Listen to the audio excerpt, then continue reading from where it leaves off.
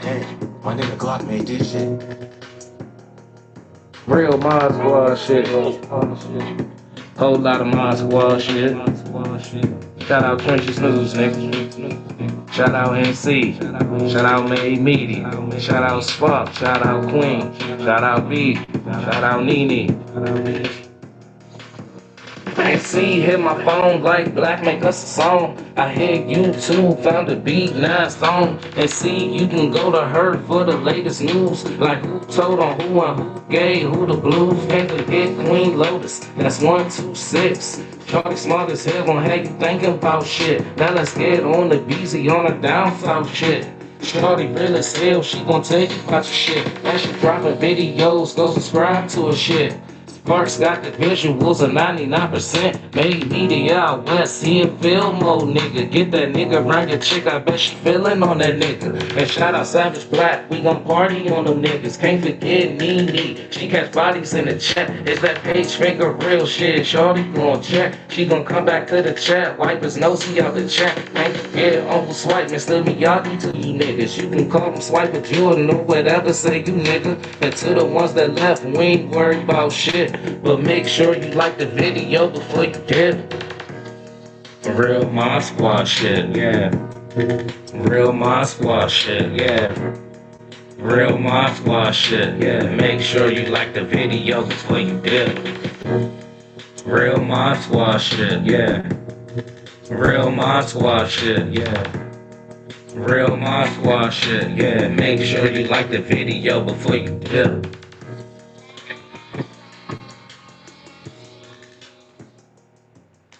What's up, y'all? Hey, they saying that it's breaking news, man. They saying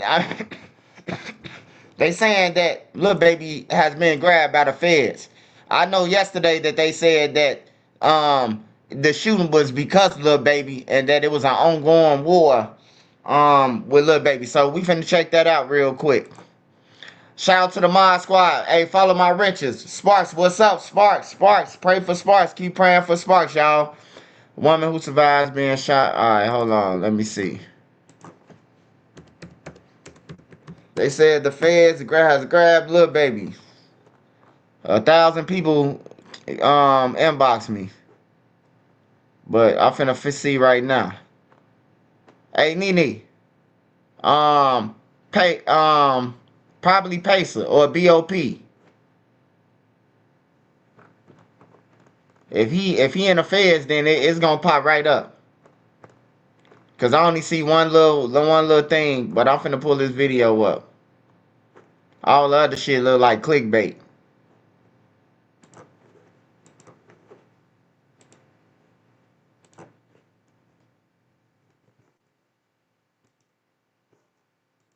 Waste. Cut the BS out of your routine. Suave. No nonsense. Self-care for men. Atlanta police are blaming the actions of a local rapper for the shooting deaths of two 13-year-olds. Atlanta police are blaming the actions of a local rapper for the shooting deaths of two 13-year-olds. In a news conference this afternoon, the department announced it's made 7 arrests in the shooting and is still offering $50,000 in reward money for information that leads to more. The overall theme of this case is grown men playing gangster that left 2 of our children in graves and a community in fear. And cowardly acts of an Atlanta-based rapper that decided to go over into a rival gang stronghold and shoot a music video in a place that he knew he should not have been. Tonight, 11 Alive has confirmed rapper Lil Baby is named in arrest warrants in the shooting deaths of 13-year-olds Lamont Freeman and Jacody Davis. The shooting happened last summer in the Oakland City West End apartments on Peoples Street. Police described it as gang violence escalated by a Lil Baby music video shoot. Investigators say members of the Goodfellas gang orchestrated the attack from behind bars using a contraband cell phone. To listen to today's entire news conference, you can stream it on 11 Live Plus. Download it on your TV.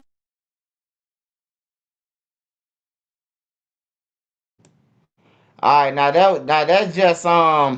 that's just they saying that he had warrants. I don't see no news thing saying that he been grabbed, but I see a lot of platforms people inboxing me saying that he was grabbed. But we're gonna listen to this news conference on Lil Baby. We're gonna get into a lot of things. Smash that like button for me.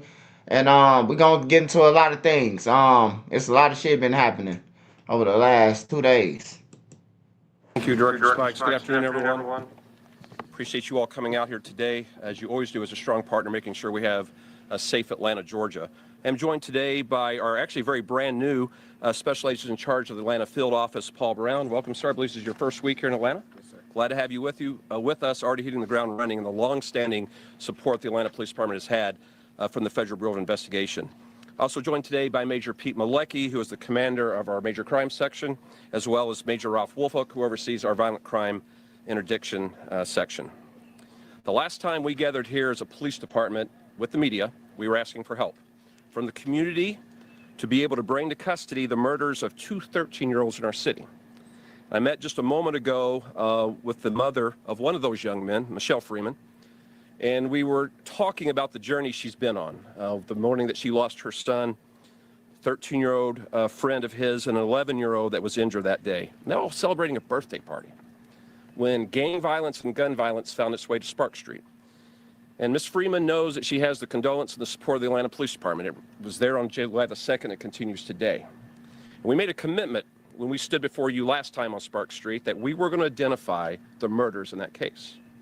And not only were we going to identify the murders in that case, we were going to bring them to justice. And we're here today to give you an update on everyone being brought to justice that committed those crimes. Those crimes were just not against the Freeman family or the Davis family. Those crimes were not just against the Oakland City community or here on Spark Street. These crimes were against all of Atlanta. Because when gun violence touches this neighborhood and can claim the lives of two 13-year-olds, it touches every Atlanta neighborhood. And since those early morning hours, this police department has not tired in identifying who committed those crimes and bringing them to justice. And I want to acknowledge a number of the units that have been working since that morning and that have not stopped. Our homicide team, our gang unit, an analyst working out of public safety headquarters, the district attorney's office, and the FBI. And these individuals that committed the crime here on July 2nd were dangerous individuals that, if allowed to remain free on the streets of Atlanta, Georgia, were going to use guns again to harm. These individuals cannot just be taken off the street without risk to law enforcement. And thanks to the Federal Bureau of Investigation, our Apex unit, our ACE unit, and our fugitive units, we have taken into custody the last two individuals that we have sought for this horrible crime. And we couldn't do that without the community. Because if you remember the last time we were here, we were going door to door on every home in this neighborhood asking for the community support. So for everyone that has provided a tip, that has called Crime Stoppers, for everyone that has worked with our investigators, I want to thank you. Because everyone has a role in keeping Atlanta safe. I'm going to turn the microphone now over to the special agents in charge of the FBI field office. And Zach Brown, I do want to thank you for all the work that your team has been providing. Long before you arrived in the city, we've had a strong partnership with the FBI. And for us to be able to stand here and tell the Atlantans we have removed two more dangerous murders off the street, we want to thank you for your role in making that happen. Thank you, sir. All right. Thank you. I'm Paul Brown, the special agent. Hey, before we get started, smash that like button, man. Hey, this shit is crazy, man. Hey, look, when you get your money, don't let nobody tell you nothing different, man. Don't let the nigga who ain't got the money tell you what to do with your money. That's crazy, man. God bless you with your money, bro. So you got to make the best decisions, bro. You can't let no motherfucker who ain't got no money tell you how the fuck y'all finna do it. And who money or who head y'all finna put shit on, man. It's crazy. Now, I don't know how they gonna tie Lil Baby into this. Besides like an ongoing war, Rico, because it takes two to tangle. But I do know they said that Lil Baby, they was trying to kill Lil Baby, the shooters. So I don't know. But it's crazy, man. It's crazy in the motherfucker, man. Lil Baby now got all that money. Lil Durk got all that money, man. And then when they crash out, we report about it, motherfuckers be like, man, y'all chasing it. Y'all want them in jail. How the fuck we want somebody in jail when they have more money than us? Shit, these are the same people we listen to. In charge of FBI Atlanta's division. And it's, first and foremost, I want to offer my deepest condolences to the Davis and Freeman families. No family should have to bury their 13-year-old children. The FBI is here as part of our joint efforts with the Atlanta Police and other law enforcement partners to solve cases just like this. The FBI assisted this case. It's part of our ongoing commitment to APD to combat violent crime and gang violence that's plaguing our communities. Everyone should feel safe and secure in their community and their homes. Atlanta's violent crimes and gang squads work every day with APD and our other law enforcement partners in concert and through our Atlanta Metro Major Offenders Task Force and through our Atlanta Safe Streets Task Force to get violent criminals like Tredon Crawford and Ali Caldwell off the streets. We will continue to use every resource available, working with our partners to include the Atlanta Police Department to keep our community safe. Thank you for your time. Good afternoon. I'm Major Pete Malecki. I'm over our major crime section. So as Chief Shearbaum stated, several weeks after this incident took place, we were out here holding a very similar press conference, and we were asking for the help from the community. In just a moment, I'm going to show you some pictures of 7 individuals that we were able to take into custody in conjunction with this tragic incident. I stood here and told you the story how on July 2nd, just after midnight of last year, we had 2 13-year-olds and 11-year-old celebrating the birthday of Lamon Fremont. He had just turned 13, and he got to experience about 30 minutes of being a teenager before his life was taken. And when I turn it over to Major Woolfolk, he's going to discuss some of the investigative techniques and really the gang involvement and the gang ties that led to this incident taking place. But one thing I want to make absolutely clear, and I said it then and I'll say it again, these kids were innocent victims. So when we talk about the gang involvement, these 2 13-year-olds and this 11-year-old, they didn't have a gang involvement. We didn't have interactions with them as a police department. They were good kids in the community, and unfortunately, their futures, their lives were taken. So I do want to thank all the community members that gave us tips and information on this case. And while I can't say necessarily that one individual tip broke this thing open, each tip is like a little puzzle piece, and we took every one of those, glued them together, and we're able to thankfully bring this case to resolution.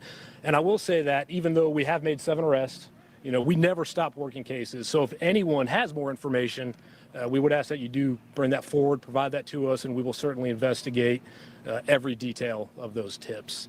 So right now we're going to show some images of the individuals that we have made arrests on. So 5 of these individuals we already had in custody, we had arrested.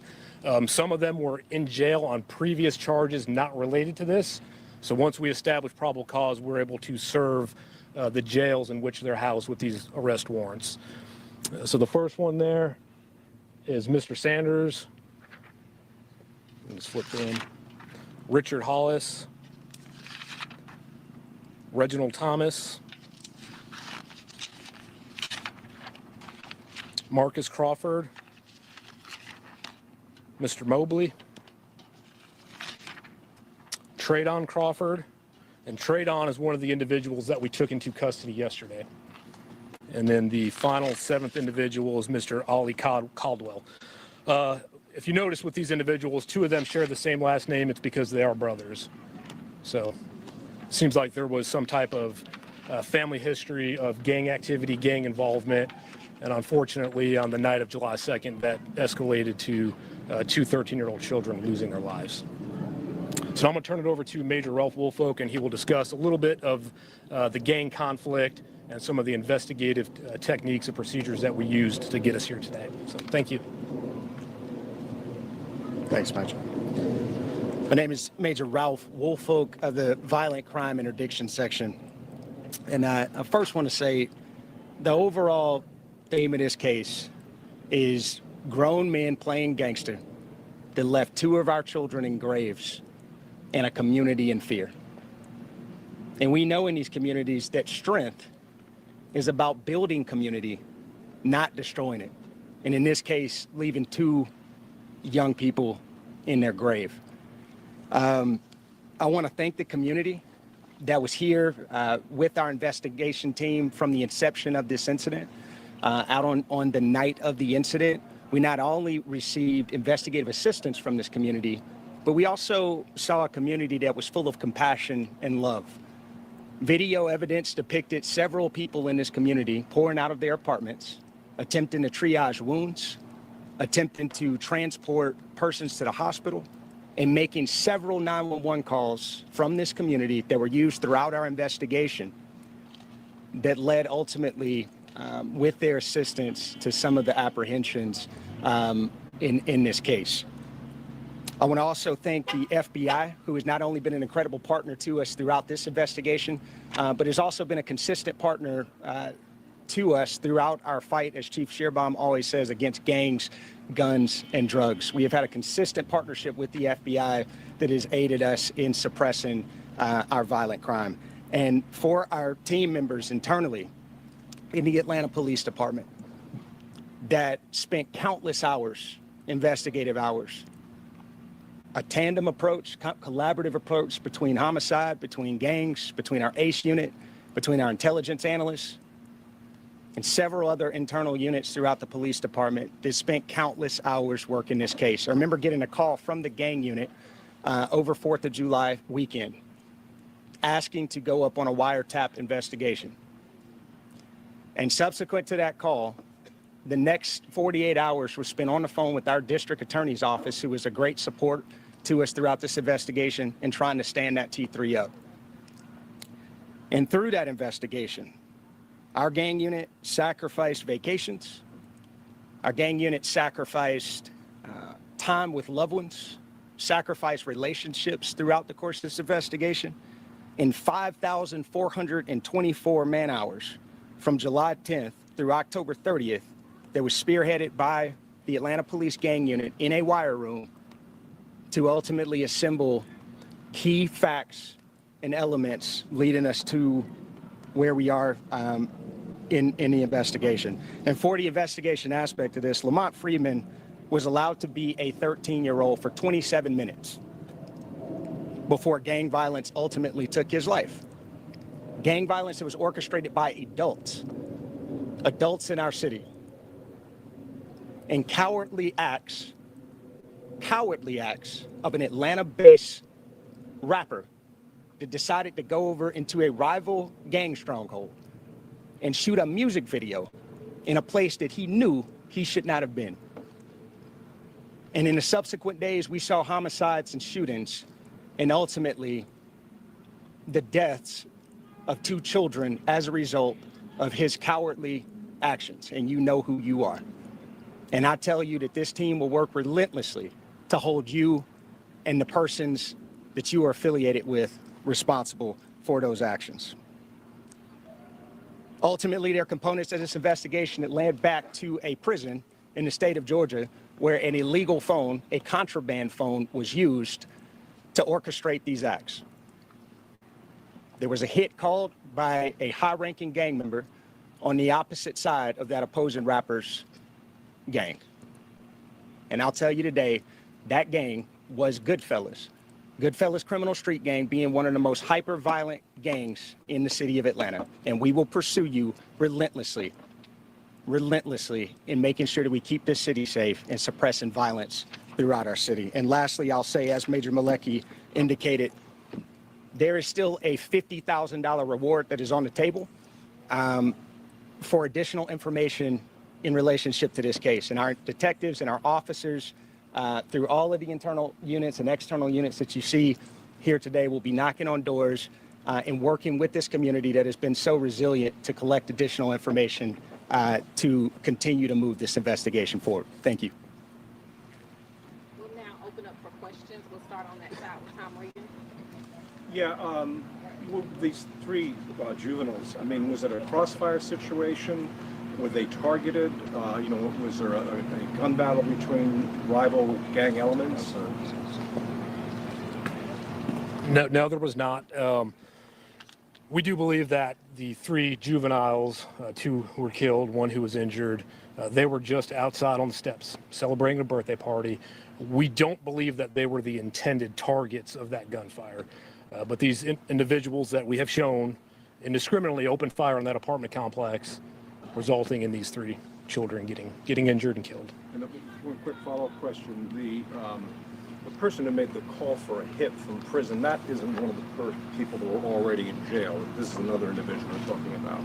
Yeah, the individual that orchestrated this from Hancock State Prison, he was already incarcerated. So he's going to be charged in this, of course, too. Yeah, he has been charged. Yeah. Yeah, so I have a couple questions. The last two people, I know that you said that one of them was Traydon Crawford. Who was the other person that you just arrested? Oh, Ali Caldwell. Okay. And so then, are we going to name the gang on the other side? You named the Goodfellas, but what's the name of the gang that's affiliated with this rapper that we're not naming? Yeah, at this time, so not to compromise the integrity of this investigation, we will not be naming that gang. It is a hyper-violent hybrid street gang here in the city of Atlanta, and there's subsequent information that will follow in the upcoming preliminary hearing. So these guys that were arrested were Goodfellas members? Yes. Yep. No further questions? Chief, you can just remind everyone. Crime Stoppers, you know, again, I want to commend the dedication of the men and women of the Atlanta Police Department. This is a All right, y'all. Now we gotta go over this. We gotta go over this real quick. Now from what I hear from this, like they saying that Lil Baby, they gotta have more on Lil Baby. They gotta have more than just this, cause they saying that he went somewhere. He bogus as hell for that. Like you too, Lil Baby too big to be going in some ops territory. Period, bro. You know how much money he got? That nigga could shoot a video in Dubai and fucking Argentina and fucking Amsterdam and Chile. Like he too big to be shooting videos, man, in the fucking trenches, bro, where it's dangerous at. You know? But they came to kill him. And they blaming he is the blame though, cause he was there. But they try to kill him. The person who was in jail wanted Lil Baby dead. That's how the kids got killed. So I don't know. They must got some more shit.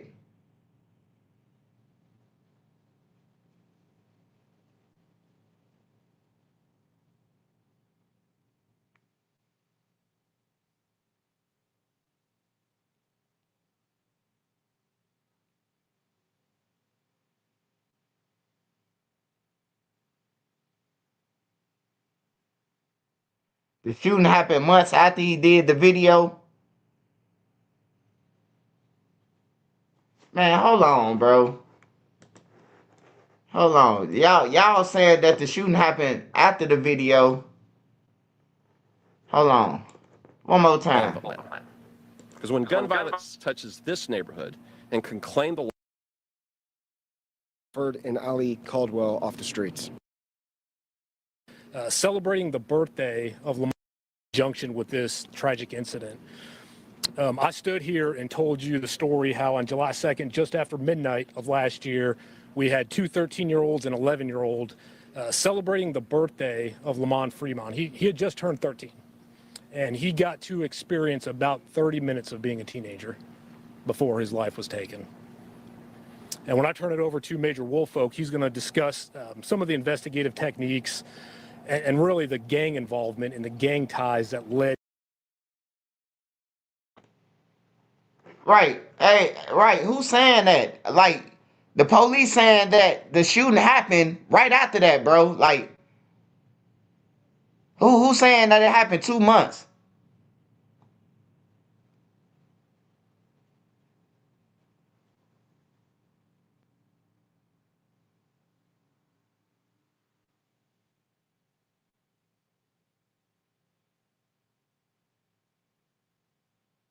So you said Lil Baby wasn't the target, but they saying that the police saying that they was his target.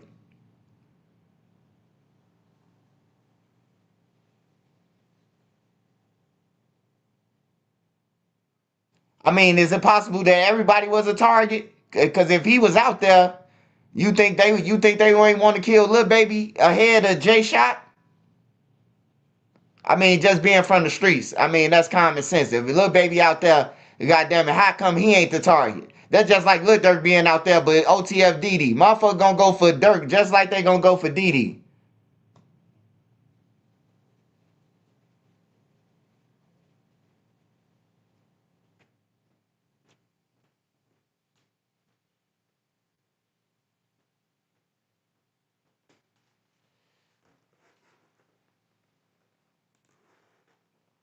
to this incident taking place.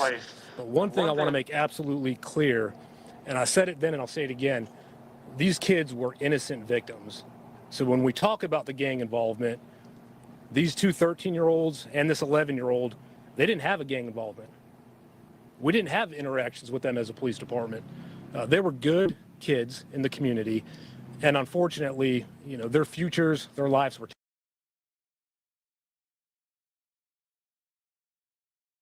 Thanks, Major. My name is Major Ralph Woolfolk of the Violent Crime Interdiction Section. And I first want to say the overall theme of this case is grown men playing gangster that left two of our children in graves and a community in fear. And we know in these communities that strength is about building community, not destroying it. And in this case, leaving two young people in their grave. I want to thank the community that was here with our investigation team from the inception of this incident. Out on the night of the incident, we not only received investigative assistance from this community, but we also saw a community that was full of compassion and love. Video evidence depicted several people in this community pouring out of their apartments, attempting to triage wounds, attempting to transport persons to the hospital, and making several 911 calls from this community that were used throughout our investigation that led ultimately, with their assistance, to some of the apprehensions in this case.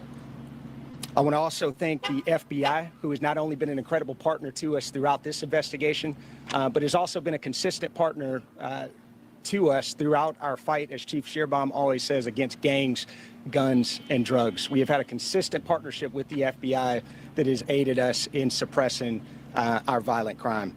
And for our team members internally in the Atlanta Police Department that spent countless hours, investigative hours, a tandem approach, collaborative approach between homicide, between gangs, between our ACE unit, between our intelligence analysts, and several other internal units throughout the police department that spent countless hours working this case. I remember getting a call from the gang unit over 4th of July weekend asking to go up on a wiretap investigation. And subsequent to that call, the next 48 hours was spent on the phone with our district attorney's office, who was a great support to us throughout this investigation and trying to stand that T3 up. And through that investigation, our gang unit sacrificed vacations. Our gang unit sacrificed time with loved ones, sacrificed relationships throughout the course of this investigation. In 5,424 man hours from July 10th through October 30th, that was spearheaded by the Atlanta Police Gang Unit in a wire room to ultimately assemble key facts and elements leading us to where we are in the investigation. And for the investigation aspect of this, Lamont Freeman was allowed to be a 13-year-old for 27 minutes before gang violence ultimately took his life. Gang violence that was orchestrated by adults in our city. And cowardly acts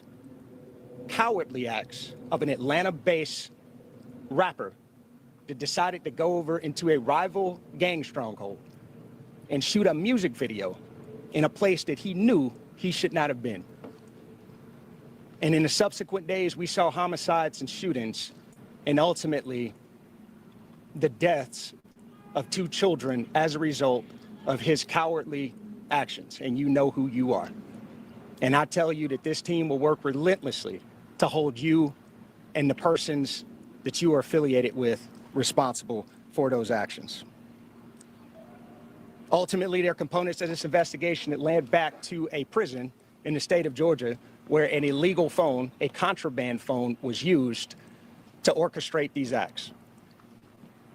There was a hit called by a high-ranking gang member on the opposite side of that opposing rapper's gang. And I'll tell you today, that gang was Goodfellas. Goodfellas Criminal Street Gang being one of the most hyper-violent gangs in the city of Atlanta. And we will pursue you relentlessly in making sure that we keep this city safe and suppressing violence throughout our city. And lastly, I'll say, as Major Malecki indicated, there is still a $50,000 reward that is on the table for additional information. Yeah, it sounds like they got some more shit. They gotta have more than this, man. I mean, going over there in the neighborhood and shooting a video, that ain't no crime. But they saying that in retaliation of this shooting, it's been body dropping. So that's a Rico charge. That's you furthering your criminal enterprise.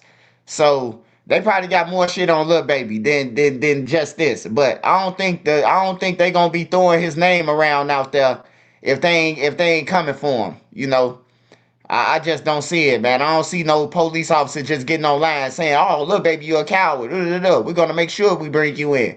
You know, I don't think they'll do that if they ain't got shit on them, bro. Like for real. And then you got to think about it. It's different charges. Y'all worry about Lil Baby getting locked up for shootings and shit, bro. Lil Baby got the money, man. That's more dangerous than the shooters, man. When you got money and you got people committing crimes, that shit is more dangerous than the fucking shooters, bro. On some real shit. Y'all steady looking at, oh, he can't get charged with shooting. He can't get charged with this. Man, he could get charged with buying guns. Hey, look, they know that these motherfuckers broke, man. And only ones who got the money, who bringing in the money, it will be Lil Baby. On that, however they get their money, Lil Baby will be the one who got the money, man. And they gonna target his ass, because he got the money.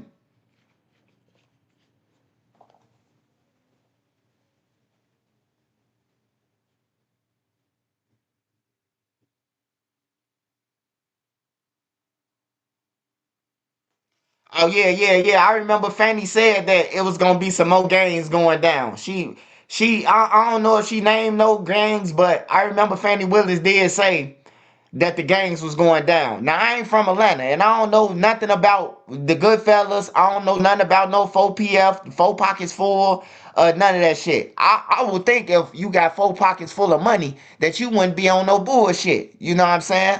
I'm just saying, they named 4 pockets full. That's what you dream of, right? To getting 4 pockets full. What the fuck is you still doing crimes for and you got 4 pockets full? I just don't understand it. I don't understand it. But I don't know nothing about this. I'm just listening to what the police saying, the feds saying, and it sounds like Lil Baby finna go down, bro.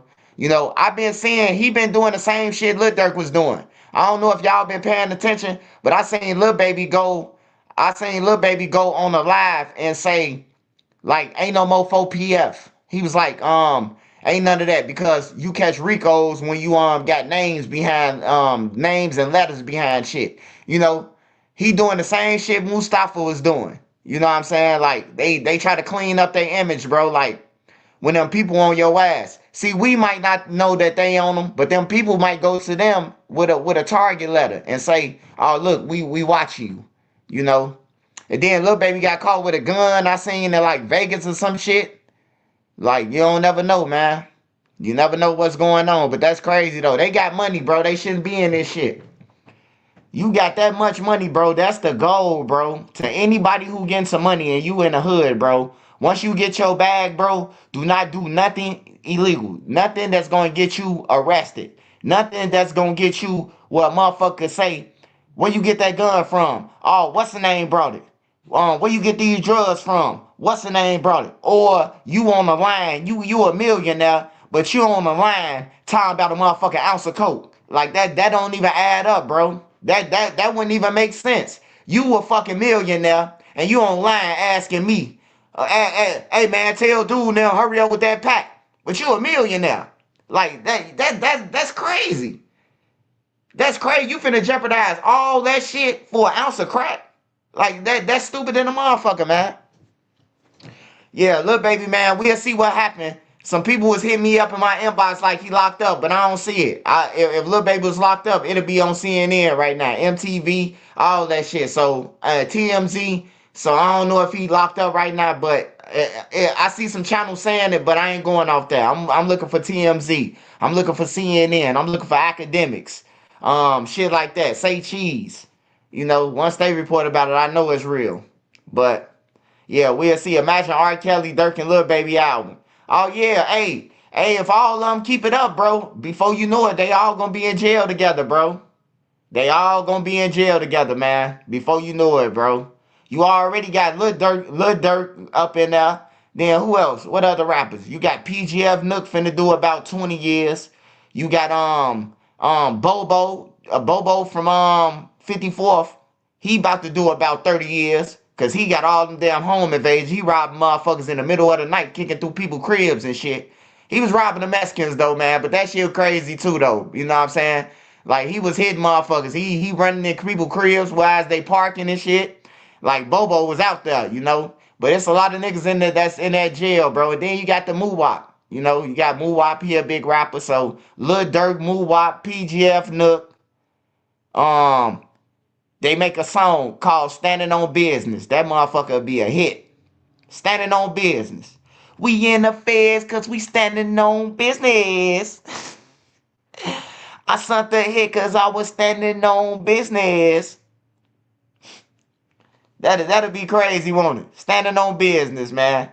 Live from the feds, man. First video called Standing on Business, man. That'll be crazy. Nook, Bobo, and Lil Durk. With Young Boy on the ad libs. If Young Boy in there when they get sentenced.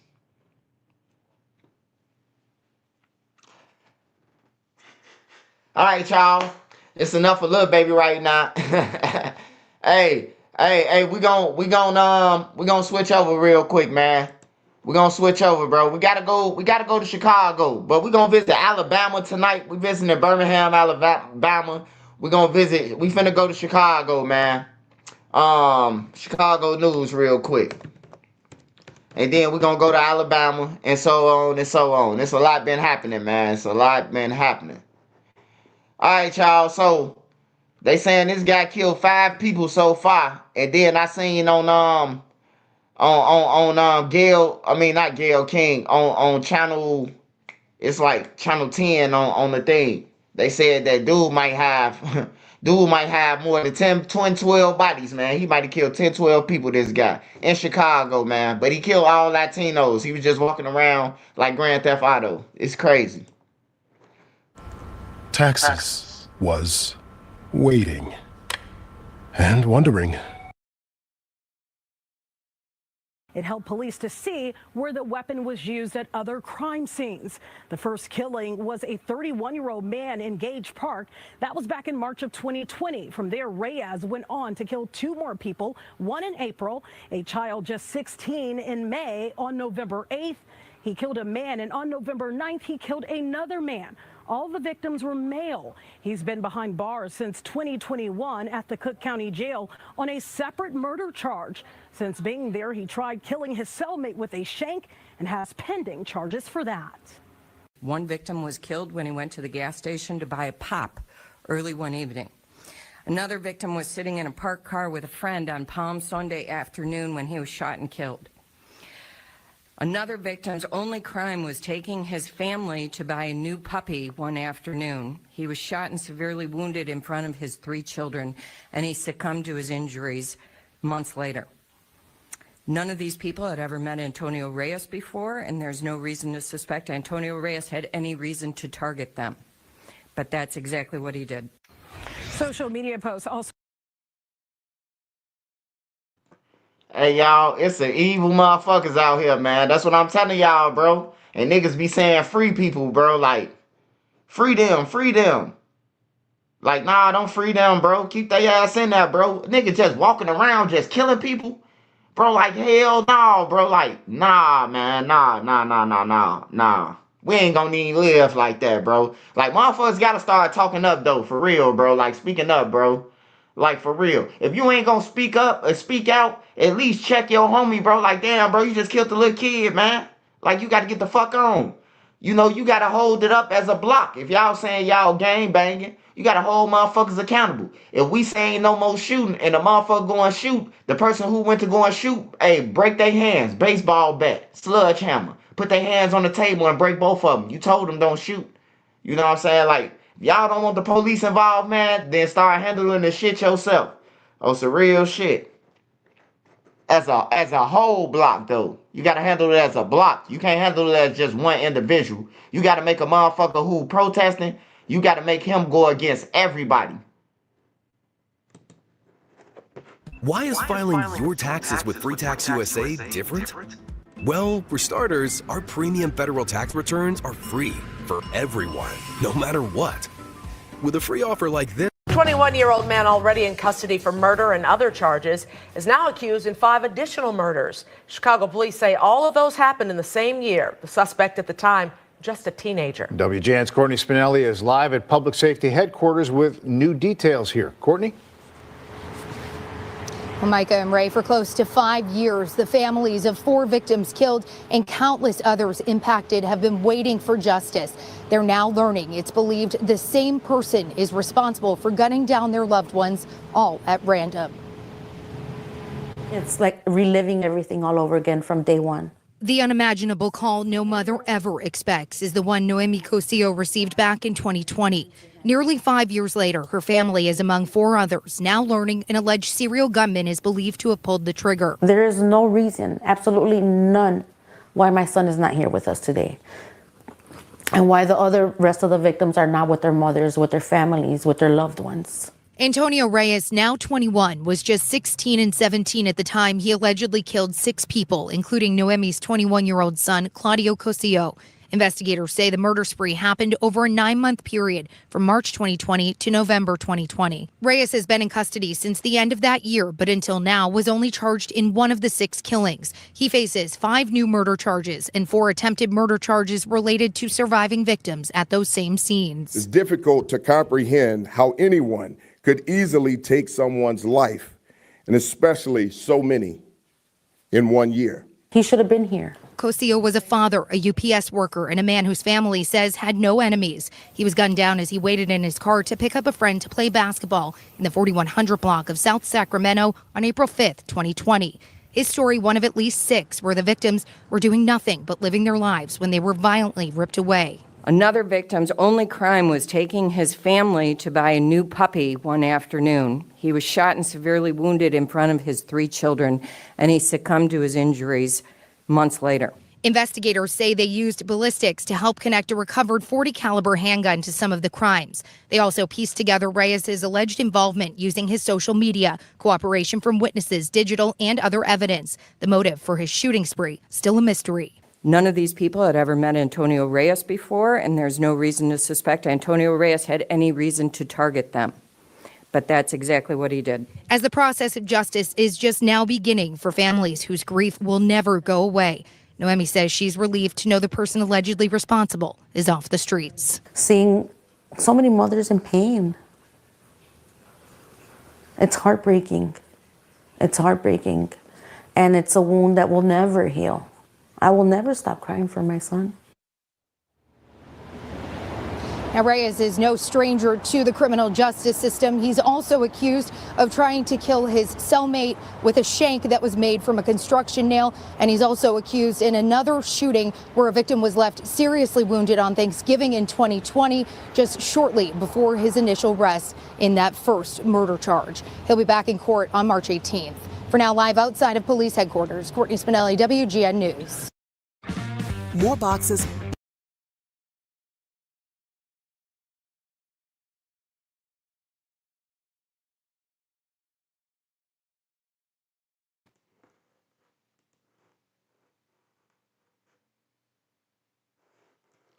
Smash that like button, y'all. Smash that like button. That's crazy, man. Motherfucker just going around killing people, bro. I don't care what color you is, man. Brown, white, Chinese. Bro, don't nobody deserve to die like that, bro. You ain't even did shit to nobody, bro. Just to go around and sucker punch somebody, kill them and shit like that, bro. It's crazy, man. That's crazy. Condolences to all them 5, 6 victims, man. And well, 10 victims, cause shit, 4 shit, they either paralyzed or they messed up. They wishing they was dead, probably. Shit crazy, bro. Alright, we're gonna go along. We're gonna go to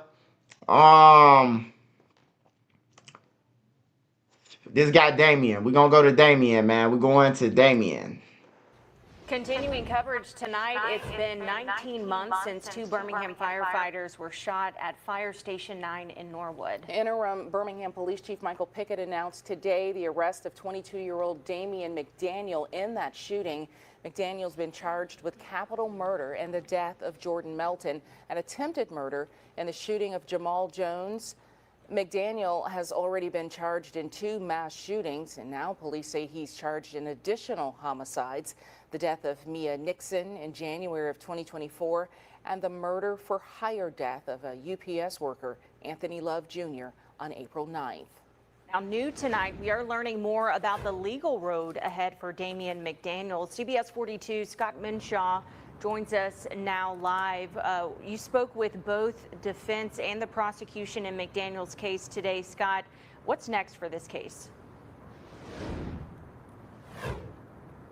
Well, Carly, the next thing will be the arraignments for those 3 new murder charges announced today. That brings the total up to 14 murders that McDaniel is accused of.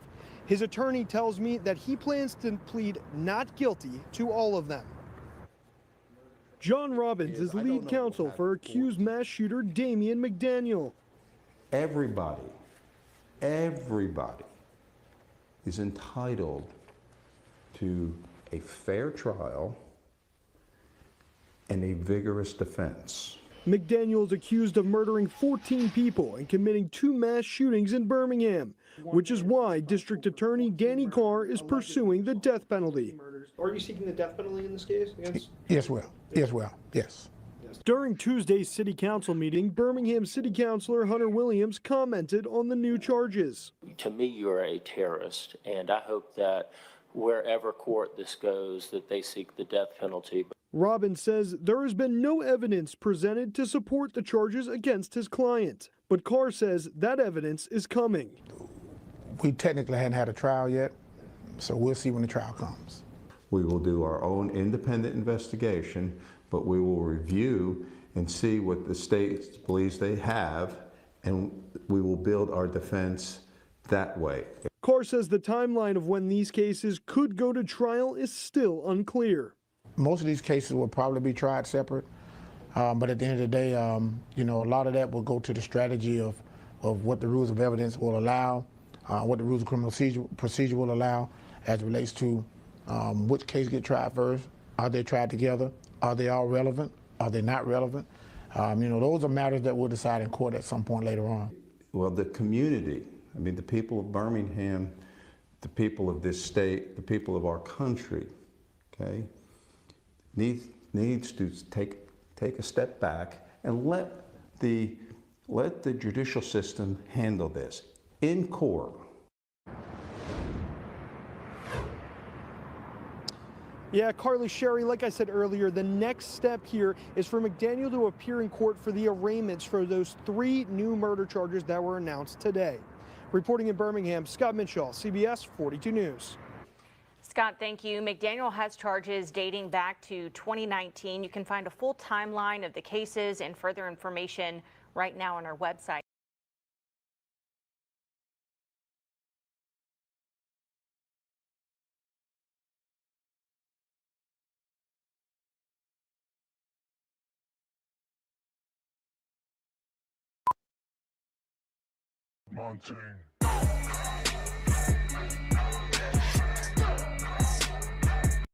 Nobody wins when the family feels. We ain't gon' shoot up in the air, you getting hit. Just GF, we ain't clicking over shit. Go, there he go. Y'all see him? He came to get him some tacos, baby. Y'all better pull up, cause you already know how he doing this type of tacos, baby. Pull up, baby. Lil Baby just pulled up on us. We doing it big around this mug.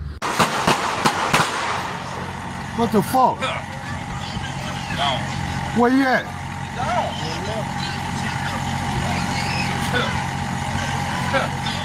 He's gone. You can put it up. He gone. Who the fuck was that? I just sat right here and watched the whole time, bro. Hey, them real smooth, bro. Real smooth, bro. Them like they were shooting their own video the whole time they were plotting on their ass. So around 5 p.m. this evening, our officers were dispatched at a 2000 block of Verbena Street in reference to multiple people shot. Upon arrival, we did in fact find individuals that had been shot on scene. And I first want to say the overall theme of this case is grown men playing gangster that left 2 of our children in graves and a community in fear. And we know in these communities that strength is about building community, not destroying it. And in this case, leaving 2 young people in their grave. Ultimately took his life. Gang violence that was orchestrated by adults in our city.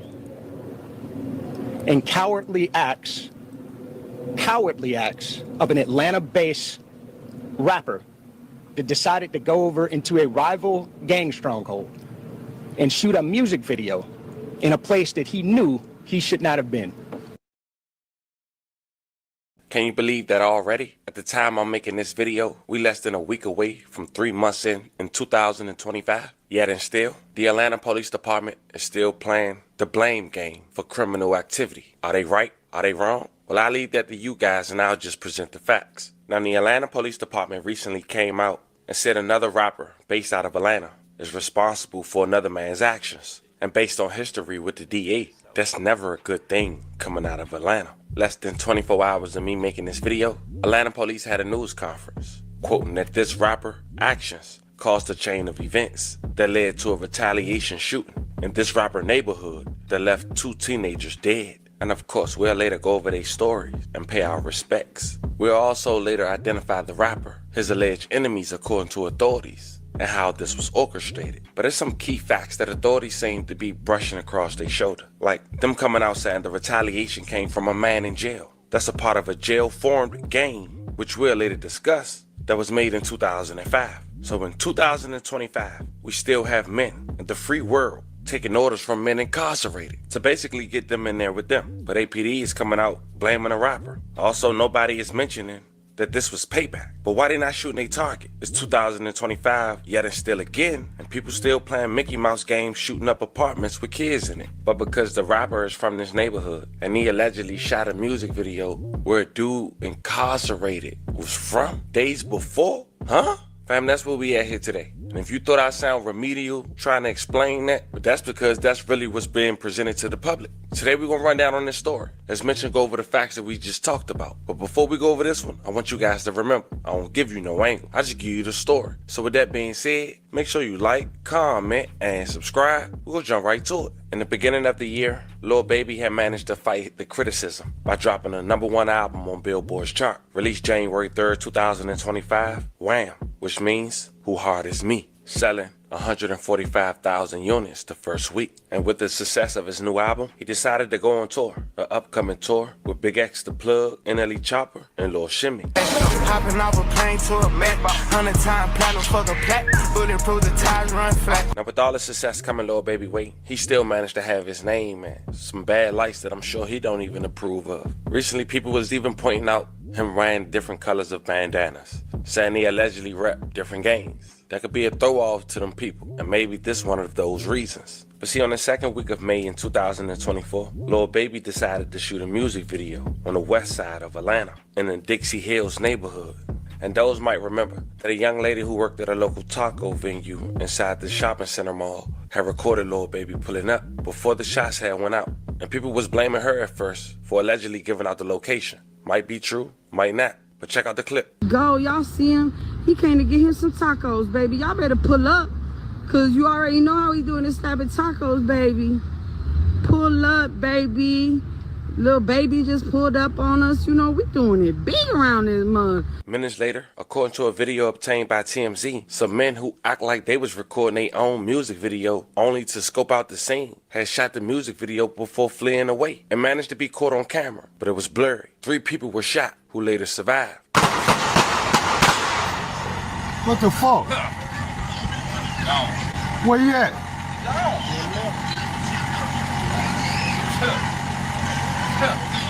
He's gone. You can put it up. He gone. Who the fuck was that? I just sat right here and watched the whole time, bro.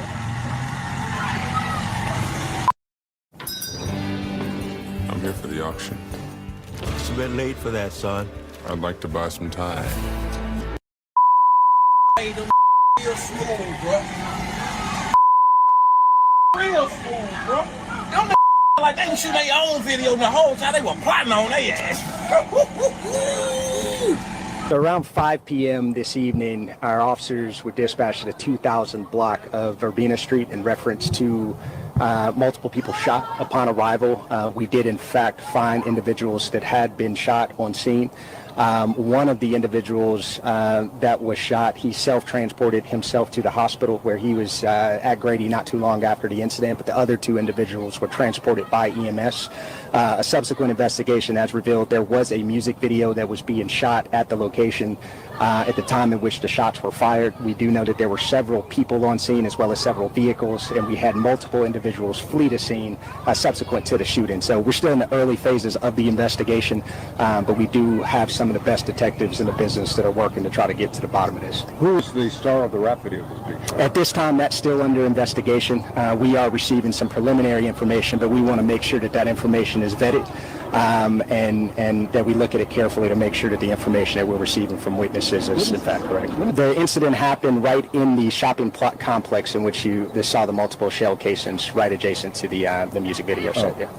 The people that were shot were not a part of the video production team, but there may have been individuals involved in the totality of the production that were involved in the incident. At this time, it appears to be an isolated and targeted incident. Now, according to authorities, this pissed off the Goodfellas. They went to Oakland City, where Lil Baby is from, and shot it up. But before we go over those details, let's briefly talk about the Goodfellas. Where they from, where they represent. Now, the abbreviation for Goodfellas that most members would use would be GF. Also, they represent as the mob. This alleged gang was allegedly formed in jail back in 2005 by a man with a life sentence who go by the name of Abdullah Williamson, aka Lil Dude or Lil Frost. 5 years ago, this rapper named Lil Baby had shot a music video and was repping GF. This music video managed to get many people indicted and even had this music video appear on First 48 before having the neighborhood being shut down for code violations. The mob, bitch. Shoot up in the air, you getting hit. Just GF, we ain't clicking though. Now, for more information, a GF is the Third World Goodfellas Mob. Goodfellas Mob, first known as 30 Deep. As mentioned, it's a Rice Street-born prison gang that eventually led to cliques and different crews to form and spread their influence all over Atlanta. And now, they have gained reputation as one of the most feared and respected gangs in Atlanta and one of the biggest crews in the city. So now we got a pretty idea on who GF is. According to APD, GF didn't like that Lil Baby shot a music video in their neighborhood. So in return, they got a call from a high-ranking gang member of GF that's incarcerated and was ordered to shoot up Lil Baby neighborhood. And they did just that. Almost 2 months after the music video was shot, on the first week of July in 2024, a tragic shooting in Southwest Atlanta has claimed the lives of 2 young boys and left another one injured. At around 12:40 a.m., police responded to a call from an apartment complex on Spark Street Southwest, near People Street Southwest, in the Oakland City neighborhood. Upon arrival, officers found a 13-year-old boy dead at the scene. Another 13-year-old boy and 11-year-old were rushed to the hospital, where the second 13-year-old boy had succumbed to his injuries. May they both rest in peace and love condolences to their families. The 11-year-old boy had managed to survive. The Fulton County Medical Examiner Office has identified the 2 13-year-olds as Jacody Davis and Lamar Freeman. The younger boy who was in the hospital appeared to be the younger brother of Davis.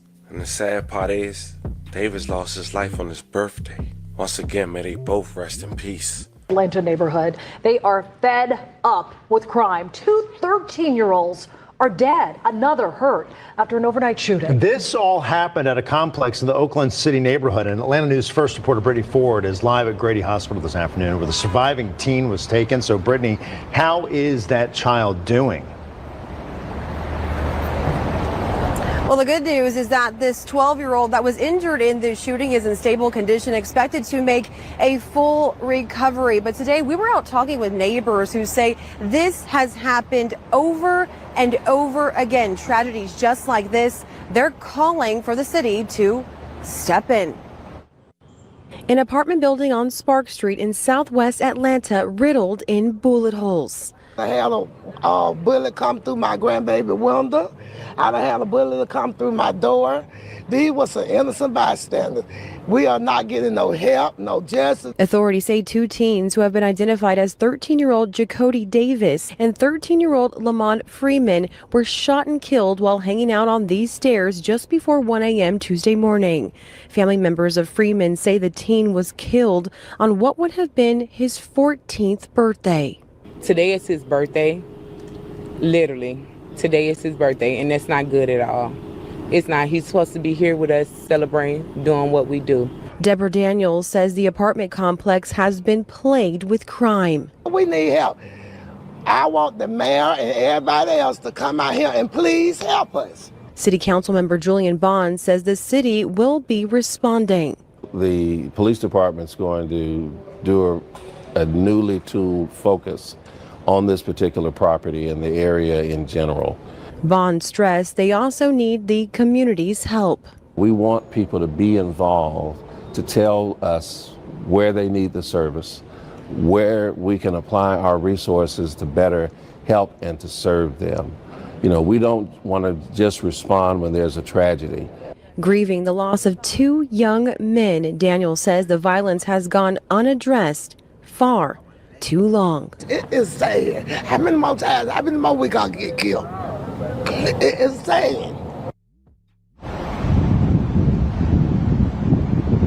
Now, Atlanta police are still working to find a motive. Right now, there are currently no suspects or even a suspect description.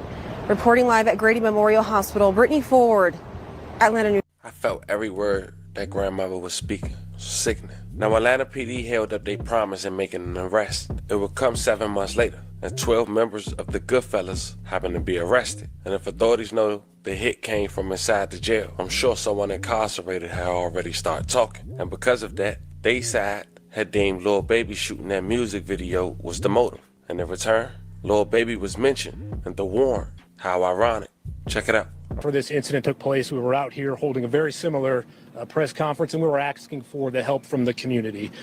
In just a moment, I'm going to show you some pictures of 7 individuals that we were able to take into custody in conjunction with this tragic incident.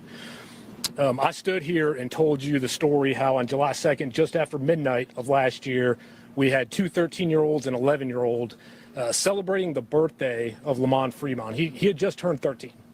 And he got to experience about 30 minutes of being a teenager before his life was taken. And when I turn it over to Major Woolfolk, he's going to discuss some of the investigative techniques and really the gang involvement and the gang ties that led to this incident taking place. But one thing I want to make absolutely clear, and I said it then and I'll say it again, these kids were innocent victims. So when we talk about the gang involvement, these 2 13-year-olds and this 11-year-old, they didn't have a gang involvement. We didn't have interactions with them as a police department.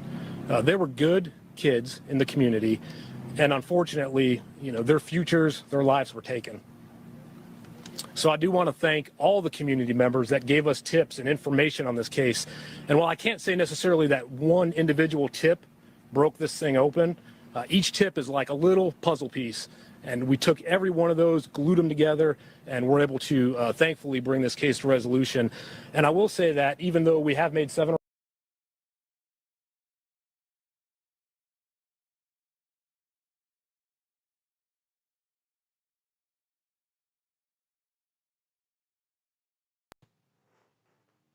Good night, Tommy. I clicked it off, man, on accident, trying to say good night to Tommy, man.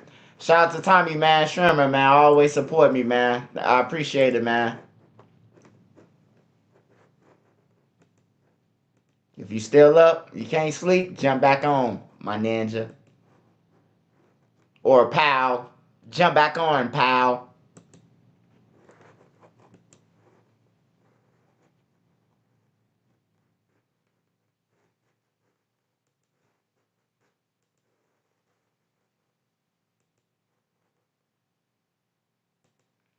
T. Harris, T. Harris.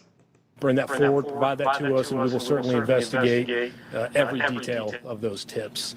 So right now we're going to show some images of the individuals that we have made arrests on. So 5 of these individuals we already had in custody. We had arrested.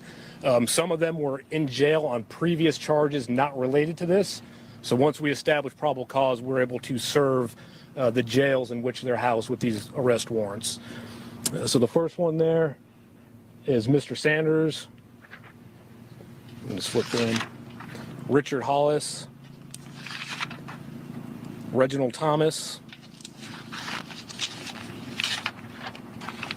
Marcus Crawford. Mr. Mobley. Tradon Crawford. And Tradon is one of the individuals that we took into custody yesterday. And then the final 7th individual is Mr. Ollie Caldwell. If you notice with these individuals, 2 of them share the same last name. It's because they are brothers. So it seems like there was some type of family history of gang activity, gang involvement. And unfortunately, on the night of July 2nd, that escalated to 2 13-year-old children losing their lives. So I'm going to turn it over to Major Ralph Woolfolk, and he will discuss a little bit of the gang conflict and some of the investigative techniques and procedures that we used to get us here today. So thank you. Thanks, Major. My name is Major Ralph Woolfolk of the Violent Crime Interdiction Section. And I first want to say the overall theme of this case is grown men playing gangster that left 2 of our children in graves and a community in fear. And we know in these communities that strength is about building community, not destroying it. And in this case, leaving 2 young people in their grave. I want to thank the community that was here with our investigation team from the inception of this incident.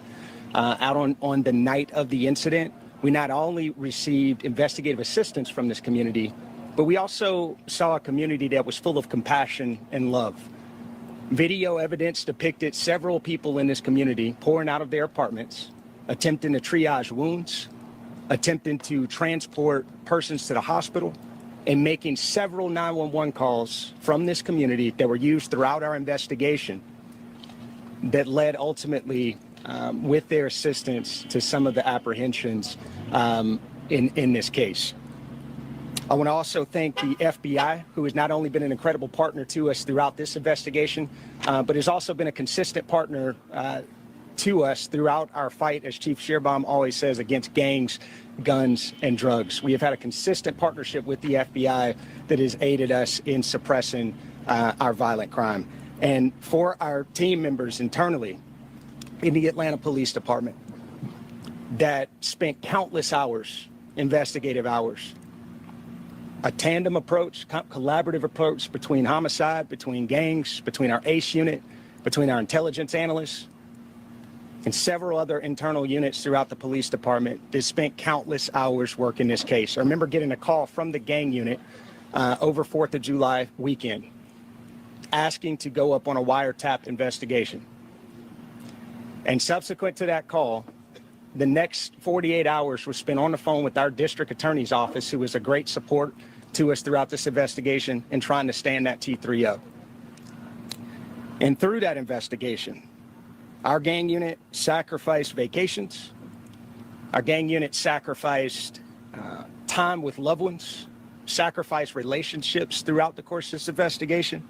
In 5,424 man hours from July 10th through October 30th, that was spearheaded by the Atlanta Police Gang Unit in a wire room to ultimately assemble key facts and elements leading us to where we are in the investigation. And for the investigation aspect of this, Lamont Freeman was allowed to be a 13-year-old for 27 minutes before gang violence ultimately took his life. Gang violence that was orchestrated by adults in our city. And cowardly acts of an Atlanta-based rapper that decided to go over into a rival gang stronghold and shoot a music video in a place that he knew he should not have been.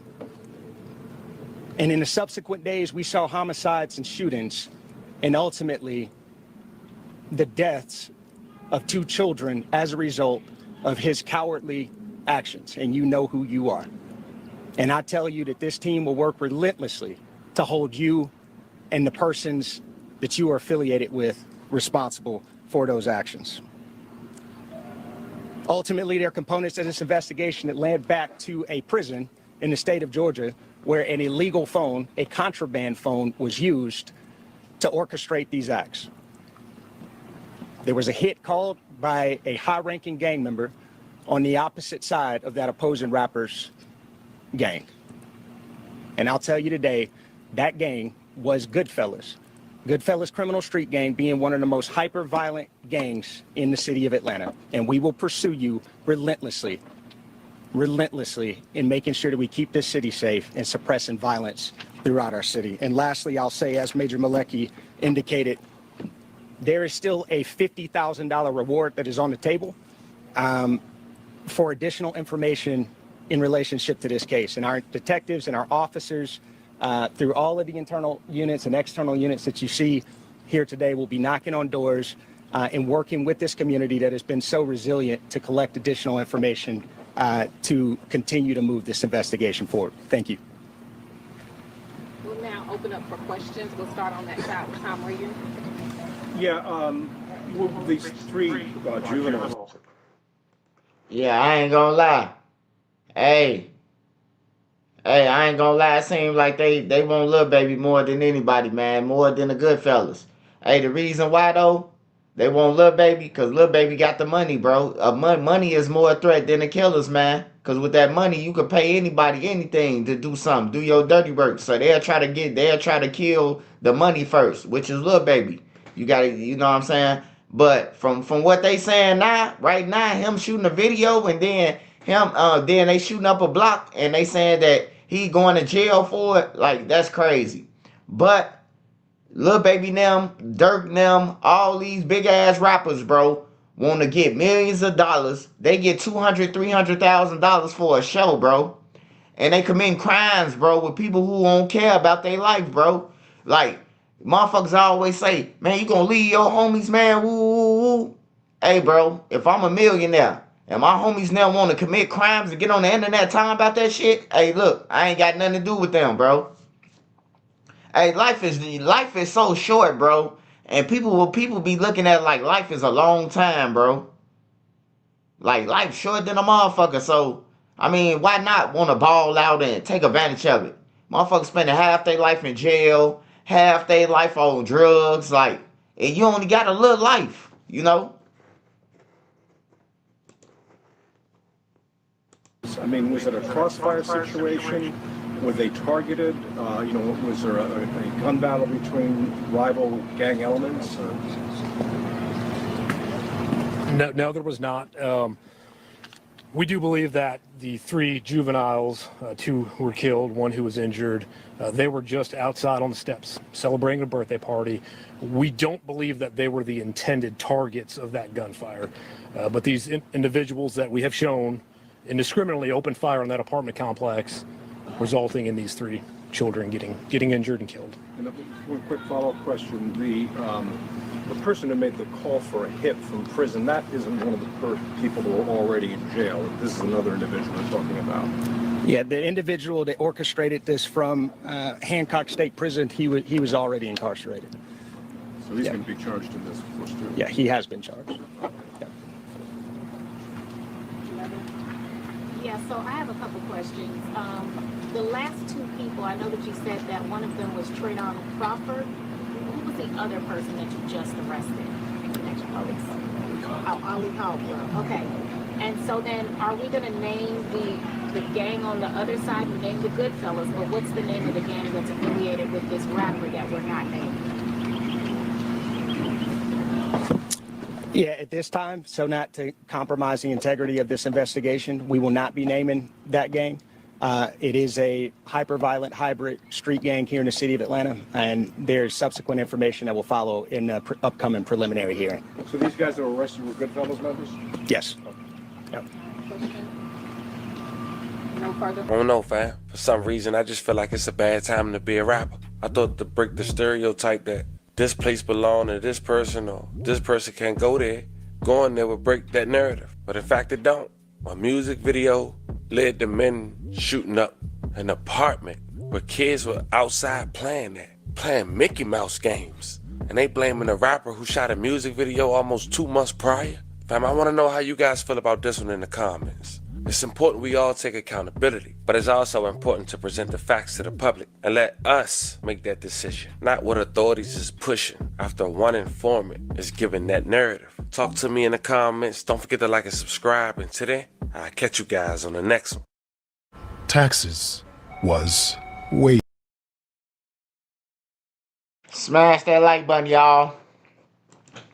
Smash that like button. We'll see in weeks to come, man, what they looking at.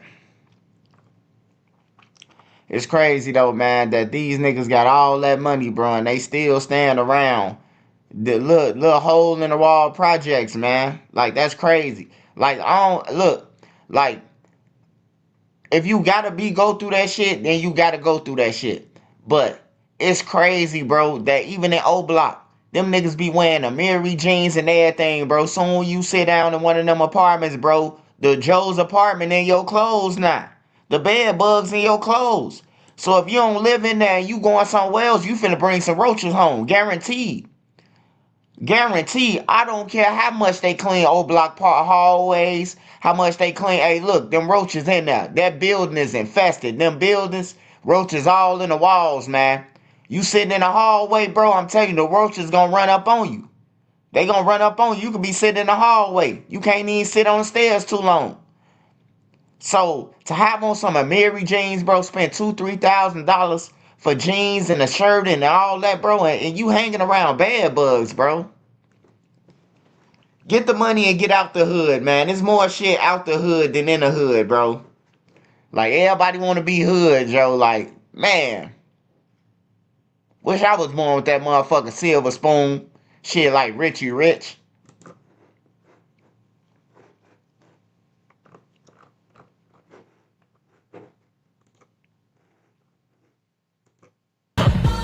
Nobody wins when the family feels. I ain't finna keep playing. Did it? I'll be in Smash jail. that like. Stupid.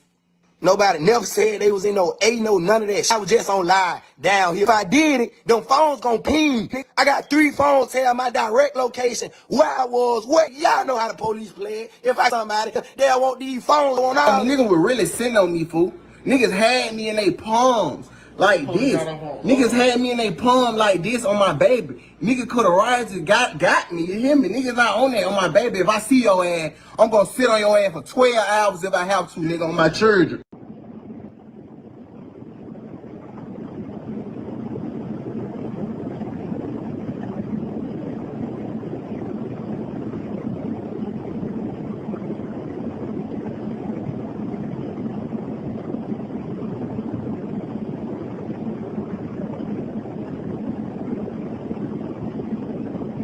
Do the same thing to you, so why not do it to them? Why show them compassion when they ain't gonna show your folks no compassion? Basically, saying he ain't sparing shit. Hey, for what? They ain't gonna spare me. Gonna put it like yeah, that. wait. When if their son end up dead and they come to court, they ain't gonna spare me in the courtroom. Hey, I know they gonna want my ass though. You hear me? New information coming into the WVTM 13 newsroom. Birmingham police announcing they've made an arrest in connection to the deadly mass shooting in 5 Points South. Out of Birmingham, we have just confirmed new charges against the man charged in the 5 Points South mass shooting. His name is Damian McDaniel, and he's now linked to another mass shooting. And court records just reviewed. We see that McDaniel was charged with 11 counts of. Here we are again, allegedly talking about a man who, at just 22 years old, according to Birmingham's police department, got more bodies than half his age. Birmingham's youngest serial killer, or the fall guy. Or maybe we should say Mr. 14 for 14. A man, according to BPD, had 14 murders in 14 months. Well, we all can do that math. Fam, meet Damian LaRon McDaniel III, 22 years old, as just mentioned, from Fairfield, Alabama, for those who don't know. He was recently asked to change his jail locations 2 weeks ago. At the time, he was charged with 11 murders and wounding 29 others, not to mention allegedly responsible for 2 mass shootings. On February 14, 2025, he asked to be removed from state prison back to Jefferson County Jail. He was denied and demanded to stay incarcerated in Alabama's Department of Corrections. Fast forward 2 weeks later, he was charged with 3 more murders, making it 14 and 14 months. Now, 2 of the 3 murders that he's recently charged with, well, we already covered them. We'll later reference to the videos in this video. A local firefighter who was gunned down in the fire station after he was set to testify, and a girl who was gunned down in the driveway of her home just 20 minutes after arguing on live with 2 men. Today we go over those stories. We pay our respects while discussing the victims. We go in chronological order and we see where this serial killer stands today. But before we go over this one, I want you guys to remember, I won't give you no angle. I just give you the story. So with that being said, make sure you like, comment, and subscribe. We're gonna jump right to it. As much as we covered about this case, there's one important person we has yet to cover on this platform. Damien Dad, Damien LaRon McDaniel Jr. According to court records, Damien Jr. was a leader of the blood gangs in Fairfield, Alabama. Some say he was worse than his own son, having a public record since 2003, when Damien III was only 1 year old.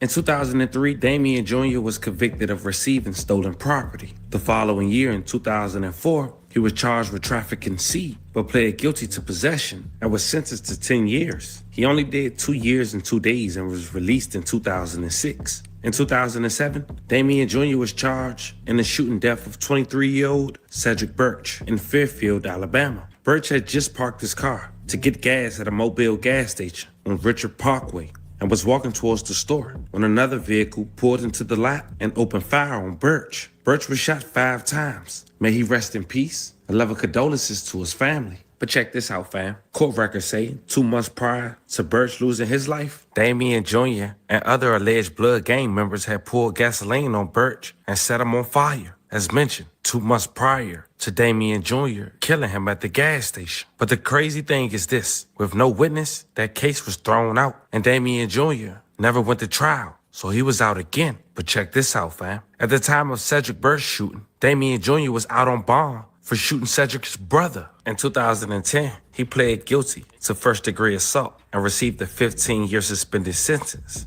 In 2013, 3 years later, at just 32 years old, Damien Jr. will have his last run-in with the law before doing a 28-year prison sentence in Kentucky. And he didn't go out without a fight. It was a 6-hour standoff at Adamsville. Apparently, he was arrested by the U.S. Marshals, where they found 8 guns, a smoke grenade, as well as a half a pound of marijuana and thousands in cash. The house was located on the 4300 block of Robin Lane in Adamsville. They set up a perimeter around the home after McDaniel failed to acknowledge their presence. But as mentioned, after 6 hours, McDaniel Jr. had went into custody without incident. They also mentioned that his son, the third, was also in the home at the time of this incident, this time around 10 years old. So at this point, fam, we get the reference like father, like son. Fast forward to 2025, a decade later, now Damien III is looking at more time in prison than his dad, Damien Jr. And as mentioned, after already been charged with 12 murders, after his viral interview in December of 2024, McDaniels was hit with 3 more. And he haven't even went to trial for the first 12. Do the same thing to you, so why not do it to them? Why show them compassion when they ain't gonna show your folk no compassion? Basically, saying he ain't sparing shit. Wait, for what? They ain't gonna spare me. Gonna put it like yeah, that. wait. When if their son ain't up dead and they come to court, they ain't gonna spare me in the courtroom. Hey, I know they gonna want my ass though. You hear me? New information coming into the WVTM 13 newsroom. Birmingham police announcing they've made an arrest in connection to the deadly mass shooting in 5 Points South. Out of Birmingham, we have just confirmed new charges against the man charged in the 5 Points South mass shooting. His name is Damien McDaniel, and he's now linked to another mass shooting. And court records just reviewed, we see that McDaniel was charged with 11 counts of homicide. But according to Birmingham Police Department, Damien III is a serial killer who was paid to do all the killing. Now, the oldest of the 3 new murder charges that Damien III has recently gotten is a shooting that took place in 2023, the death of a local firefighter, Jordan Melton. The day he was shot, his co-worker was also shot as well. July 12, 2023, a man went through the open bay area of the fire station on 1228 27th North, where 2 firefighters were shot. Jordan Melton died from his injuries 5 days later. May he rest in peace. A love of condolences to his family. But see, Jordan, the firefighter, was also a witness for a trial that was coming up the following year. in the murder case that took the life of his best friend back in 2021. The man that was charged with the murder was a guy named Larry Denzel Rollins. The man who lost his life was a young dad, 27 years old, who went by Eric Sledge Jr. May he rest in peace, and love and condolences to his family. It happened in May of 2021, around 12:30 a.m. in the Southside Entertainment District. Officers responded to the 1100 block of 20th Street South and found Sledge unresponsive in the middle of the roadway. They're searching for a suspect in connection with a deadly shooting after a victim was... Man, motherfuckers talking about some bloodhounds and King Von them shit. Hey, it's some dudes out here that's willing to go to the measurement. You heard what he said? You heard what the guy said with the glasses? He said, why spare they people? When they ain't gonna spare me, that mean he finna go over there and kill anything that's moving. You some kin to him, bow, bow, bow, bow, bow. Like, that's crazy, bro. That's crazy as hell, bro. It look like a whole bunch of females got shot up during that time, too, though. Because it don't look like none but females was outside that club. That's crazy, man. There's some deadly motherfuckers out here in this world, man. Some deadly people, bro. And he in Birmingham, bro. 14 people in Birmingham. That's crazy. That's smaller, way smaller than Chicago. So for him to just have him to have 14 bodies, what everybody else got in Alabama? Like, that shit crazy, man. found in the busy 5 Points South Entertainment District early this morning. Investigators tell us 27-year-old Eric Sledge Jr. from Hoover was found lying in the middle of the roadway near 20th Street South and 11th Street South around 12:30 this morning. Paramedics took the victim to UAB Hospital where he later died. Police are still investigating to figure out a motive, but say it appears Sledge was walking with a group of others who had just been in some type of argument. If you have any information that can help, you're asked to call Crime Stoppers at number 205-254-7777. Now, as mentioned, Jordan was in attendance. He was set to testify in 2024, but Larry got acquitted. There was no witness. As mentioned, Jordan was gunned down months prior at work in 2023, which now makes sense on how something like this can happen at his job. He was very eager to serve his community. Jordan Melton knew that before he was 3 years old. He aspired to be not just a firefighter, but he wanted to be the fire chief. His mother, Rochelle Gaston Malone, says he was always a leader. He was a leader naturally, and I'm just grateful that he had an opportunity to at least live out that dream of becoming a firefighter, even though it was short-lived. Melton's dreams were cut short at the hands of someone else. When he was shot, he was doing what he loved. He was doing what he loved. On July 12th, 2023, an unknown person shot Jordan Melton and Jamal Jones at Station 9 less than 30 minutes after shift change. Jones survived. When you got that phone call a year ago, what was running through your mind in that moment? Disbelief. My mind started racing. Well, I wonder how bad is it, or what happened? How could this happen? Where was he? Who did this? Those are questions I'm sure a year later that you still have. I do. A year later, I'm just as much in the dark as I was 12 months ago today. As far as what happened, who did this, why. Malone says those answers would provide accountability, justice, and a sense of closure. My message to anyone that knows anything is to stop and think about this for a minute and put yourself in my shoes, or his sister's shoes, his father's shoes, his family's shoes, even the community's shoes, as to this happening to you.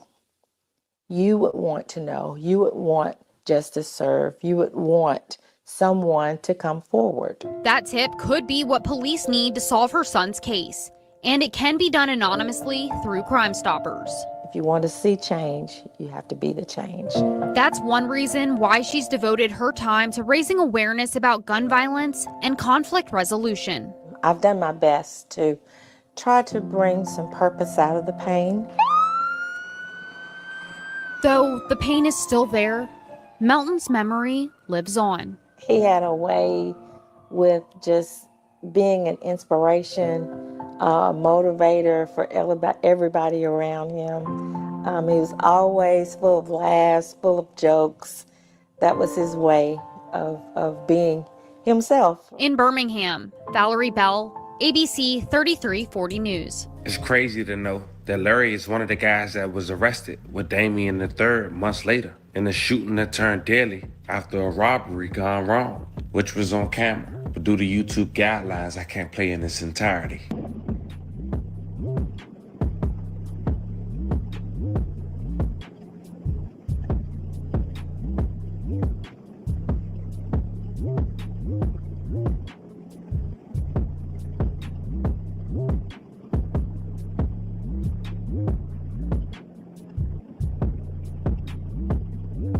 Now, the second murder in chronological order that Damien III is accused of is a young woman who went by the name of Mia Nixon, 21 years old. She was gunned down outside her family home in the East Birmingham area while hanging in her driveway. Now, fam, we also did this story as well a year ago when it first happened. I'll leave the link in the bio. But she was killed less than 20 minutes after arguing on Facebook Live with two guys. A guy named Petey, who was also arrested with Damien III, and youngster the Don. Check out a clip from their live.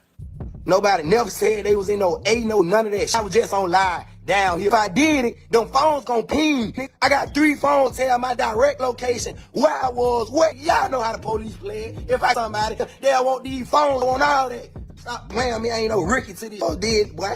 How the girl still outside 45 minutes late, gonna be still sitting outside for front of messages and see what the girl's saying. Ask me what they doing. Man, somebody called that girl outside. She got all that, put my name in it.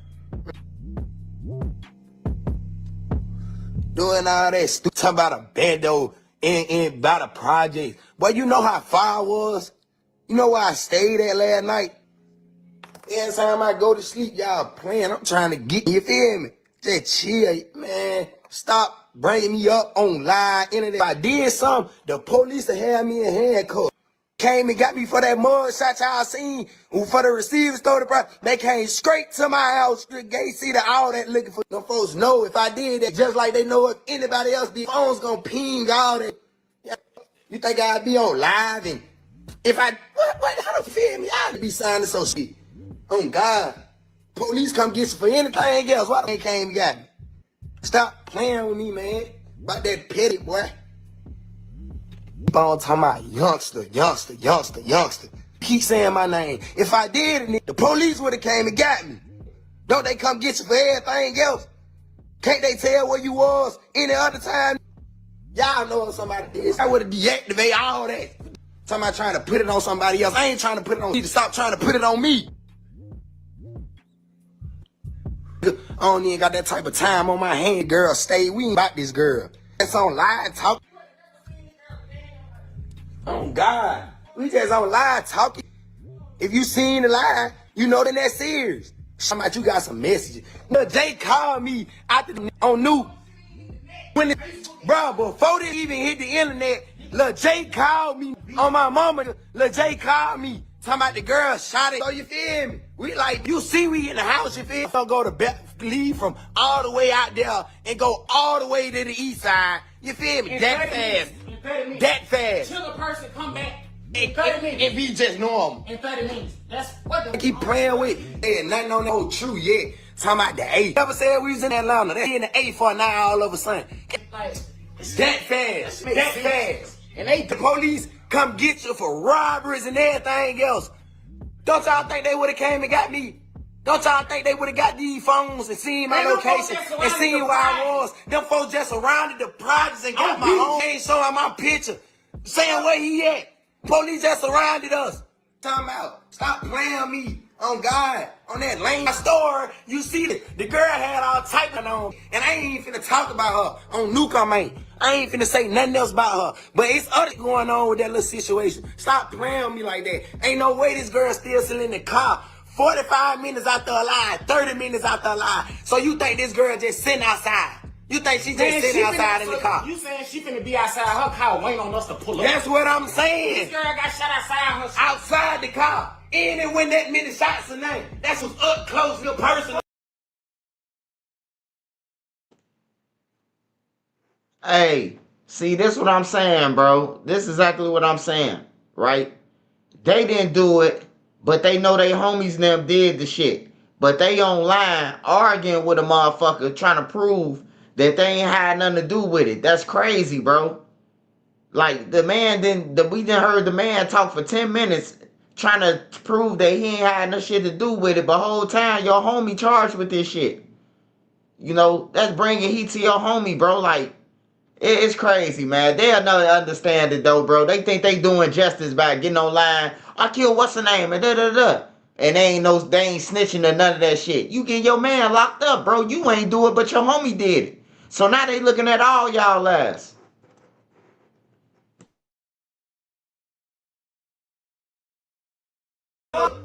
Somebody made that girl come back outside, man. Stop playing me like y'all dumb.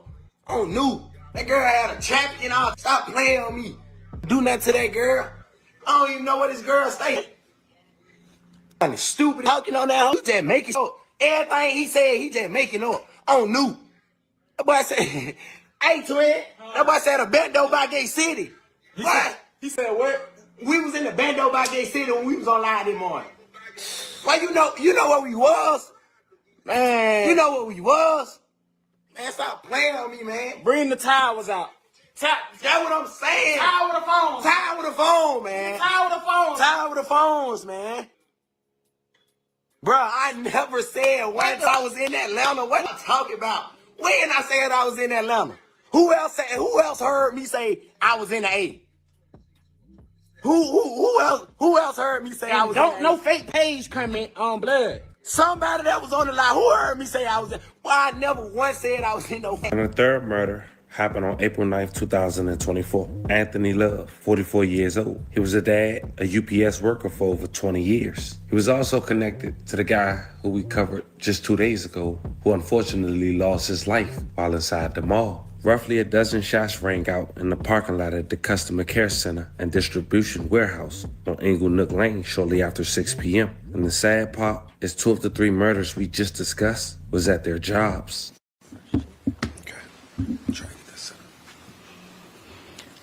Good morning, everyone. I am Sergeant Laquita Wade, Public Information Officer with the Birmingham Police Department's Public Information Division, and we would like to thank you all for joining us this morning as Interim Chief Michael Pickett makes a major announcement.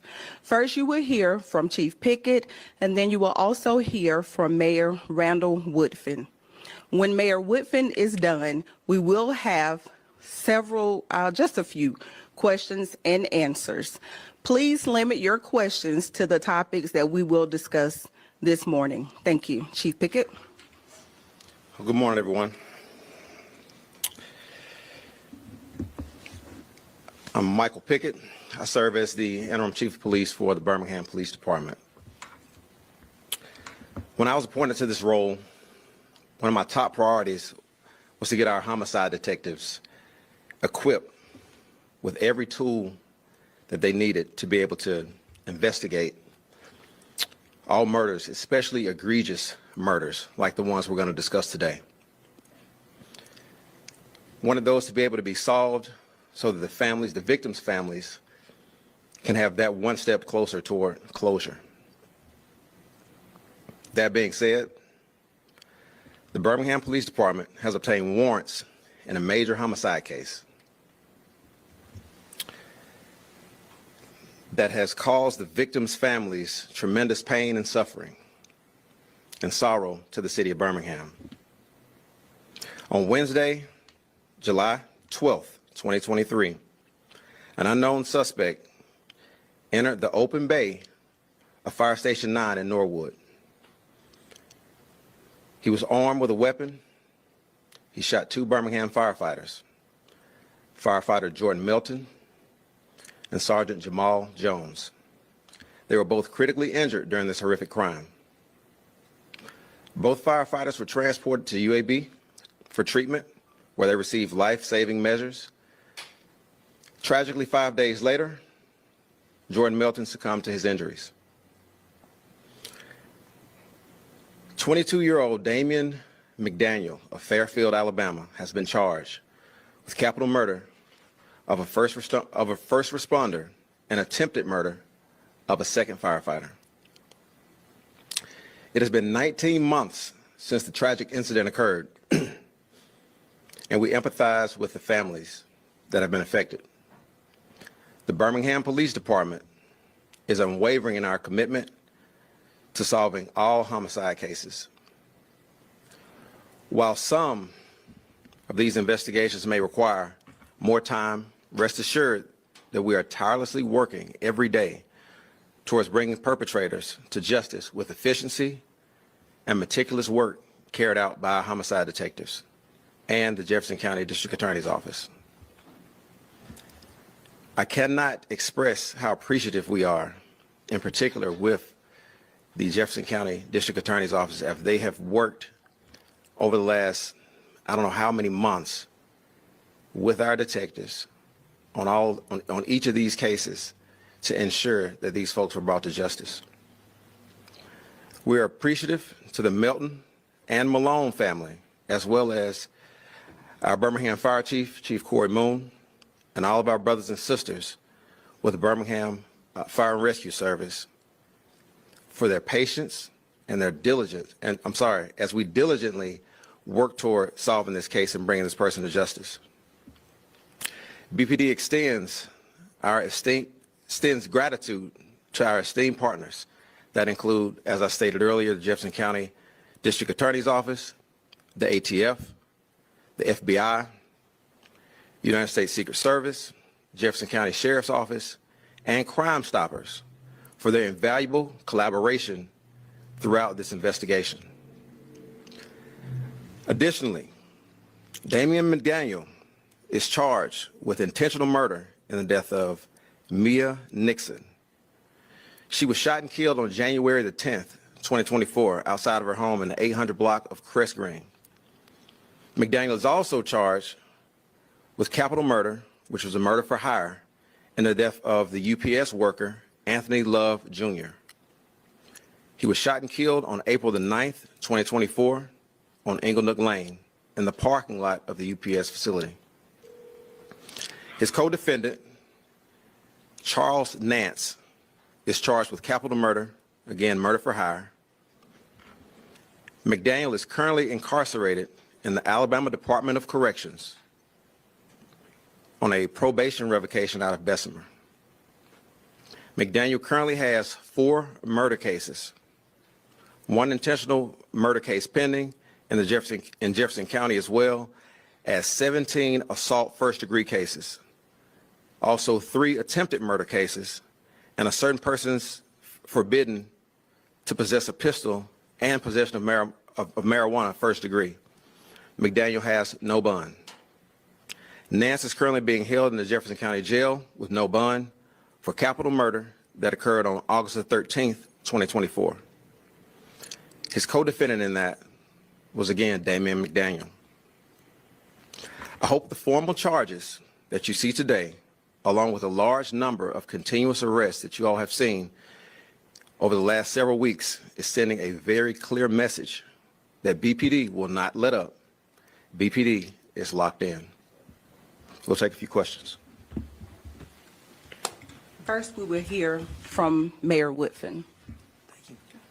Good morning, everyone, and I want to start by thanking Chief Michael Pickett, as well as Deputy Chief Brown of the Birmingham Police Department Investigation Bureau. I think one of the main responsibilities I have as mayor is to make sure I can provide our police department with the available resources they need to do their job. In this case, nothing's more important for our detectives having every single resource made available to them. What's happened over the last year and a half has been horrific, with one person causing so much pain in our community and taking away loved ones, of families. Jordan Melton, Anthony Love Jr., and Mia Nixon. You add on the fact that Jamal Jones' life was changed as well in the most dramatic way possible. I want to extend my heartfelt appreciation for Chief Pickett, for all the detectives, and Deputy Chief Brown for not letting up, for keeping their foot all the way down on the gas pedal and doing everything they can to bring justice to these families. I have spent countless amount of time with Miss Rochelle, Jordan's mother, Mr. Melton, his father, and their extended family. I have Chief Moon standing here. This ripped through the fire and rescue service like no other thing has happened since my time as mayor. It was important to bring justice, not just to this family, but to let our firefighters know that we have their back and front, and we were not going to rest until this person was held accountable and brought to justice. But Anthony Love Jr. did not deserve to die at his place of work either. And Mia Nixon didn't deserve to die simply by being at home. And Jamal Jones didn't deserve to be assaulted the way he was as well, being at his place of work. My message is very simple.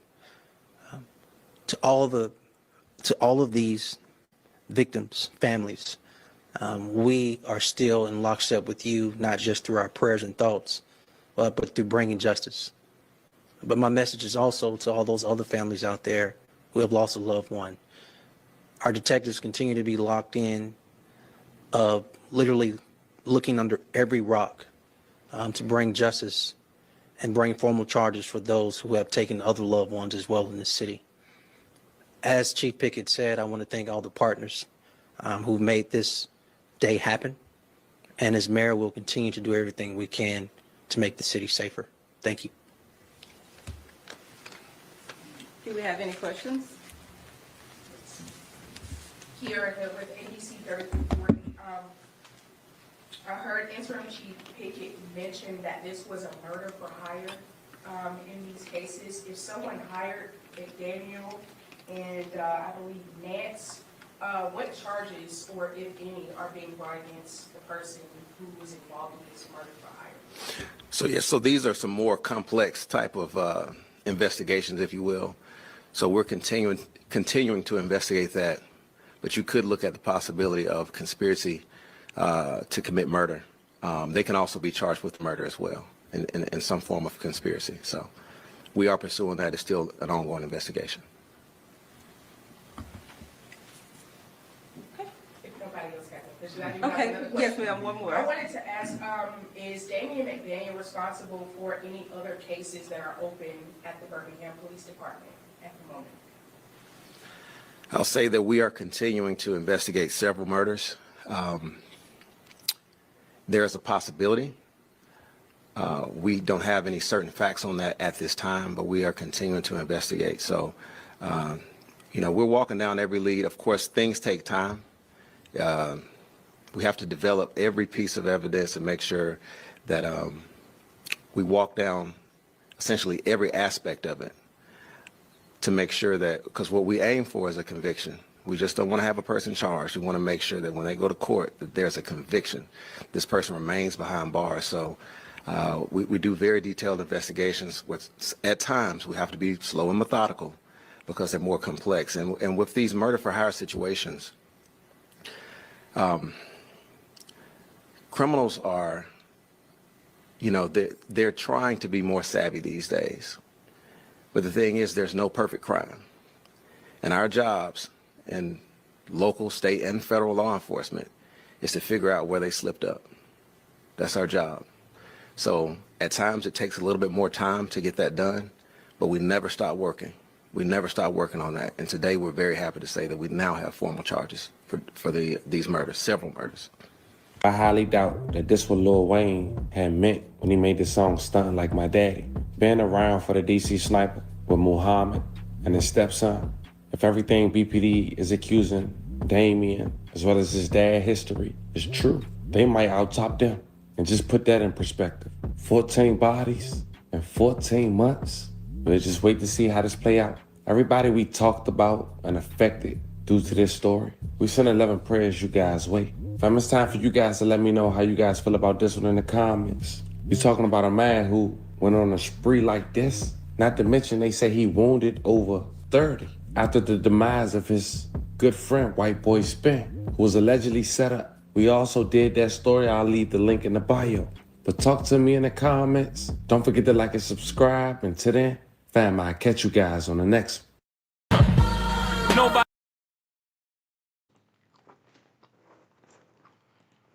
Hey, them some motherfucking demons in Alabama, man. Alabama ain't playing, man.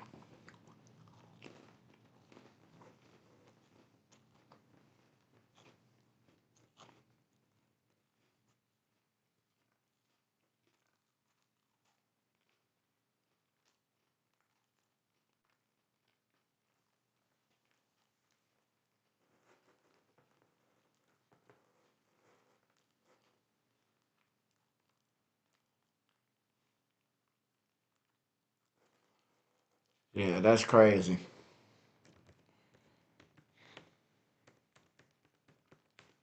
Smash that like button, y'all. That motherfucker killed 14 people, man. 14 people.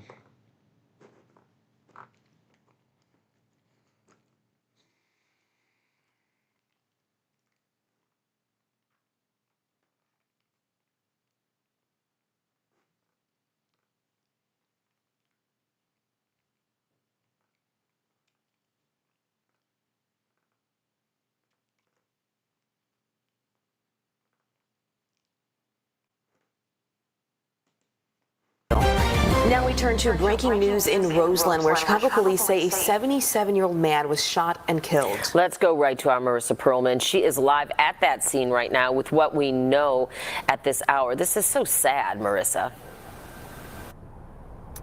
So sad, and so much to learn about this. Good morning to you both. So we know at this hour that officers were on patrol just after 3 this morning in the Roseland neighborhood when they heard that gunfire go off. Now, officers have really just finished within the past couple of minutes picking up dozens of evidence markers on the street outside of this home, which detectives have been going in and out of for hours. The street around it roped off with police tape. Now, this is near South Edbrook and 109th Street. Officers found that 77-year-old man with gunshot wounds to the neck and head. The victim is believed to have been inside the home when that gunfire rang out. Now, you can see the police tape up at this home and several bullet holes through a window. There's also a car outside where there's broken glass from those bullets. Paramedics with Chicago Fire arrived at the home, but the man was pronounced dead at the scene. This victim has not yet been identified by the Cook County Medical Examiner's Office, and right now we know that no one is in custody, and police have not said how many suspects that they're looking for this morning. But again, their investigation is continuing. A 77-year-old man shot and killed here in the Roseland neighborhood. We'll keep you posted as soon as we learn more. For now, we're live in Roseland. I'm Marissa Perlman, CBS News Chicago. Martin Luther King, Rosa Parks, Harriet Tubman. Man, I know they all like, man, especially Martin Luther King now, man, we could have went on with our motherfucking life, man. Just imagine if they could have looked into the future and seen what the fuck was going to happen, man. 77 years old, bro, like, they just shooting, man. They just pulling up shooting, bro. They rather shoot up a house than ring the bell and tell you that they outside.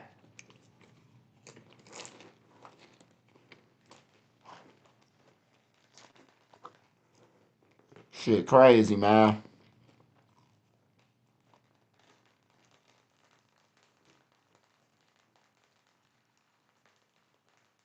Damn. Well, new information this morning about the deaths of three local women who died while they were on vacation in Central America. Ray Vieta joins us from the Live Alert Desk with that update from this morning. Ray. Hey, good morning, Nicole. So the families of the 3 women who were found dead in Central America are raising questions. The families are here in Revere, and now there's a new piece of information in the case. The Globe reports the 3 women died of acute pulmonary edema, or a buildup of fluid in the lungs. Police say the bodies of the women were found Saturday at their Belize hotel. The family of one of the women tells Boston 25 News they're highly skeptical of news reports from Belize. The women's remains are set to return from Belize starting tomorrow. They say they will pay for a private autopsy after the bodies are returned. I'm speaking with the Senator's office, and we are strongly encouraging that there are some United States influence in making sure that this is properly investigated and that no stone is unturned. Revere's mayor also calling for a full, transparent investigation into the deaths of the 3 women. In a statement, the mayor noted that the State Department issued a Level 2 travel advisory for concerns of growing crime rates here in Belize. Nicole?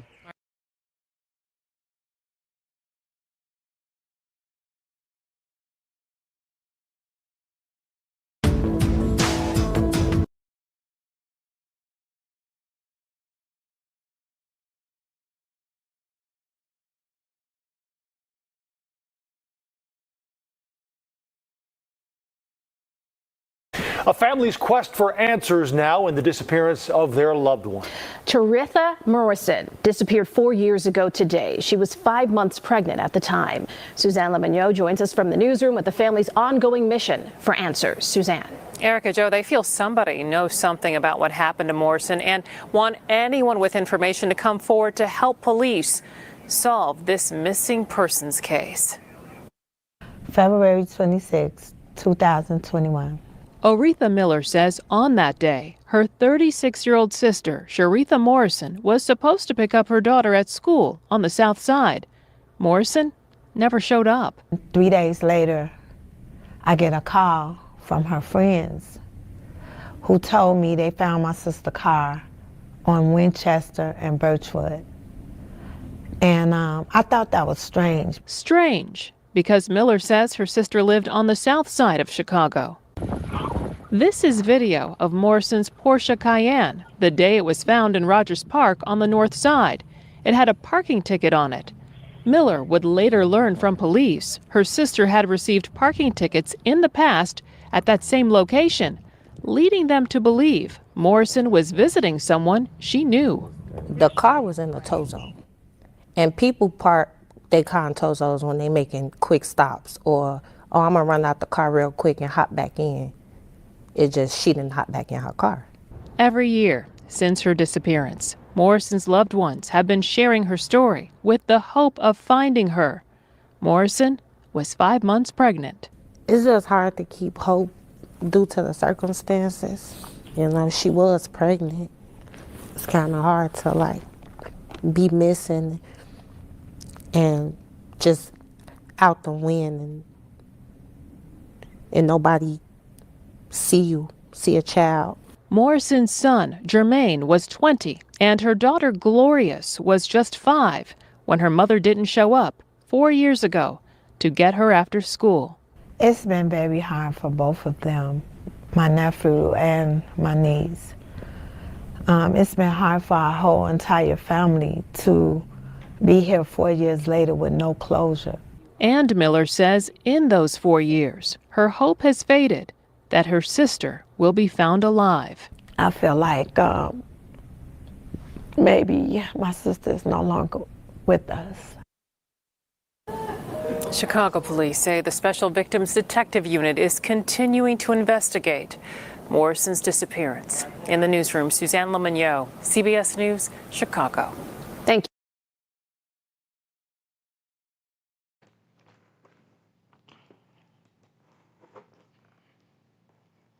Yeah, ain't nobody just coming up missing, man. Ain't nobody just coming up missing, man. They taking shit out here. Shit crazy. She been gone for 4 years, man. And pregnant. Ain't nobody just moving on like that.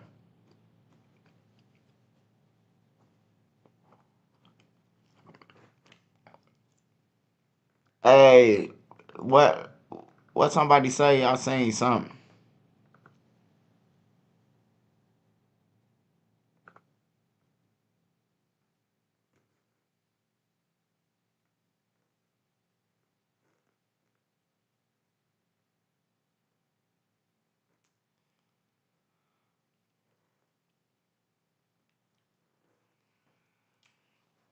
Somebody said a PA. Hold on, let me make my rounds. Oh, Jarvis Butts, he should be going to court soon. I think he going to 3rd. It's a lot of shit happening in March.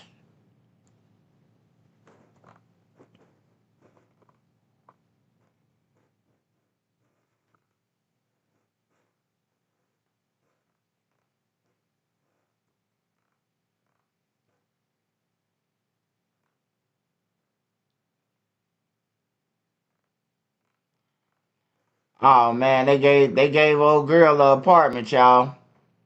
They shouldn't have gave her ass shit. They should have took the kids too. She a little bit off, man. Sometimes we as citizens should make the decisions, man. That girl a little bit off, man. She off, her mama off, they a little bit off.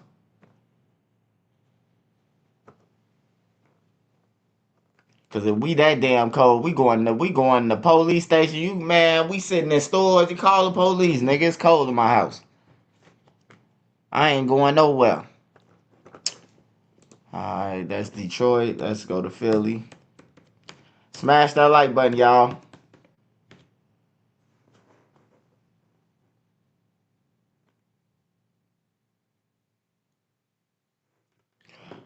Oh, this right here was crazy. I don't think dude should have went to jail. This shit was crazy though. Just after 11 o'clock this morning. We're still working right now to get an update on the condition. Investigators say 2 people were taken into custody and 2 guns were found there at the scene.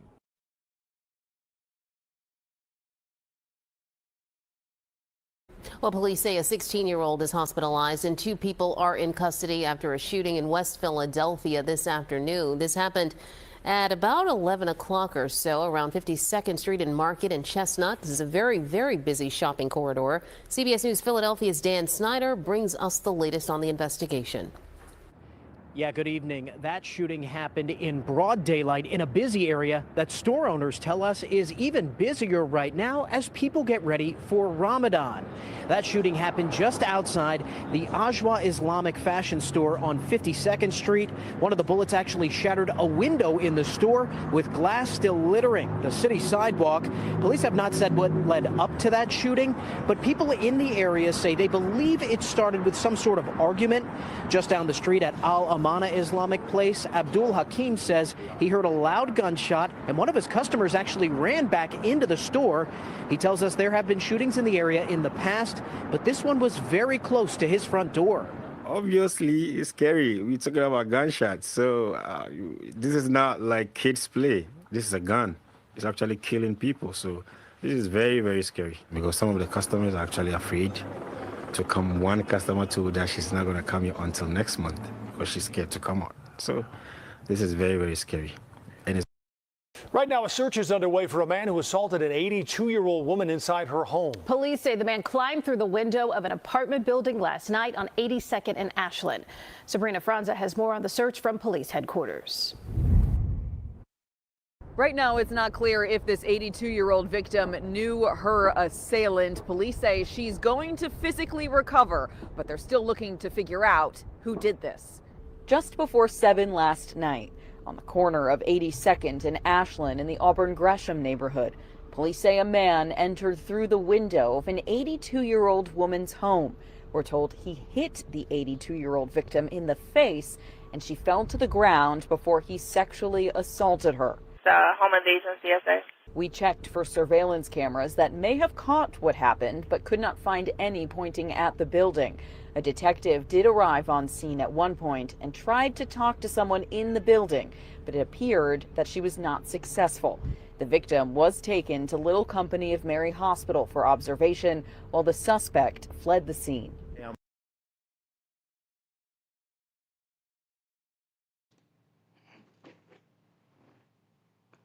That's some crazy shit, man.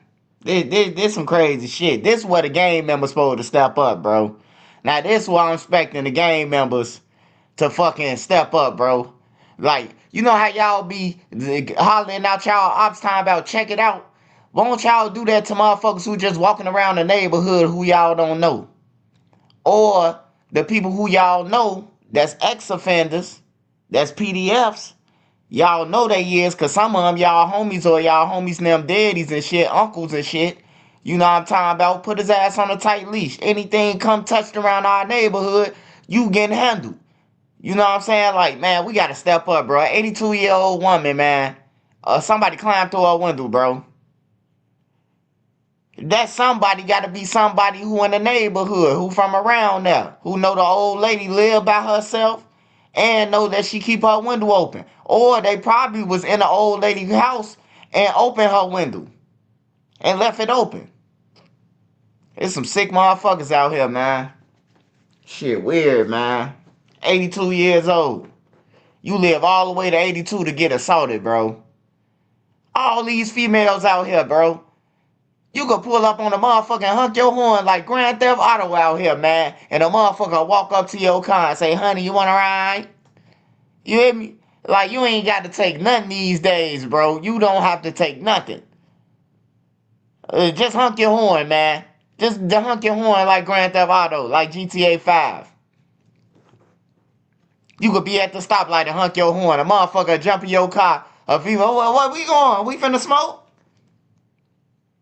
Instead, you motherfuckers want to take something like a 3-0, bro. That shit crazy, man. 82 years old, nigga. You a sucker.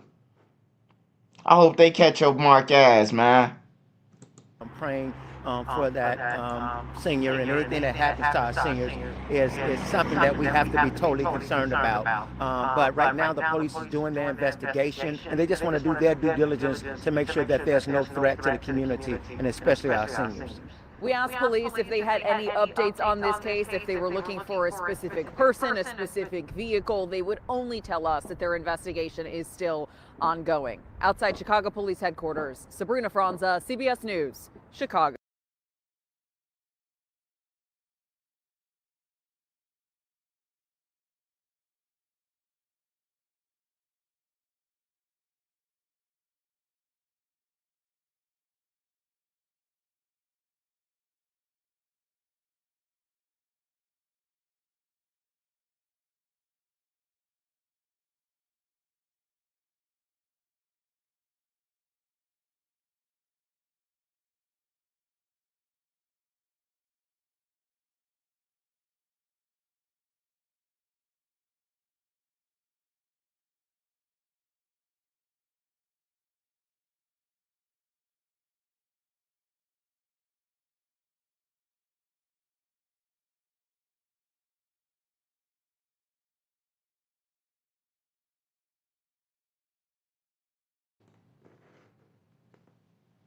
Hey, Stephanie O'Brien. Hey, free Mustafa. Free Mustafa. Free your leader, Mustafa. We ain't mad at Mustafa, shit. If he come home, I'ma make a story about that and get paid, shit. We don't nobody hate Mustafa over here. Shit. He did what he did. Y'all be thinking motherfuckers be mad or something because free him, goddammit. But he ain't getting out. That's the crucial thing about it, man. He ain't coming home, man. So you can say free all you want to. You saying free because this shit free. If you had to pay for it, you wouldn't pay for free right now. Now would you? If free was $1,000 right now, would you pay for it?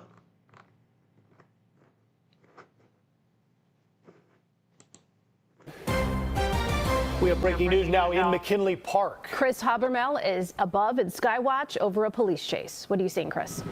Well, we've got an officer here that they're running apparently after a report of potentially a second individual that bailed out of a stolen Nissan that crashed about 3200 South on Levitt, and one individual is in custody. Another person is on the loose here, so they're in the alleyways and in the streets around 32nd and Levitt.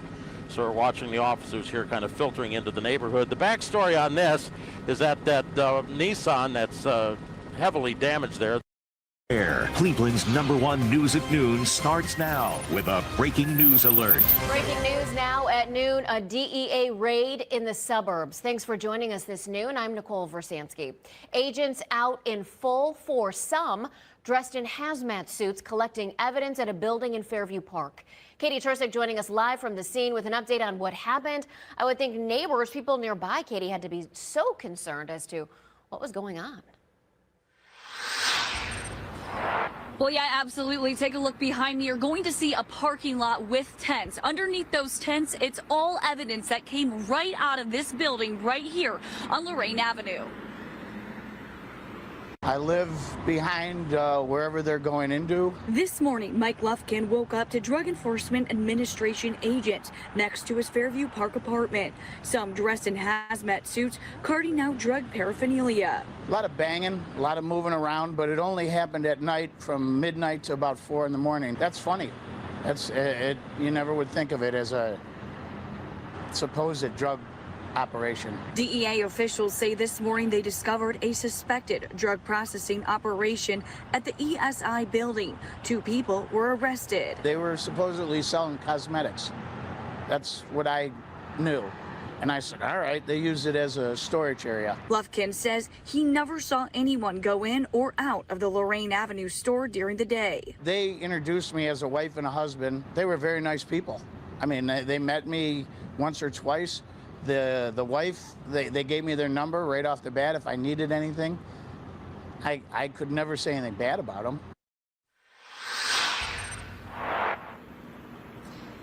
DEA agents also served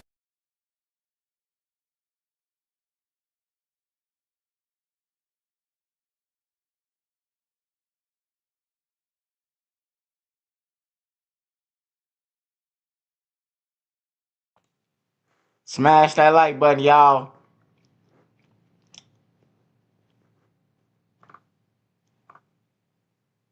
Yeah, that's some weak ass individuals out here, man. Alright, so let's go back up. Let's go back over 1. Let's go over 2. Let's go over 3. I'm gonna need a new headlight, right? Yeah. You got any ideas? The industrial grade product you need, plus 1 million more. Call clickgranger.com. One more. Act just after 11 o'clock this morning. We're still. Alright, one more. One more.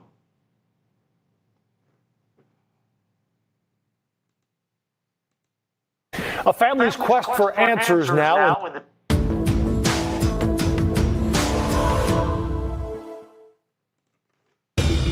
A teenager's body found dumped in the woods.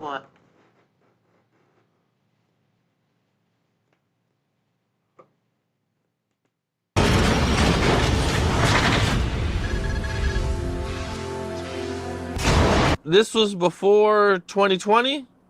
Before, okay, so this would have been, this would have been before Duck and before Vaughn passed. Yeah, this was before all of that. This was before all of that. So they had been reaching out to me. Like, that's why when people ask me about the Pushing Peace movement now, I love it. I don't care who pushing peace. I see Golden Child with his unity movement. I see FYBJ Main doing what he do. I see Mimo 600 and Ruger and them trying to bring it together. Everybody will tell you it was nobody that was pushing peace before me. Nobody. I wouldn't give a who it is. And I'm not trying to take nothing from nobody else because I love what they doing now. But I'm just saying, before it was cool, before people talked about that, I was always the one trying to unite and bring those brothers together. Back then, this was, you know what I'm saying, years ago, when it wasn't cool to mess with the other side. When Keith and Dirk and Reese and them was mad at me for messing with Duck and them and showing love to Ray Ray and them and all the people on the other side. But like I told them, I'm a grown man. Like my job is to try and help you, and you. You know what I'm saying? I'm trying to save y'all and show y'all that life is much bigger than what y'all ever seeing right now. You know what I'm saying? I can't get in no war with people my son age. It makes no sense. And it's not enough OGs that come and tell them. You know what I'm saying? They afraid of these shorties, but I'm not afraid of them. How could I be afraid of something that I once was? You know what I'm saying? They know I genuinely want to help, which is why they respect it. So they didn't understand it then, but as time went on, they like, man, bro, I understand that. I see what you're doing, bro. And I respect you for doing it. You know what I'm saying?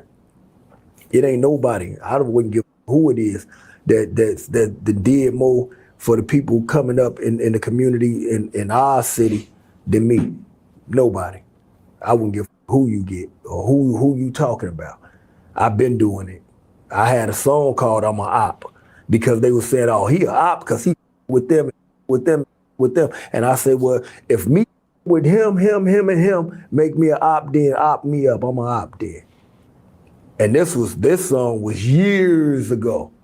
You know what I'm saying? And I did something so classic. I went on everybody hood and shot the video while I'm saying I rock with they ops. So they right here with me while I'm saying I rock with they ops in the video. You know what I'm saying? And then I did the remix and had Waka Flocka on the remix, King Samson, Killer Kells, IL Will, Leoski D. I had a GD, a BD Coasteel, a GD, BD Stone, Vice Lord, all these brothers on the remix. It's called I'm a Op. It did a lot of views on World Star. They had it at the top of the World Star page and all that.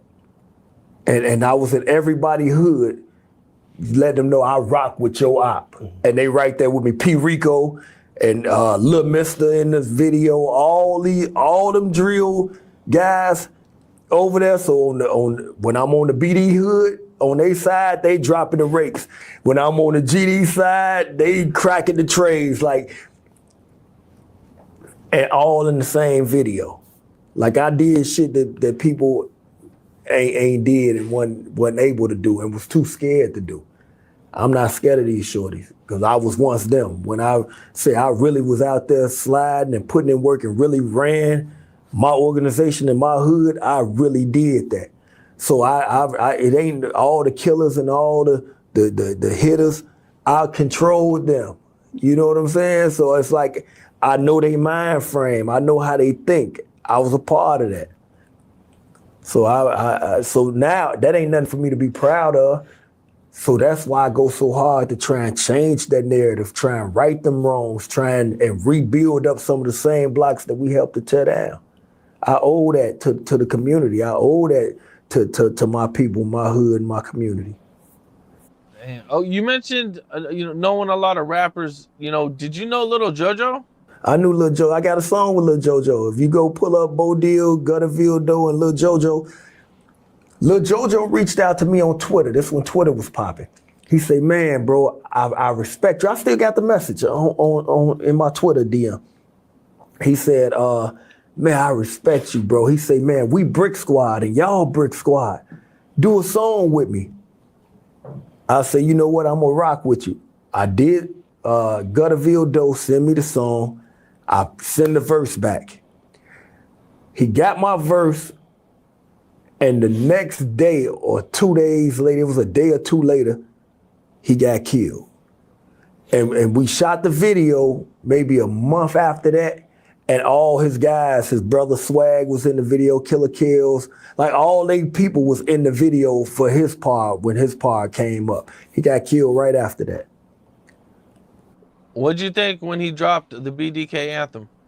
When he dropped that, I knew that there was gonna be problems. You know what I'm saying? Because now, see what happens when you do things like that, it take your beef away from just the small group of people you may have had problems with, and now it puts you on a larger scale to where it's like, now you at it with a whole nation. And it may be, and the crazy part about that is he had some BDs with him. Killer Kells was BD. You know what I'm saying? So it's like, I know he was cool with some BDs, you know?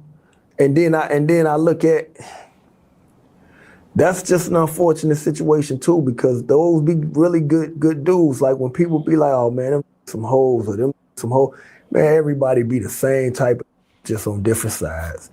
You got tough on this side, like you got tough on that side. You got scary and stool pigeons and rats on that side, like you got them over here. They all the same, man. That's why I don't get involved in none of that. And I let it be known though that hey, I ain't getting in the middle of y'all beef. I with them, and I let it be known off the rip. And they respect me enough to where they don't even come and ask me about the other side. That's when you know that the respect is real. Nobody ever came to me and said, can you backdoor somebody, or would you set this up, or would you never? Because if you did that, it just showed me that you don't respect what it is that I stand for. And if you don't respect me or what I stand for, then I can't with you. Get on over there. I hear that. I hear that, man. Well, you know, we had just had the Super Bowl. Kendrick Lamar performed, man. And you know, he continues to go out at Drake, man. It's you know, Drake tried to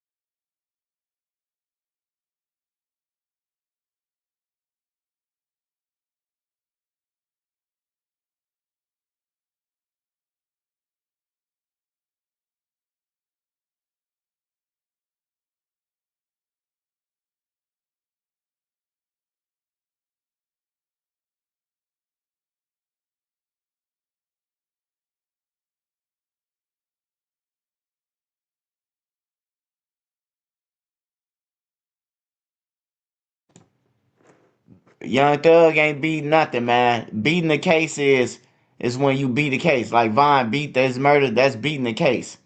Copping out to some shit ain't beating it. Taking probation, taking 15 years, 20 years probation, that ain't you ain't beat nothing, bro. Cause if you fuck up, you going to do that time, man. So you ain't beat nothing, man.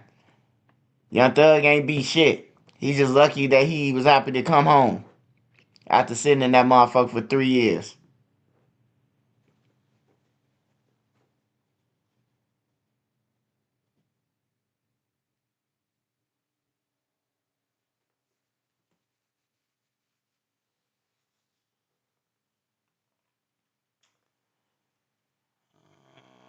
Where we at? Where we going? Where we going? Where we going? That's crazy. I seen that academics body cam, man. That man got all that motherfucking money, man, and ain't got no license, no registration.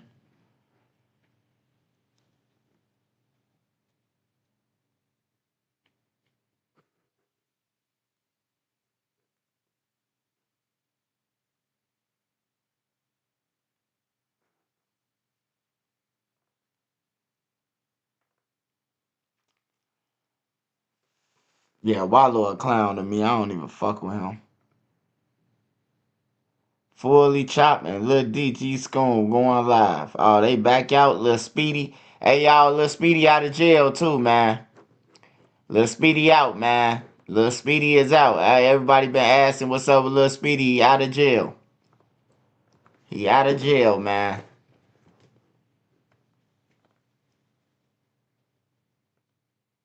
I don't even know who Lil Speedy is, but he out of jail.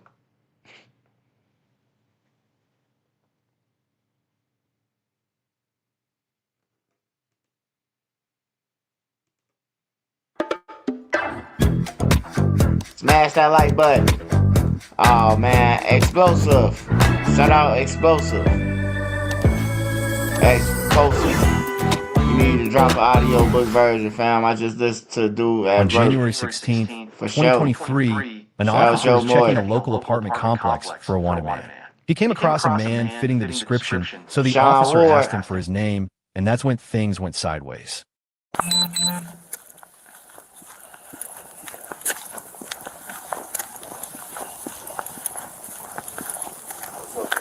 What's your name, man? What's your name? My name's Trey. Why you want to know my name, bro? Trey what? Why you want to know my name? So I'm looking for a guy from up here. I'm looking for me. What's your name?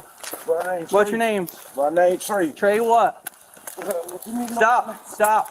Stop what you want to know. Central, he's not stopping. I think it's him. Stop! You're gonna get tased! You're gonna get tased! You're gonna get tased! You're gonna get tased! Central running to the front of the complex. Black male, black pants, black jacket. Going towards the entrance. He's cutting back. Trying to get over the fence to the next complex.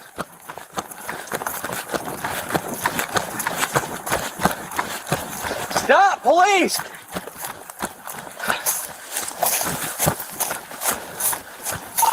All right, we're at the very back, near the fence line. He's jumping the fence to the next complex. He's in the woods at the very back of that complex. That unit right there. You stop, man. You need to cut it out.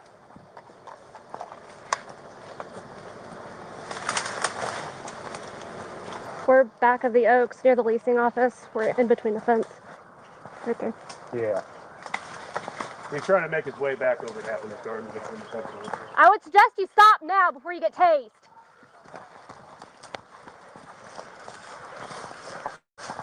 All right, dude, you're gonna get pepper sprayed. You need to stop. Get down, you're getting tased! Spin over! Spin over! Spin over! Arms behind your back! Got one tased. What's your name? Arms behind your back.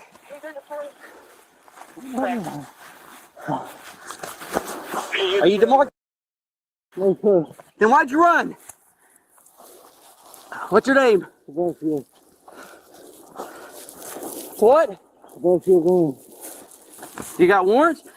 No, sir. Then why'd you run? Must have lost my cuffs. Why'd you run? He's saying it's his Kowalski. I know him. He took off running though. Told him to stop.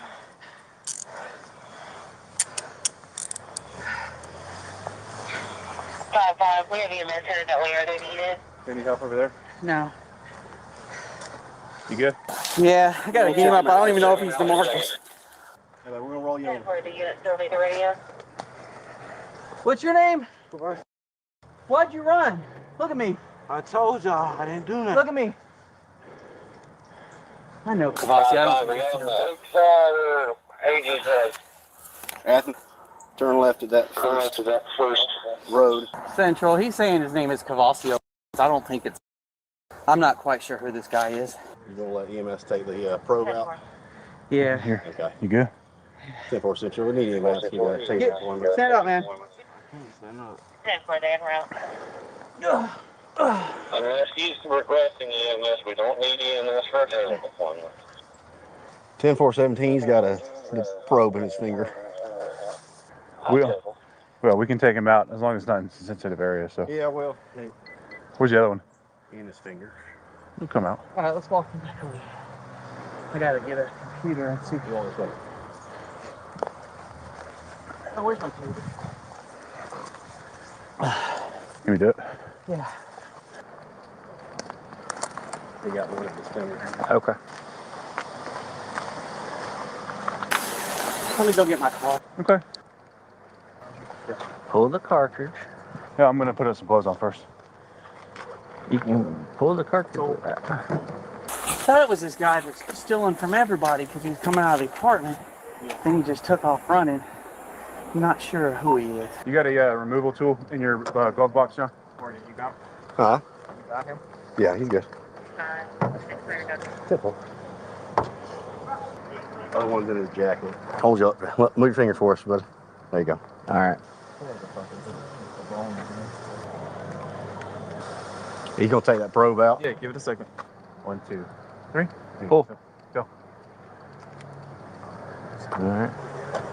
Okay. We'll get you a Band-Aid for that, and we'll get you a Band-Aid for your finger. You got a little Band-Aid? Yes, we do. After taping up the kids' boo-boos, his mommy ended up showing up trying to make up a story about why her son ran. Hold on. Can I help you? Yeah, I'm his mom. You're his mom? Yeah. All right, what's his name? I just left out of Goodwill and I was, no, it ain't no reason. Yeah, in trouble. You're not in trouble. They gotta let you go. He just took off running behind you. Always run, thinking something wrong. And then let you walk away. You're not in trouble. He is now. He took off running behind. I seen the man when he first. He just took off running behind my son. My son was talking to me when he was up there, and the man just took off behind him from there. And I seen that for myself. No, he's not stopping. I think it's him. Stop! You're gonna get tased! You're gonna get tased! Come over here and talk. That's harassment. That's why I'm walking and running right behind him. That's how I know how y'all talk. Is that your son? Who is that? Yeah, that's my son. Is that Trey Tony? Yeah. Oh. And he took off running behind my son from that. Yeah. He ain't had to run. The man just took off running behind you for nothing when you left for running from me because you were mad at me. And he running because he thought he wanted him. I mean, I was mad at him. You have warrants or something? He ain't got no warrants. Then why didn't you just stop? I thought you were going to He took off behind him for nothing. He was mad at me. All right. Hold on, man. We got to talk about this. Now. Now, the man told the police that wasn't him, man. So, either that was him, or they lying, or they tweaking. I don't know. I'm confused now. Because I did hear him say, my name Tony. I mean, he said his name something, but then he took off like a crackhead. Hold on.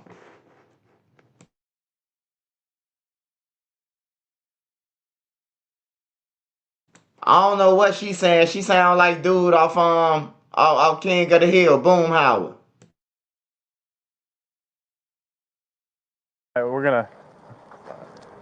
I told you he got mad at me. I told him don't run behind. He running from me, and he kept running. He harassed him for that. That's on the right hand. You thought it was? I thought it was the who's been stealing from everywhere. He went up right to that apartment that he has been going in and out of. I just asked him what his name was. He said Trey. I told him to stop and talk to me, and he took off running. So he just ran behind you for nothing. Man, and can you stand back for us? Yeah. Appreciate it. Thanks so much. I told Toot, don't run. Nothing sharp in the pocket? No knives, no razors? No, sir. Okay. Hey, y'all. Hey, they bogus, bro. It sounds like they had the wrong person, man. He did have on 3 jackets doing about 6 bags in his hand. He looked suspicious.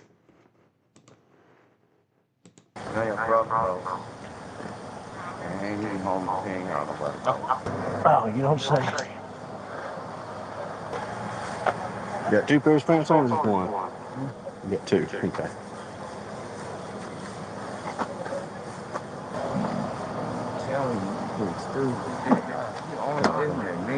And you taking off on me. He thought I was running from him. You got both pockets? I'm taking off. Okay. All right. Just come here. Sit butt first. Just slide back. Slide back that way. It's too tight for you.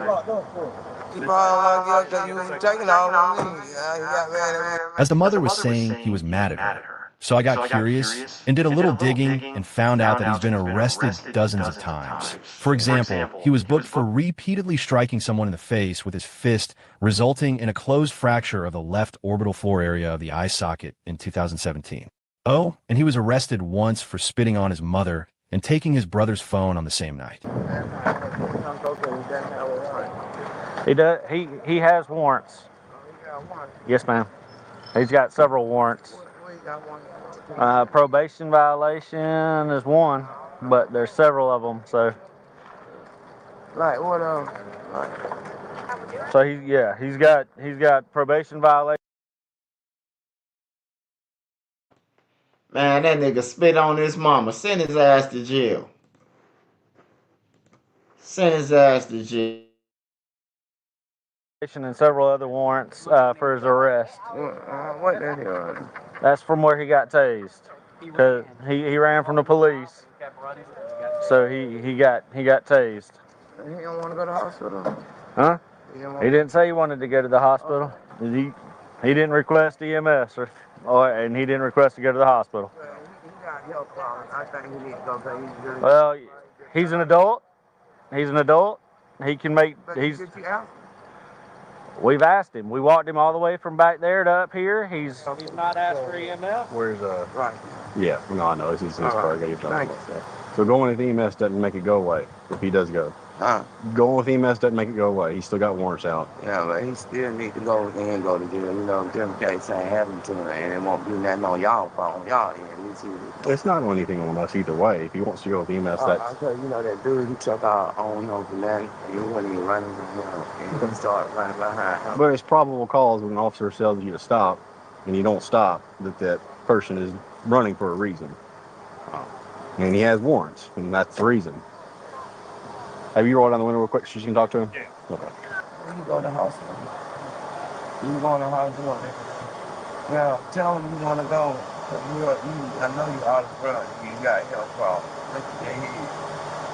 Come on with me. You got warrants.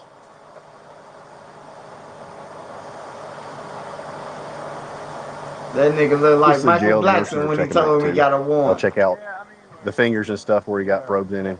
Yeah, If I they want them to call the ambulance right now. Okay, well, like I said, like we explained, you're not his guardian anymore because he's an adult.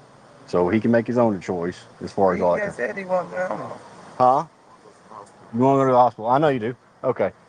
I just told you. 5 Central, he's requesting EMS. That's fine. EMS can get here if they determine that he doesn't have any medical need. I'll take him down to the jail if the jail wants to refuse him. Well, he's requesting medical now. We got to get him medical treatment. So take him across the street. Yep. We meet EMS across the street, and we'll all go over there. All right. Black man telling him to get the same thing. Yeah. All right, so they're gonna get EMS. Hey, they're gonna get EMS route to him and get him checked out, okay? All right. But if EMS determines that he doesn't have anything that he needs to go to the hospital for, he's still going to jail with us. Oh, even though y'all shot him, so I can't. Yeah, so just because he got tased doesn't mean he needs to go to the hospital. Yeah.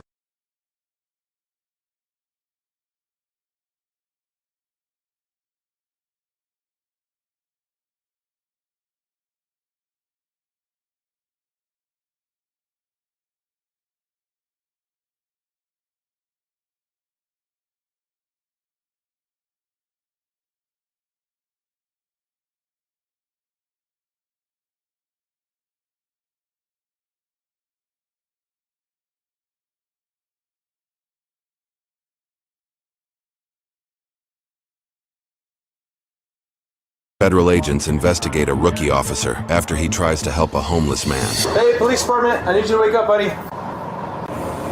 Oh, you're going the wrong way, buddy. Careful, that way. Can I pat you down real quick?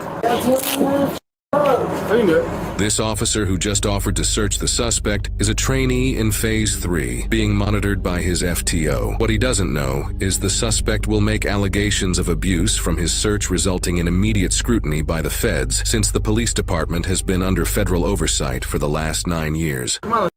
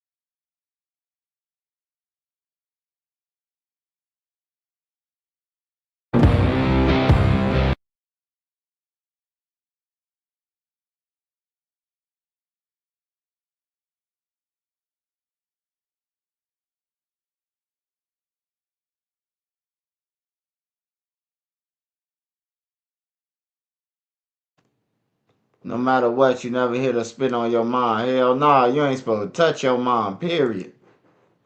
On some real shit, bro. I said what to my mom one time when I was 9, probably about 8 years old, bro. And I remember my brother cocking back and smacking me over the table. And I flipped over the wood table, bro. We had one of them long wooden tables. So I flipped over that motherfucker. On some real shit. And I wasn't even saying what as in like, you know, I'm saying what, like, I'm playing the game, man. I'm trying to get the game in before they, the big brothers always taking the game and shit. So I said, my mama said, come here, boy. I said, what? And my brother just, just went right across my shit, man.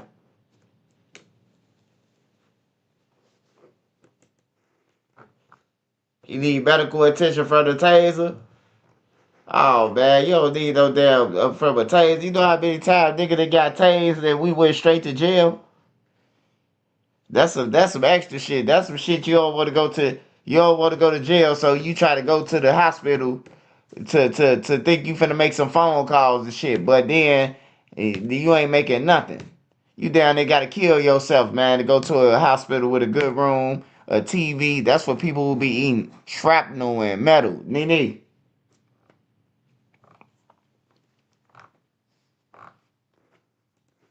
And then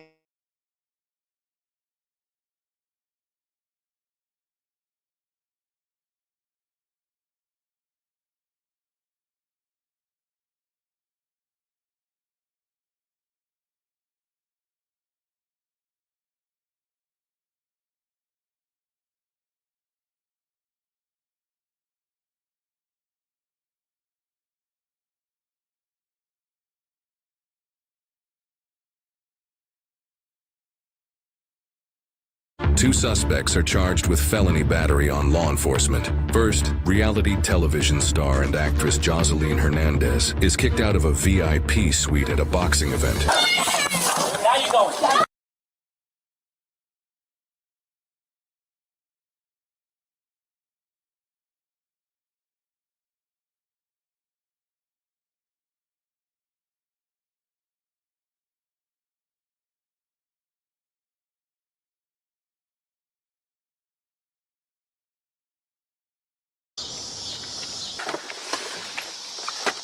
He's at the door. I'm in contact.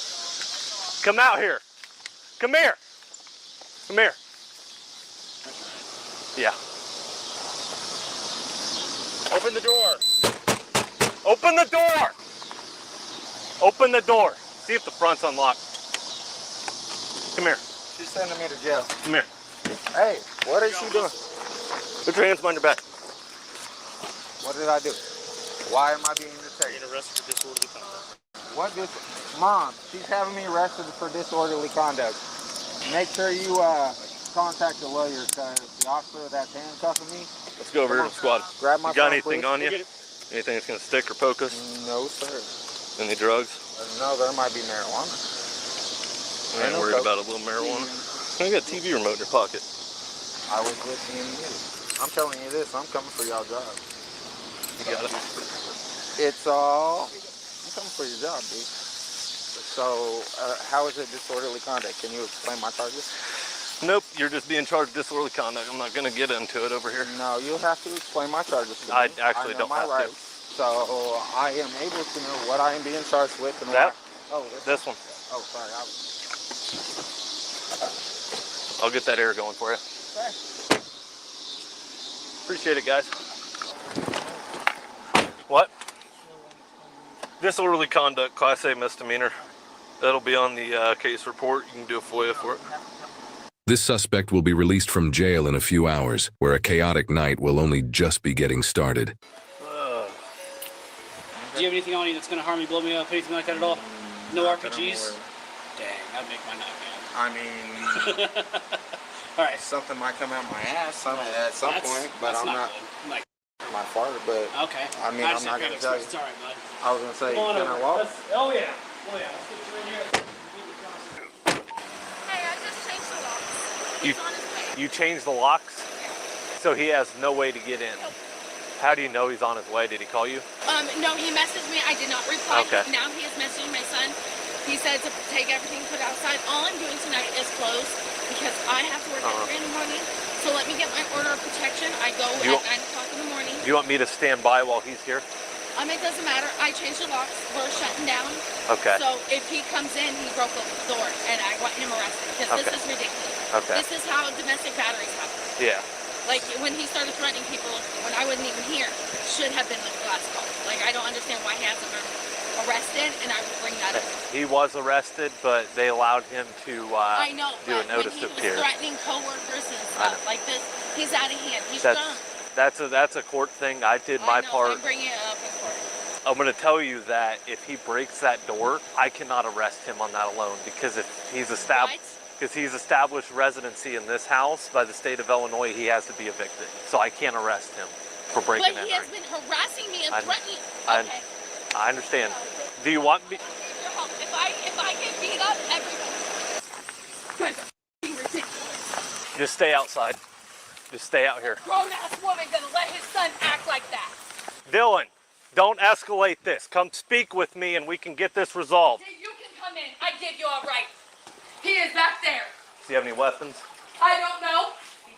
43, I'm in the house. He can go. He can get Dylan. everything he wants tomorrow. I have to work at 3 a.m. And they don't care, but I sure the do. Dylan, Officer Crew. So sick of this. Got holes in my wall. Back up. Dylan, Officer Krupening, Fisher Police Department. Come out with your hands empty. There's a machete in there. I don't know where the machete is. I don't care. Shut up. If he cuts me, I'm doing Fisher Police too, because my kids are here. DCFS gets called. I'm losing my kids because of this. Because they allowed him to do this. I get 507, you clear from the stop. We'll be around to be 5. And you wonder why people don't call the cops. Go ahead. 6513, CW 6513 on the way at Lincoln, or actually Cadillac. You told me I had no reason to not be here. And you're within your legal rights. Within my legal Hold rights, on. correct? Hold on.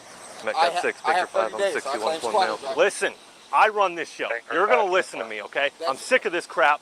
Listen, you're not going to interrupt me. You're going to let me. Do you understand? Yes. Okay. Now you're going to get your stuff. Are you leaving for the night? No. You're staying? Listen, I can't make you not do. You're allowed to do that, all right? Okay. Tell her that, please. Do you have any weapons on you? Where's the machete at? I'm not asking you to go get it. I'm asking you where it's at. You go first. Go in. Dylan, you have this. Hold on. No. No, I'm telling you where it is. You have this thing going on where you think that you can tell me how to do my job, all right? No. You can't. Okay, I am here for a lawful reason, and I'm going to conduct my investigation how I see fit. Look, Nick, I understand that, and I'm trying to tell you. You go in there. Uh-huh. Go to the first door on the left, back right corner by the light pole. So why do you have all this stuff out here? See through the Okay.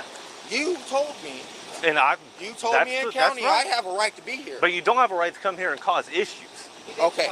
Look, Okay, I'm you going to did tell it? you this. Back up. Okay, sorry. You're right. The way the window came out was wrong. So you broke a window? No, I didn't break nothing. How'd you get in? Noise complaint is holding them. Saying when I just talked to them. I went up, and it goes like that. And it just fell out. I could have broke the door. I told you. You could have. You've established residency. Yeah, well, you also, I've told you that I could conduct myself a certain way. Let me speak to your mom real quick. Can you just kind of go over there? Is there any way that he could stay with you for tonight? Because you've got to agree that this. Why? I think he's worried because most of the possessions in the house are his. The televisions, most of the stuff he is. Televisions, the electronics, my dogs. I told you in county, I would come in here and sit in that room and leave it alone. I told you to come here and tell her to let me do that. Did I or did I not? What we're going to do is we're going to wait out here. I'm going to have some deputies come over here, stand by with you, and I'm going to talk to her. Man, I don't know in this situation, man. He look like he ready to kill the whole family, bro. Like I don't know, man. Like to leave him there, and then he kill everybody in the house. He got machetes and shit. Like, nah, bro, you gotta leave, bro.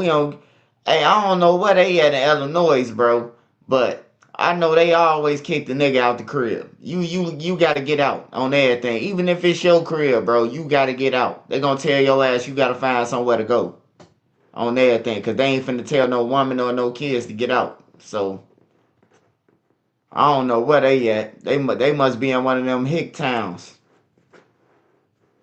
where they sleeping with cousins.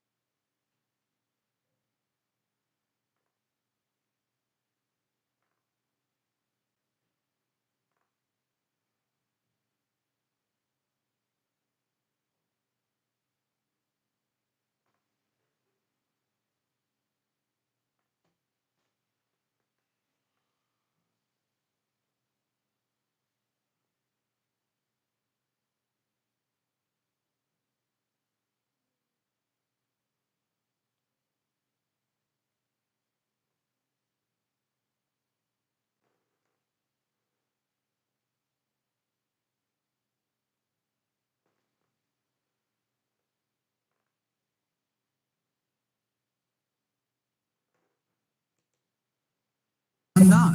How do I get to her? This door? Yes. Why are you acting stupid, dog? You stay back here, because I'm not going to listen to you two fight if things aren't civil here. No, I live here. So I'm more than welcome to fight you. Then what's the issue with the dirt bike? Because you live here. The issue is I'm getting my stuff so I can be about my business. Right. So it won't be a problem. You just go down there and what is? No, I don't. A deranged, threatening man runs loose in a neighborhood. Dude, come here. Hey, come here, dude. Hey, come here, dude. Compton? What's going on? What's wrong? No. You're wrong. What's wrong? Bro, I'm a Compton motherfucker, bro. And you want me to dance for you? Huh? Why do you want to dance for? I'm a real motherfucker. You lost your flip-flop. Huh? You lost your flip-flop. Man, that flip-flop. Okay. Fuck this flip-flop. Man, fuck this flip-flop. Man, 'cause I'm a real motherfucker. Are you? Huh? Don't come at me like that, dude. No. Don't come at me, dude. No. Do not come at me. Whatever you want. Do not come at me. Stop. Because I'm telling you. Stop. I'm a real motherfucker. Okay. Huh? Okay. Just stop. What's your name? What you want my name for? Because I know who I'm talking to. No. I don't just want to call you dude. You need to know my name. Okay, you then need tell to me. know my name, bro. So Technically, I do, dude. Go on. Huh? Let's get in the yard. Let's get in the yard. Calm down. Let's get out of the road.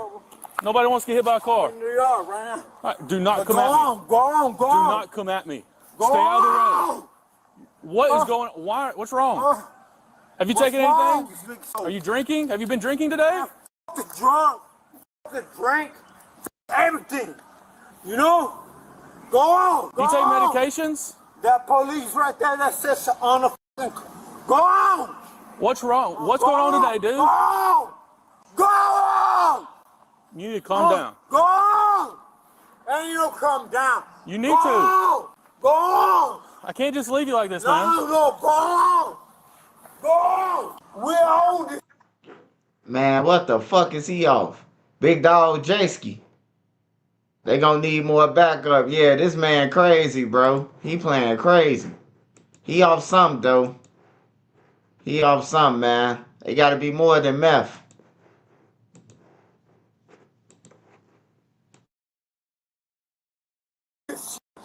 We're on this. So go on. Go on. Well, what's your point? Go on. No, he's just yelling and keeps coming at Go me. on. We should be good until you get here. Go on.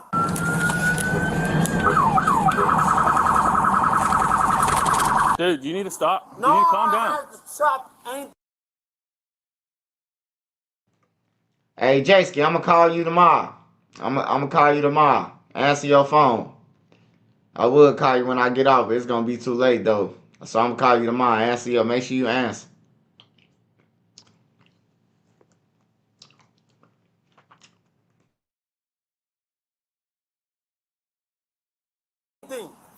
But I'm telling you, you get into your cop car and go on, huh?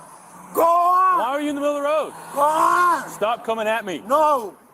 Go on. Stop.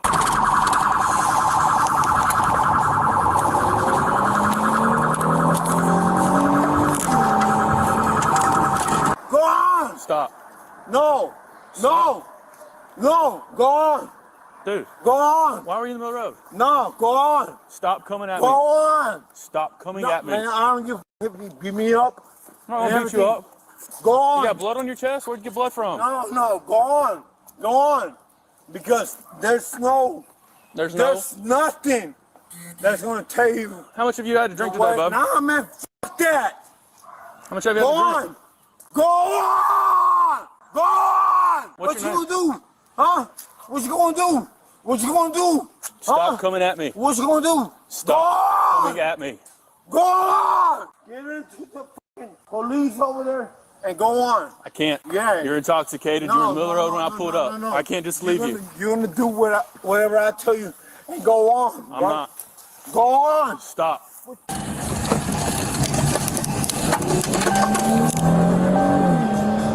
Cross. Hey, y'all don't peep Buddy. Who the fuck is Buddy behind her? Why is Buddy just following behind this bullshit? You see what I'm saying? What, he gonna help pick him up once the police shoot him?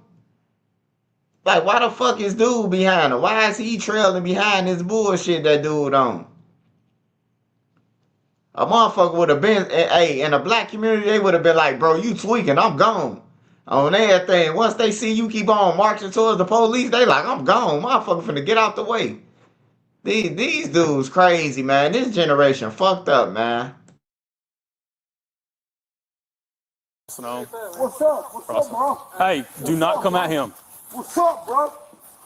I'm a content, bro. I'm a content. Chris is almost there. I don't give a fuck, bro. 12. How much farther are you? Quit looking at me, bro. Huh? Go on! You calm down. No! Go on! 10-4. Go on, bro! Calm down. Go on! Calm down. Go on! Calm down. Go on! Go on, bro! Calm down. I'm CPT. What is that? What's PT? Huh? That's Compton, mother. How you end up here from Compton? Bro, I'm born in Compton. You're born in Compton? Either you're gonna understand the way I'm coming from, or either you know. Yeah. Go on. Yep. Go on. I'm not going nowhere, no. No, go on. I'm not going nowhere. No, go on. I'm not going anywhere. Go on. What's your name? Huh? What's your name? LRT. Hey, I ain't gonna even lie, right? So, if the police would have killed dude, right? Motherfuckers would have been marching if we ain't see no body cam, right? Motherfuckers would have been like, hell no, we won't go. All that bullshit. Saying the police did a bogus job. But it's crazy how he could have died. I counted 7 different times where he rushed the police and he should have died. I counted on 7 Marge Simpson's sister.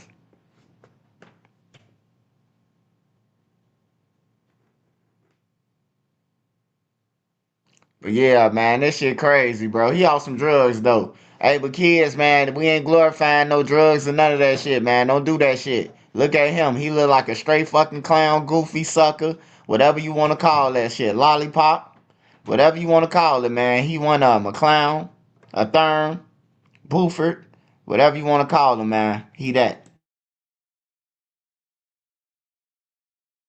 NRG?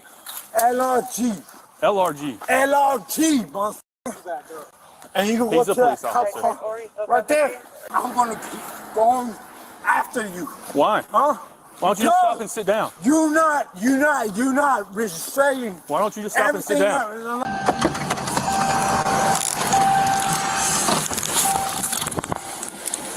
Talk to him. Hey, get out of the road. I can't have you in the road, man. Get out of the road. Road. Get on the ground. Get on the ground.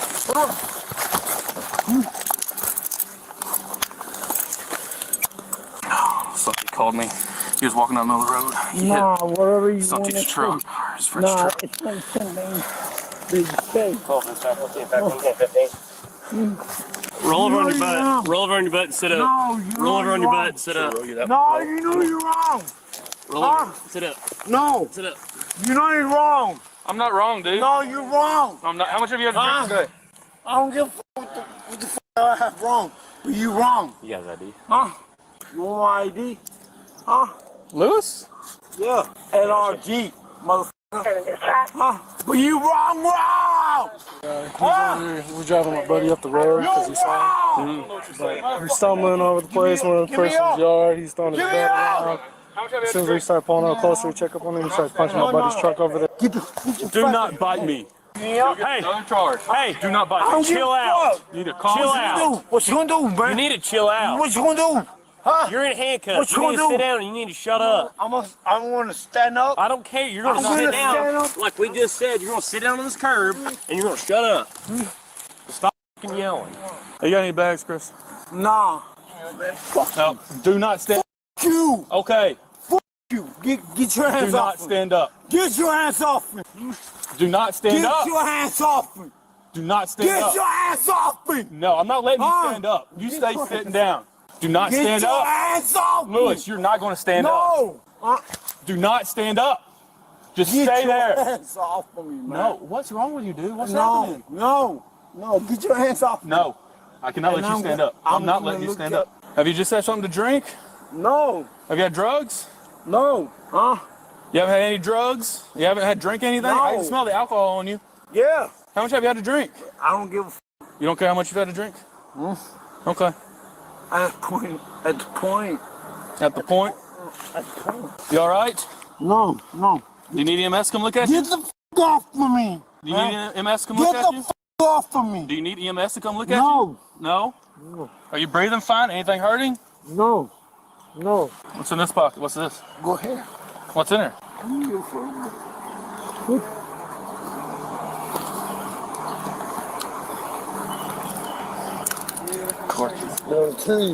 Let's throw him in the car.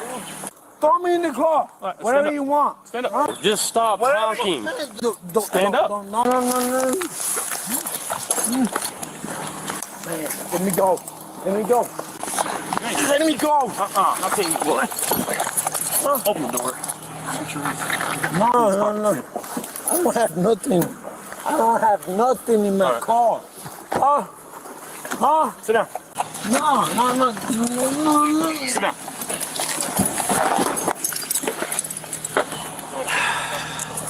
That's unuseful. That's unuseful. That's unuseful.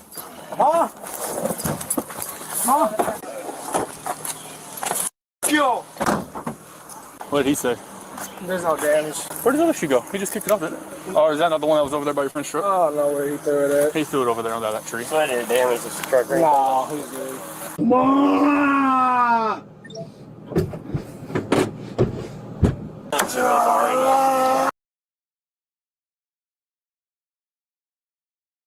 I'm not rocking with a lot of this AI stuff, but AI on Wix, now that's a vibe. Now this whole flow is a conversation, so your words actually build your website. You can go in any direction.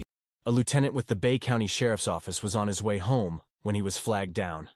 Beachgoers pointed out a man walking down the street and said that he had just robbed a woman of her iPhone, and it would be the victim's husband who would track him down. What am I being charged with, officer? Do me a favor.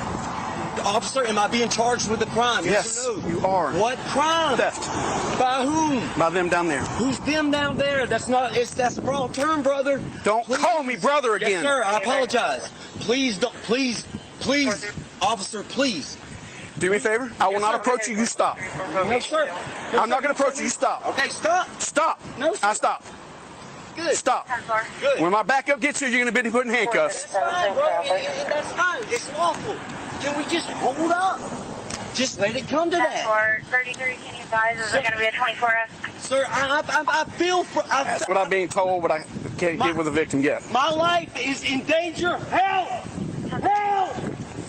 I'm 1097. Look, that's all I want you to do. You don't have no trees. Just look.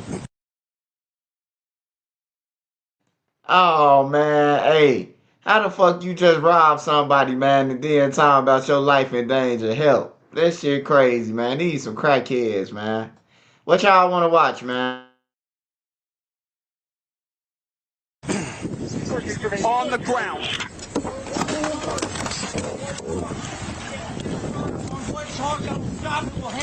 What charge?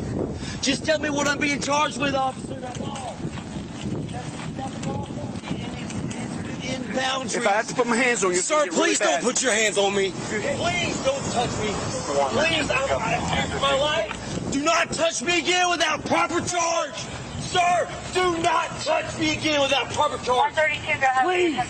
I'm begging you, please. Help. All I want is proper help. Help. Help. All the ground. I'm not grabbing you. Sir. Sir. No. I haven't heard any code.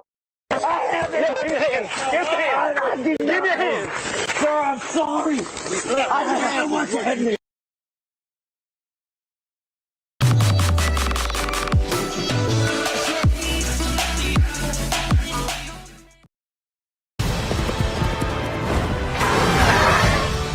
I pledge to fight for my king.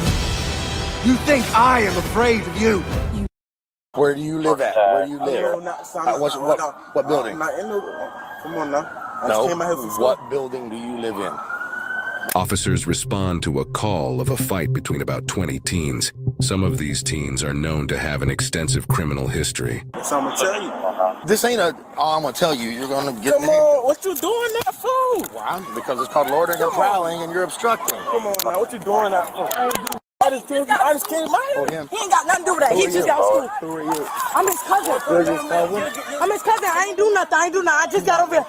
You can take me. You can take me. I got my phone in my phone. Come on. Hey, look, come on. Go put your hands. You about to go to jail too. Get out. Stop. Get the stop. Sir, stop. Please, sir, stop.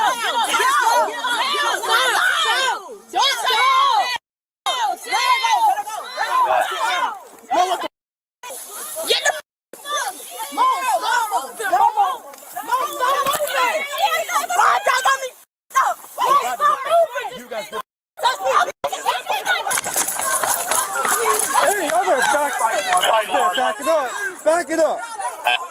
It's my big sister, please. Yes, sir. I'm sorry. That's my big sister. That's me, bro. My big sister, bro. Please don't do nothing. Take me out these handcuffs. Put in the car. Step away. Big sister. Step away.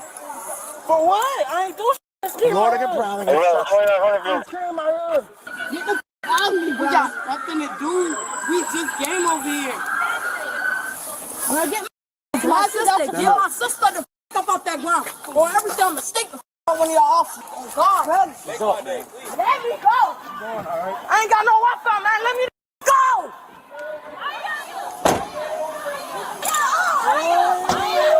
Where do you live at? Oh, I was down here. Then get out of here now. Where do you live at?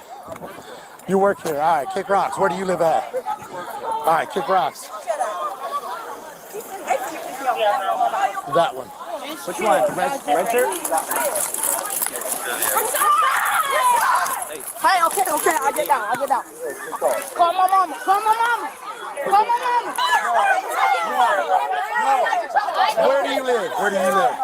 Where do you live? Then leave. Where do you live?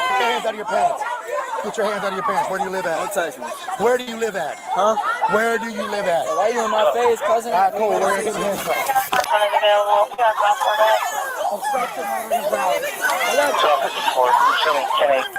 Come on, man. Nobody did to y'all. I didn't do nothing to you. Stand Yes, up. you did. Because all I did was put you in cuffs. Bro, give me the off this ground and get me out of these cuffs and take me home. See, I got you dropped out body cam. Calm down. Calm down. If you don't live here, leave.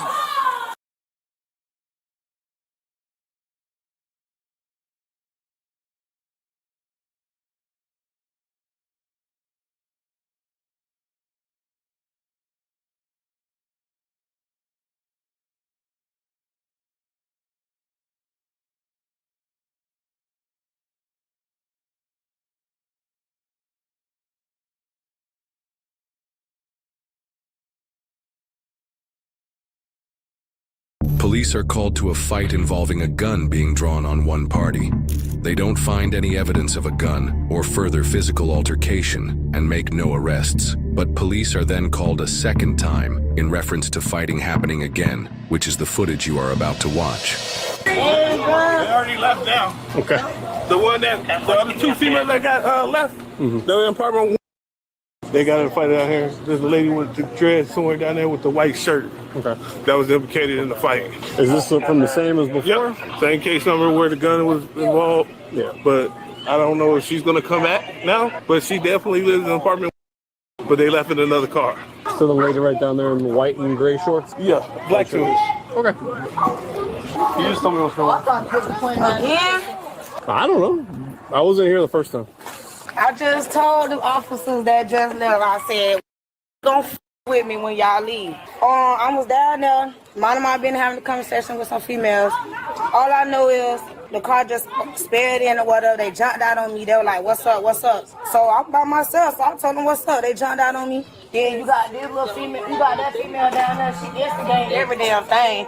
But she didn't actually, she just verbally instigated them? She didn't actually jump in on it? No, she didn't jump in, but she probably basically told them where I was going. Where do you live at? I don't stay over here, so I'm visiting. What can we do to prevent this from escalating? Because I don't want them to come back and shoot you, jump out with a knife. I don't know. They stay over here. They stay over here. I really don't want this to escalate into some kind of violence. More violence than it already has. Do you want to press charges? No. Do you want to press charges for these females attacking you? If you're wanting to press charges, I mean, you can write a statement. We can try and identify who these people are. They seem like they stay here, so somebody should know who they are. We'll track them down eventually. Doesn't mean that they're going to go to jail tonight, but eventually they'll have to answer for what happened. But it's up to you. I don't know. I just told them. I said when y'all leave, the police they gonna keep with me. Is there anywhere? Can we give you a ride somewhere? Or is there somewhere else you can go for the time being to prevent this from escalating until? Yeah, I can go to my grandma's house. Yeah. Can you get over there? She stay down the street. Do you have a car? Do you have a way to they get right down? there. They right there. They right there in that brick. Bro, they keep with you, bro.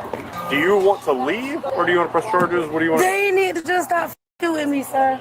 Alright, so you want to trespass her from the property since she doesn't live here? If she's not willing to leave? Let's ask her first, and then that's going to determine my decision. Can you come back over here?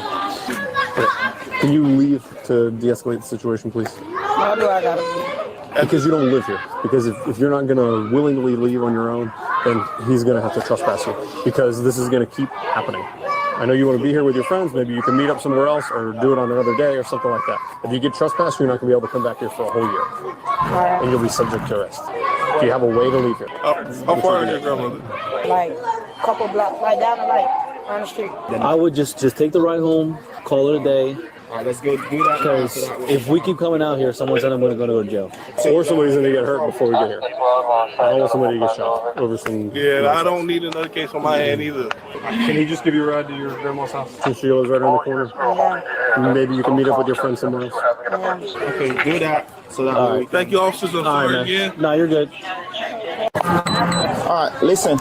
You got two options. Either you leave, he's going to give you a ride, or you're going to be My mom is coming to pick me up. Well, how long is it going to be? I don't know. She's coming. All right, call your mom, get a time frame for us, because we're not going to stay here forever. 20 minutes. 20 minutes. How you know it's 20 minutes? You just say you don't know. Call your mom to get a time frame for us. You're going to be trespassed. I did. I need a lieutenant. Give me the lieutenant name and number. You're not getting a lieutenant because she's the problem. And she but she doesn't live here. Listen, you can go wait for your mom right out front or just trying to get the right food security. What happened to her while she's standing out front? All right, we're going to wait here until your mom pick you up then. And if your mom don't pick you up after 20 minutes, then you're going to be trespassed. Okay. Well, we don't know what's going to happen on the road. It might be an accident her mama's stuck in.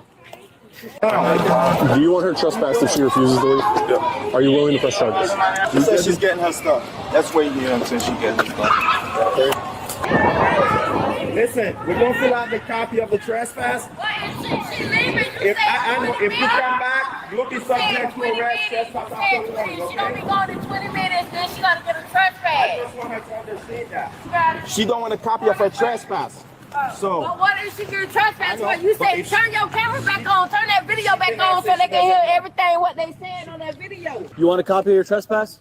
Nah, she don't need it down. Turn y'all video So back on. it's on. So you're trespassed. You come back here again, you're going to jail. okay, all right. You can't say you don't know. You don't got to sign anything. Okay, we'll be back over here tomorrow. You go to jail. You go to jail. We'll be here. Then you go to jail. Hey. I'm going to get my stuff so I can go. We already went through that. You're trespassed. Go. Shut the up. Are you refusing to leave the property? Can I go get my stuff? She's walking back on property. We 10-4 for press charges. Like, that is so aggravating. Why they keep harassing me? What you doing?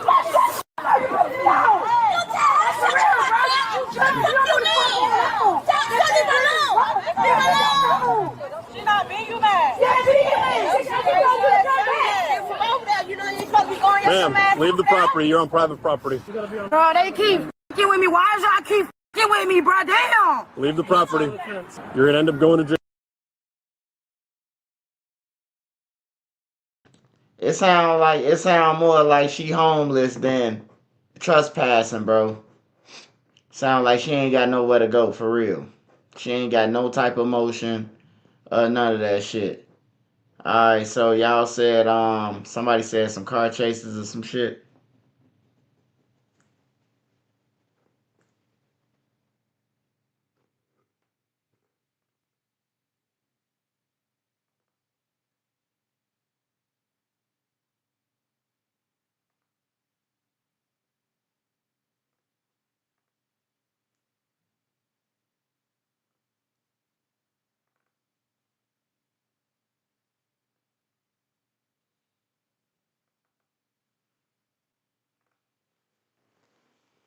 Dum, dum.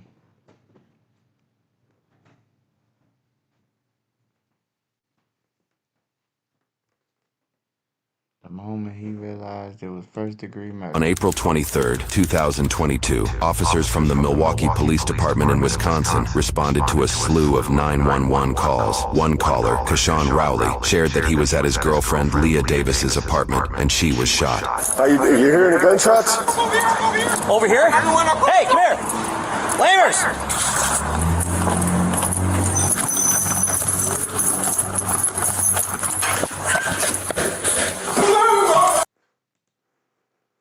Yeah, we saying this shit. Let me see.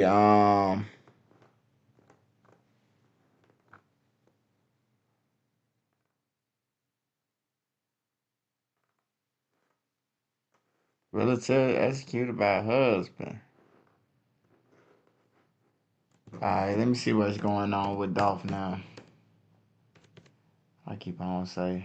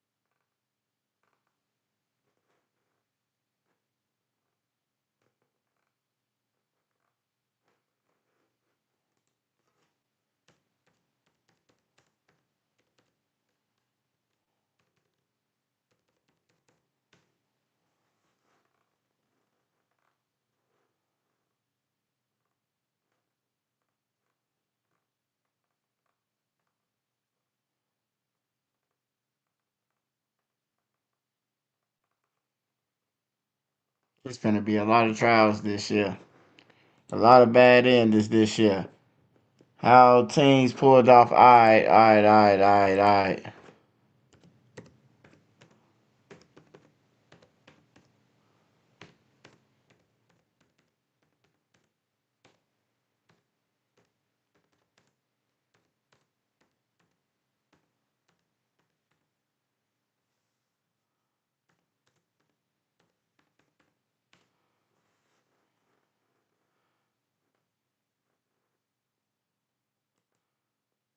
Shopping for tires used to really grind my gears.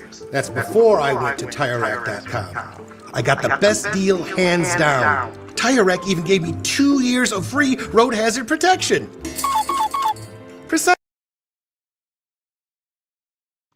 Gotta stop the live for this one. Shout out FE. FE, what's up, FE? Shout out FE, man.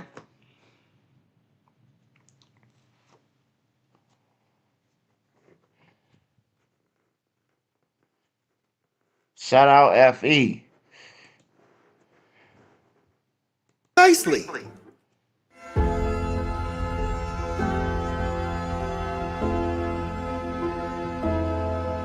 In February 2024, 9 masked teenagers in a minivan rolled up to a luxury car dealership to carry out a burglary in Waukesha, Wisconsin. The group forced open a garage door to enter the dealership. Inside, they pried open a key lock box and located the vehicles associated with the keys. Shortly after, one of the vehicles crashed through a garage door, making way for 8 other vehicles to escape. It is estimated that over $583,000 worth of luxury cars were stolen, including Land Rovers, BMWs, Jaguars, and Porsches. Minutes later, dispatch received a call about several new luxury cars without plates pulling into a gas station in West Allis, Wisconsin. The caller reported seeing 8 young black males and 1 black female, all in black sweatsuits and masks, quickly entering the gas station. Additionally, local law enforcement had been monitoring several car dealership burglaries targeting high-end vehicles throughout southeastern Wisconsin. The suspects were believed to be part of a Chicago-based theft ring. But among the 9 teens that had just broken into the dealership, 17-year-old Calvin Valentine faced the most trouble.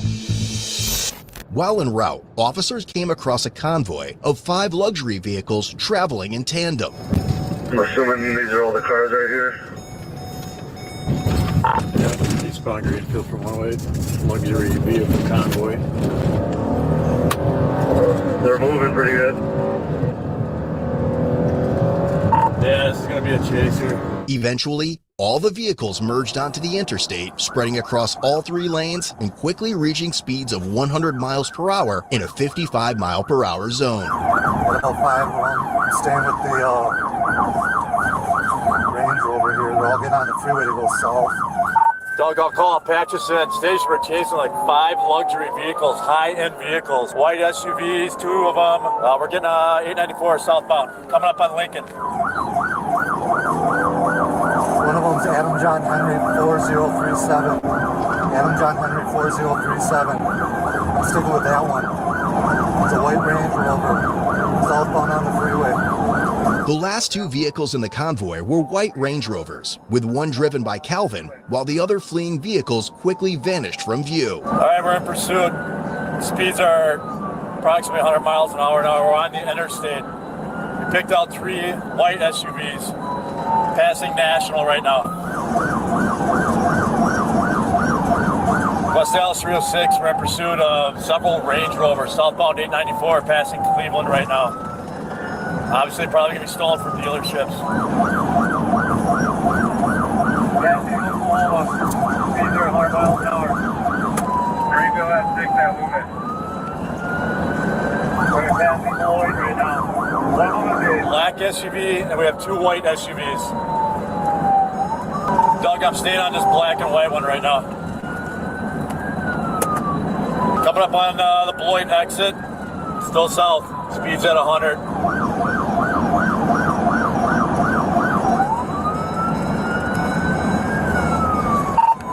We're veering to the east.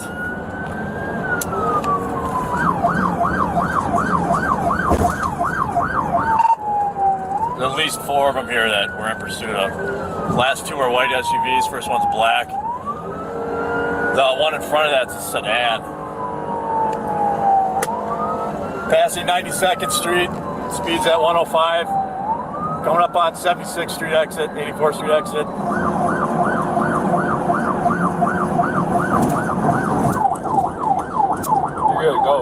Go. Passing 84th Street exit right now. 84th Street. Hammer it. You're good. West Allis pursuit. Probably burglary, stolen vehicles here. 84th Street, 94 eastbound. Just past 76th Street.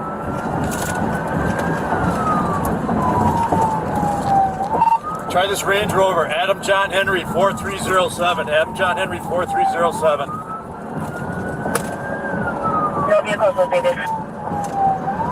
Just past 6-8, 94 eastbound. All these white SUVs coming your way.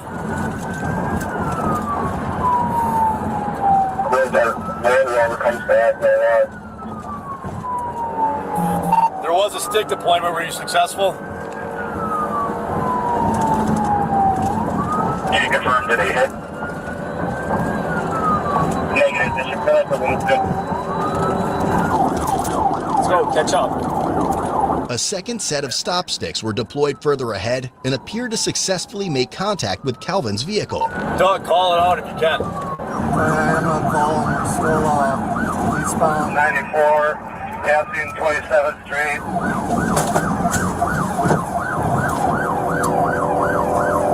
I just hit a set of sticks, Sarge, so I don't know how much longer to be in this. Looks like one of them hit a stick. Someone threw some sticks there.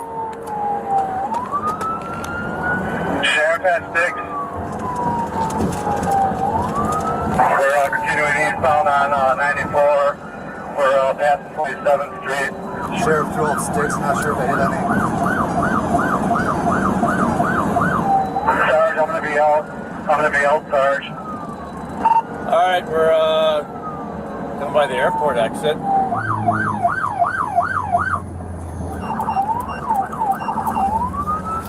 Alright, we're gonna come around the curve here for the airport. Should be coming up on College. Looks like one of the Range Rovers got a flat tire, back left tire flat.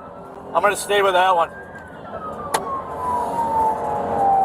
Yeah, that's affirmative. The Range Rover, one Range Rover is back left flat tire. I still got two of them running side by side here. Speed's at 100, but definitely flat tire on the Range Rover. Slow on speed, tire's gonna come off, gonna blow.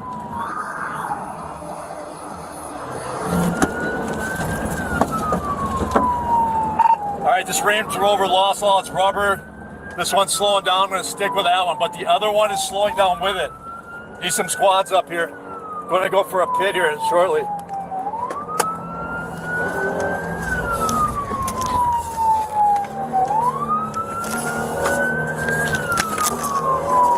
They're gonna bail,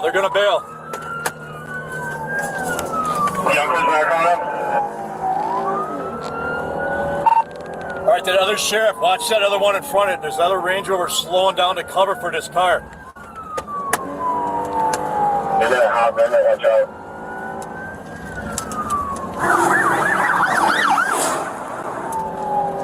All right, give me some more up here. Looks like I got one sheriff with me. We're back up to 86 miles an hour, coming up on Ramsey. Hey, let me...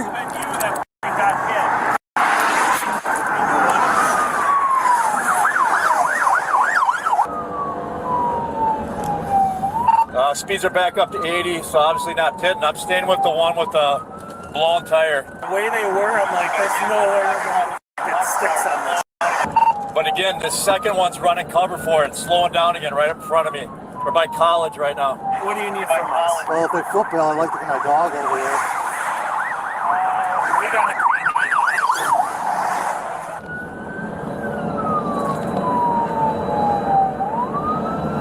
Hey, it's on a flag. You want to take a TV or no? Coming up on Rawson, we might try to exit here. They're looking to bail. This car is for sure. I got that second stolen coming up behind me now. That wasn't even that. No, that's all right. I don't know who was it. Was it Jacket? Oh.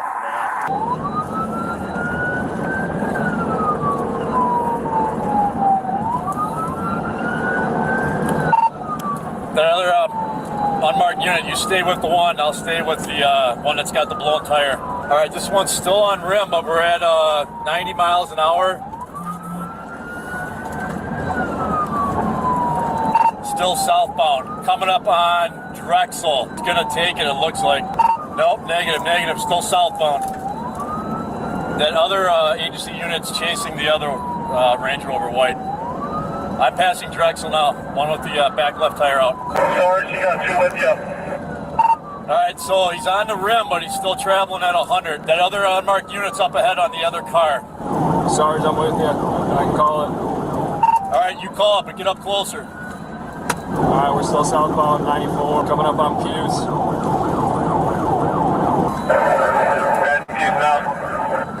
I think it's single loaded, black male driver. Still southbound, coming up on exit 322, Ryan. Losing a lot of debris from that back left tire. Speeds are at 100. Coming up on Elm, if anybody gets that sticks. Got nothing on the back left tire. Speeds are still 100. Southbound. Coming up on Elm Road. Speeds are slowing. He's got nothing. He's looking to take Elm. Speeds are down to 80. Passing 324. We're going to pass Elm Road. He's over in lane 3. Still way too fast for a pit, but if it does drop down again, I'm going to try to do it. Hey, Frank. You got good jump right behind you. Speeds are up to 100 again. It's got no rear left tire riding on rims. Very loud noise coming from that back rim, but he's still at 95. I'm requesting any other agency to deploy sticks so we can slow it down even further. Get any other agency that's able to deploy stop sticks so we can slow this down even more. Southbound, lane 2, passing exit 327. How would you? 94 southbound, lane 1. Speeds are still 100. All right, is everybody ready for football when this comes to an end? I mean, we're still at 105 right now, but maybe we get some more sticks on it. Coming up on Highway K, half mile ahead. You got plenty behind you, Sarge. Yeah, looking maybe anybody forward with sticks. Still requesting that. Bring this to an end. Sarge, Kenosha County has sticks ahead. Get you, I'm gonna pass. Sheriff's Department's passing, Sarge. Copy that. Metal operator, early 20s, is gonna blast hoodie on. Copy that. Negative on stakes. Still southbound, 9-4. Speeds are down to 90. Coming up on the 335 exit. All right, that stick missed, but I see a squad up ahead in front of us. Moving over to lane 3. Coming up on 335, All right, I see some squads up ahead. We're coming up on you fast at 108 mile an hour. We're in lane 3, coming up on exit 337, Mount Pleasant Summers. He's splitting 3 and 4 currently. Speeds are at 100, 103. lane 2, passing 337. White Range Rover.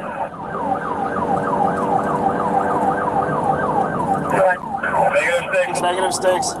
Continuing southbound. Speeds are down, 80. Lane 3. Still too fast there. I'm at 73 for a pit. Still too fast, 75. I mean, I'm in position, but still too fast. This SUV might roll. All right, you guys, here we come. More sticks coming up ahead. Coming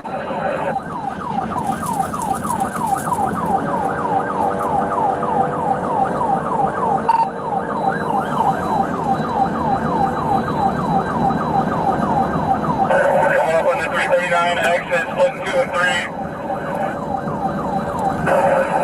Southbound, 9-4, past 339 exit. Lane 2, currently. Got a lot of sheriff here, but no one's throwing sticks. If you're able to, get in position. Requesting it, please. Continuing southbound, 9-4, coming up on 340. Anybody with sticks, we're in lane 1. Splitting 1 and 2. And over to 3, using park. We're gonna slow down here, speed it down to 90. We got 6 ahead. Lane 2. I got nothing for radio reception out here past the 345. Anybody can hear me past the 345. He's gonna be done here soon. He's up to the frame. Need to get some more sticks. If you got state patrol, maybe they can call it. Since he was driving on the tire rim, he soon lost control and struck an uninvolved vehicle. All right, he's slowing down, or at least down. Well, nope, he's gonna lose it. Nope, slowing down, 90. He's gonna lose it, he's gonna lose it, he's gonna lose it. Crash, crash, crash, crash, crash, crash.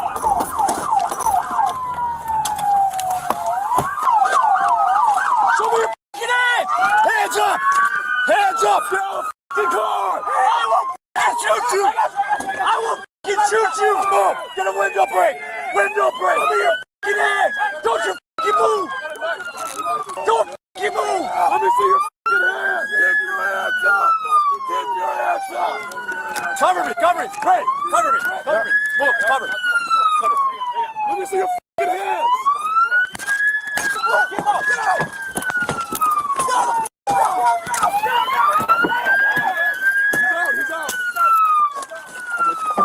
Check on that other driver. I got him. I got him. Are you guys good? You guys good? Good? Thank y'all. Thank you. Thank you. Hey, excuse me. I was trying to call y'all to tell y'all. Shut up! Shut the f*** up! Hey, we're good. We got him. Everyone chill. We're good. Hey, can you get my phone? No. Everyone chill. We're good. I'm on the phone with my mother. She's in the car. Are you hurt? Yes, no. Please, I don't know if I'm hurt. I don't know. Hey, can you guys, you were state patrol, maybe handle it. He hit that car. We sped up when we saw him coming. We saw him turning.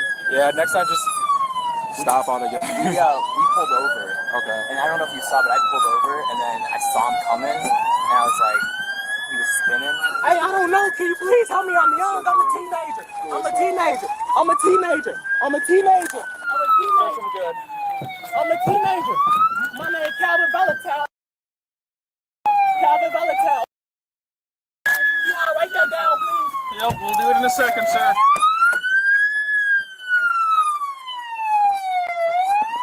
How'd you guys get his tires? We got devices for that, but we're just making sure you guys are good. No medical needed, anything? What, I just put some hard. Yeah. Where do you want us to go? Just stay here. Just stay here. Over this way, sir. Hey, can you pull I'm a teenager. Can you pull my pants up? I'm a teenager. I'm a teenager. Can you make sure there's nobody else in there? Hey, can y'all get my phone for my mother? Quiet. Bring him over here. Be quiet. Take him over there. Yeah, well, too bad. He just choked me. I'm a teenager. You asked me, dude. Shut up. Stop talking. Help yourself. Stop talking. Jesus. Nobody? We're good. Real quick. I don't got nothing, sir. I don't got nothing, sir. Can y'all tell me how far we is from Chicago? Nope. Spread your feet, please. I'm a teenager.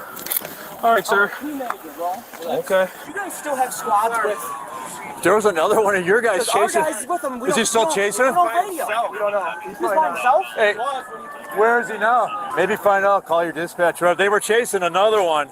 I'm a teenager, bro. Why y'all just showing me like Stop talking. Stop talking. Relax, sir. How old are you? I'm 17. Oh, so you're an adult. I guess I'm Yep. Front left. Said you're 17? Yeah. Hey. When did you turn 17? Like when? May. You're an adult in Milwaukee County, sir, so you're currently under arrest. So I'm going to the county? Yep.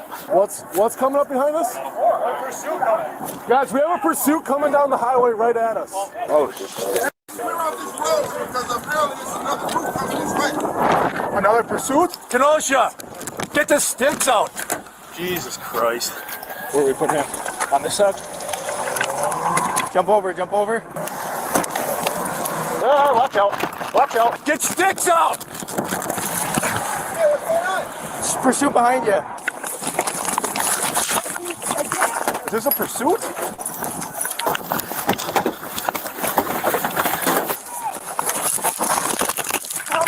Stay. Don't move. Is it a pursuit? I don't know. I'm helping you right now by putting you here. I'm a teenager. Try not to get you killed, okay?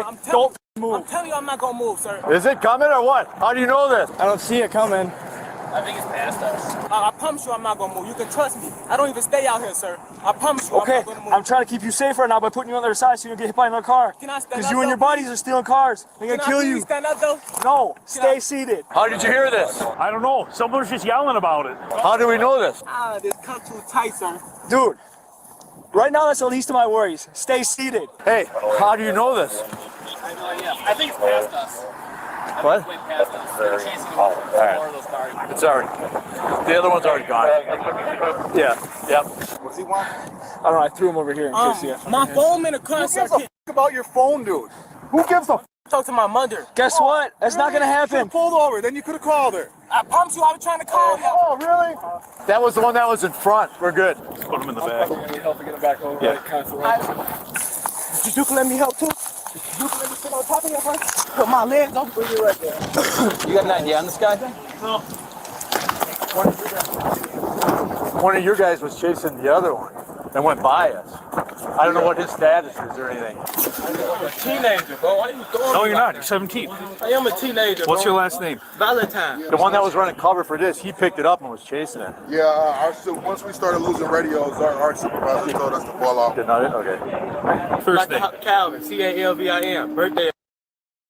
K. You said C-A-L or K-A-L? Calvin. Find some agency names, just jot down some, just somebody. I don't know, just craft something. State Patrol, touch base with him, get a name, because the bad guy car crashed into that car. Phone number.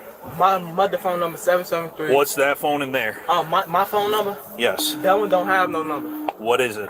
It ain't gonna lie to you. 773. You been arrested in Wisconsin? Introducing rugs made to measure. Custom.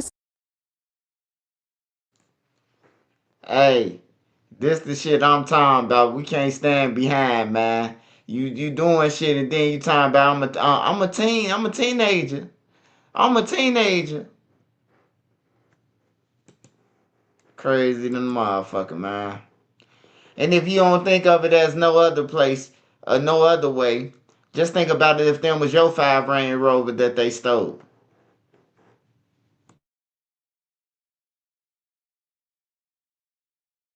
No. You've been interested in Illinois? Yeah. Okay, for what? Huh? For what? A battery because I was finding my cousin. I was just traveling back. Okay.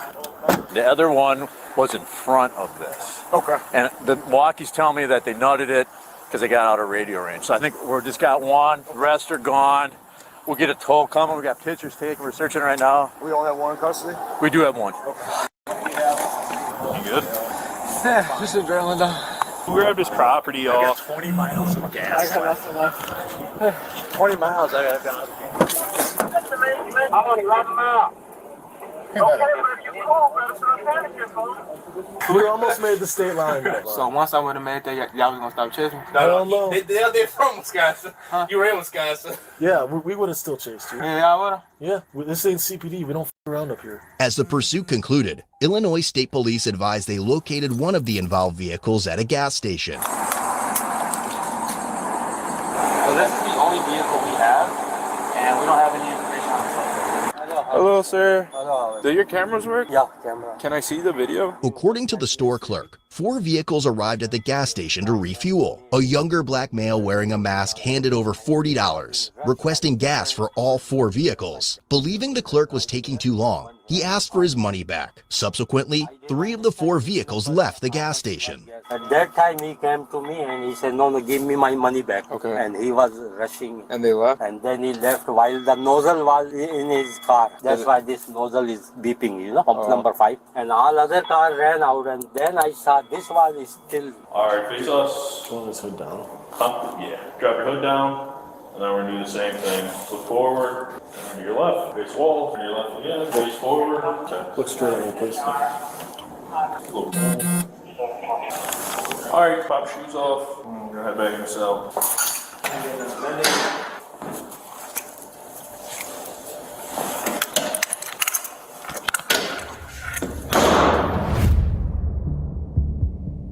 Calvin was charged with felony counts of taking a vehicle without consent, burglary, receiving stolen property, and criminal damage to property, party to a crime. Subsequently, his cash bond was set at $50,000. As of July 2024, Calvin was found guilty of burglary and taking a vehicle without consent. The remaining charges were dismissed but read in. Ultimately, his sentencing is scheduled for September 23, 2024. As for the 8 other suspects involved, there are no reports of their arrest. However, according to the latest updates, 6 of the 9 vehicles have been recovered in Wisconsin and Illinois. Want a deeper look into the channel or craving additional content?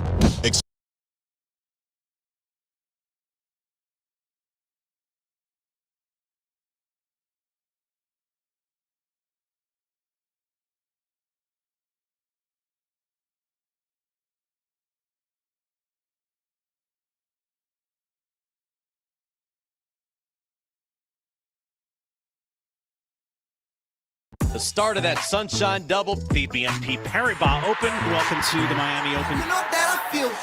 The best tennis players in the world. It is paradise. The weather is great and the fans are great.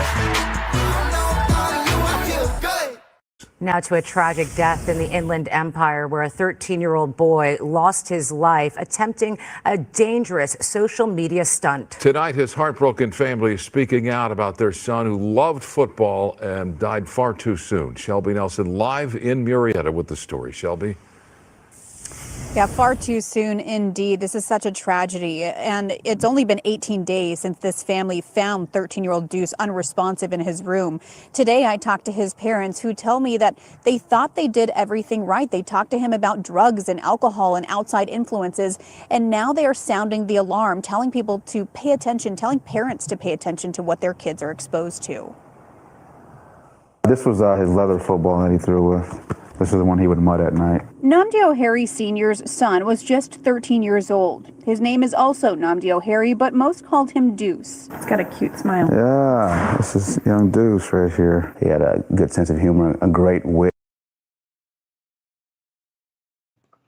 Yeah, man, they went all the way to Wisconsin to take some damn Range Rovers, man. You know how many fucking car lots they done passed up? They done passed up 1,000,000 car lots to go out there to steal at that one. And then only have $40 for fucking 6 cars to get filled up for gas. Crazy, man. Throwing their life away like just like trash. Right now, Atlanta police are questioning one man at headquarters. Fox 5's Christopher King is live in Southeast Atlanta with the latest. Christopher? Courtney Russ, those shots broke out right here at this tire store. Police confirm the store owner was shot and killed here at the scene. Another man died at Grady. Police say it appears to involve a disgruntled employee. Atlanta police combed the scene of a deadly shooting. The gunfire erupted at this tire store on the 2900 block of Jonesboro Road. It looks like there was a dispute that escalated into gunfire. The shots broke out around 4 Thursday afternoon. Police say the store owner was shot and killed at the scene. They located one male that was deceased, a second male that was shot. He was transported to Grady Hospital where he was pronounced deceased from his injuries. Investigators are working to piece together exactly how and why the argument turned deadly. What Fox 5 Occupants, we're now going southbound into Charlotte Park. Stop, police! On August 2nd, 2022, police officers in Milwaukee, Wisconsin were on a routine patrol when, according to dispatch audio, they tried to stop a vehicle related to a shooting. The vehicle reportedly had one driver and one passenger. The incident quickly escalates into a high-speed chase through a neighborhood park and features two very fit officers who never give up.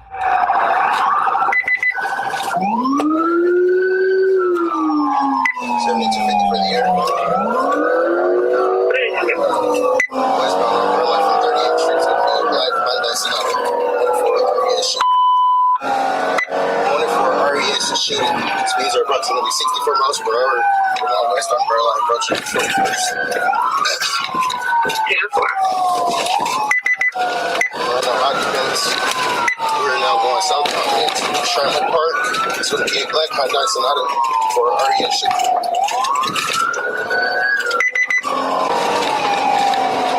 Speeds are approximately 40 miles per hour.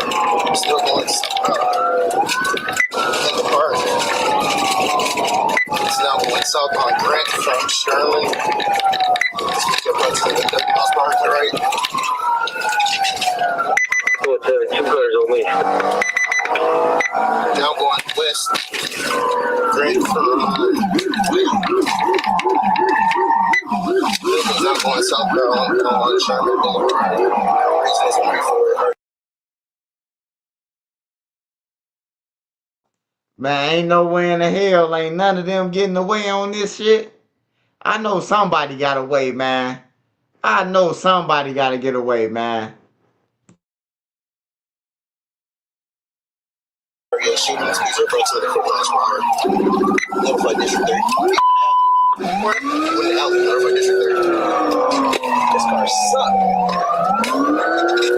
Okay, he's now going west on 6th Street around the Sherman Boulevard. Speeds are approximately 50. Roads are dry, traffic is light. Now going southbound runway traffic, 144th from the city. It's going to be a Black Honda Sonata. Reason going to be for RES shooting. First near the plates are Adam Franklin. 1353. For District 3. Now bail. Belly. Stop, police! Belly. One officer pursues one suspect, while a second officer simultaneously pursues the other suspect.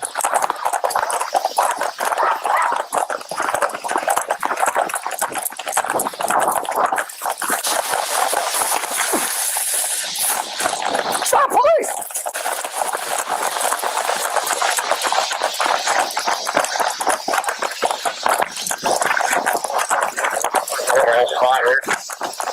There's cover in help though.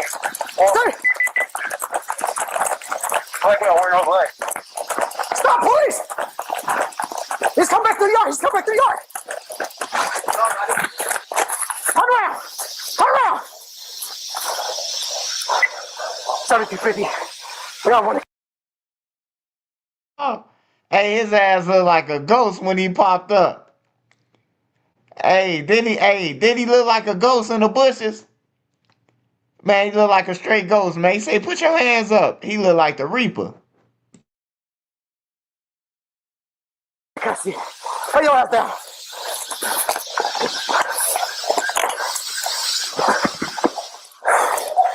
Hey, you're sick. License plate the black male looked like you went back east from 44th car. Got the right person behind you today, boss. You're out there, and I've worn a shirt before. Get up. Wrong person today. You got it, boss.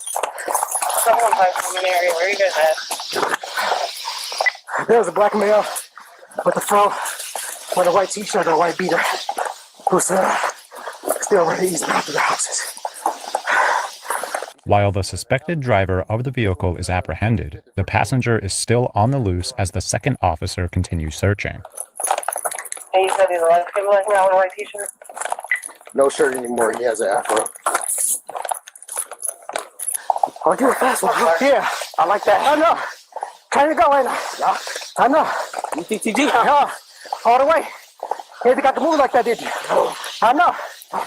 So did you guys with the car? 7235, not with the car. Okay. These legs work, don't they? Oh, yeah, they move. I know they move. This is nice. You got some feet on you. I like that. I know. Right to your face. You pretty fast, too. Right to your face. You pretty fast. I play football. Huh?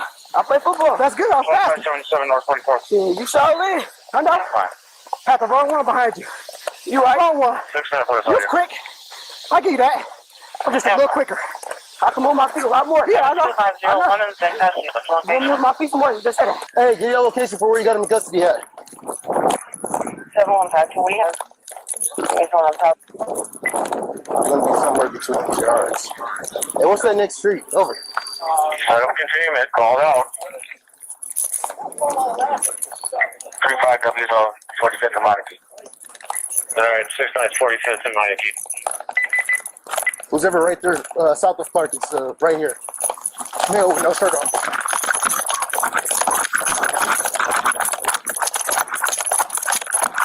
What street are you on here?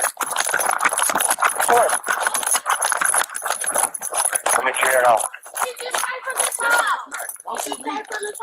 Sweetheart. Yeah, I'm trying to take your beater off, man. What beater? I had a shirt on. I was with her. Hey. Yeah, you wasn't. I got a pump action. Stop moving. All right, stop moving. Hold on. I know y'all ain't. I know he ain't just pop out the cut trying to act like he was. I know he ain't just pop out the cut trying to act like he was innocent. Hey, y'all seen him pointing towards the other way? He was pointing towards. Hey, he was telling what a person ran at. He was trying to say. He was trying to throw him off and say that he ran in the bushes. That's crazy, man.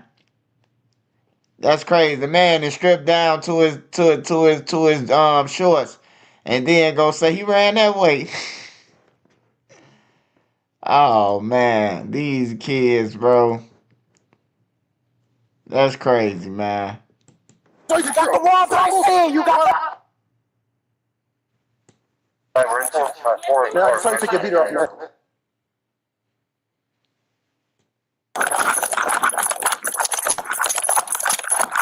What street are you on here?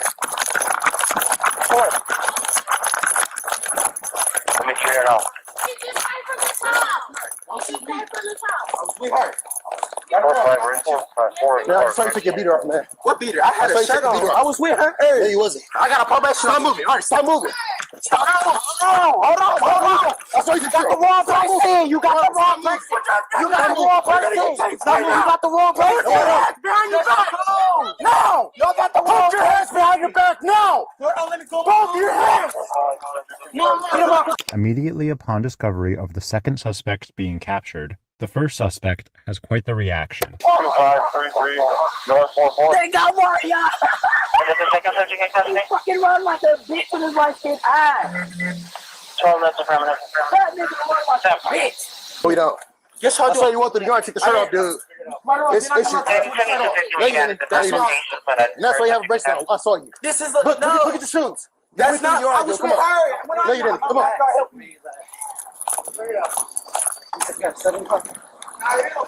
Yeah, you're under. It's not even me. It's here for sure. Now we're not right here. We're not right here. Okay. Boss, ask him. No, he wasn't. I don't have no type of tool or nothing. It's still a car with you. Look at your pants, dude. We're going through the bushes. Come on, dude. Come on, stop it. Okay, yeah, he ditched the beater back here somewhere. But that was him. That's him. Yep, positive, 1%. The first suspect was charged with 1 count of fleeing an officer with a vehicle and 1 count of second-degree recklessly endangering safety. This particular suspect was involved in an entirely separate police chase 5 months prior to this incident and was in the middle of serving their 2 years of probation during this footage. For this case, he pled and was found guilty of fleeing an officer with a vehicle. For this, he was sentenced to 6 months in a house of correction, which would run concurrently with his 2 years of probation from his previous record. As a convicted felon, it was determined he may never legally possess a firearm again. For this case, no charges were brought related to a shooting. As for the passenger of the vehicle, he is presumed innocent of any wrongdoing until he is convicted guilty in a court of law. I have the one to say silent. Yeah, I know my laws. I think you're gonna be mine. Taxes was waiting and wondering.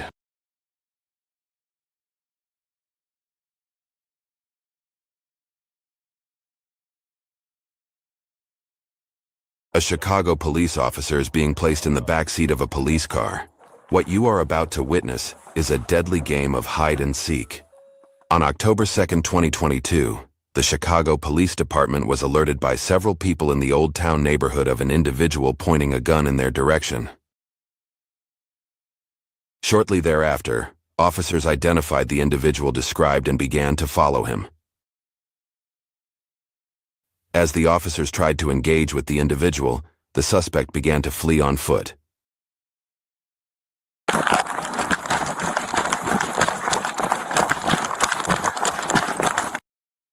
One officer pursued the suspect through multiple apartment complexes. This was the first of multiple foot chases by the officer. The suspect hopped a fence and stumbled while landing.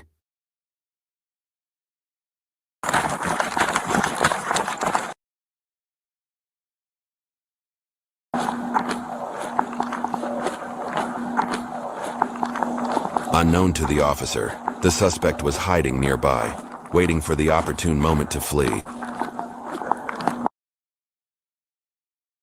The second officer in the police vehicle decides to take a shortcut through the apartment grounds.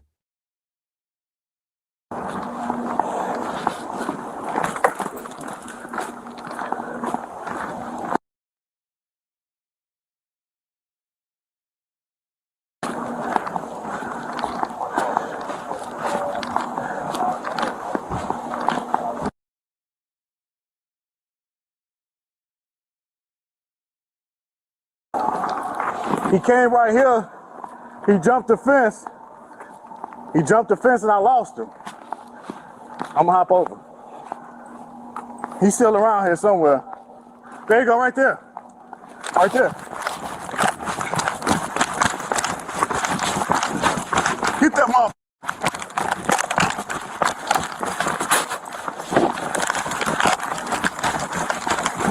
The suspect, feeling the officers closing in, doubled back through the previous parking lot.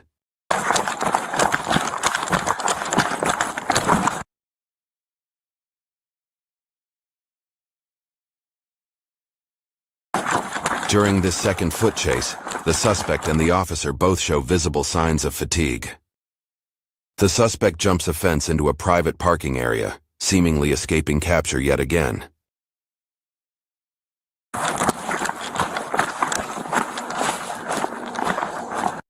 What the suspect doesn't know is this will not be the final chase of the night.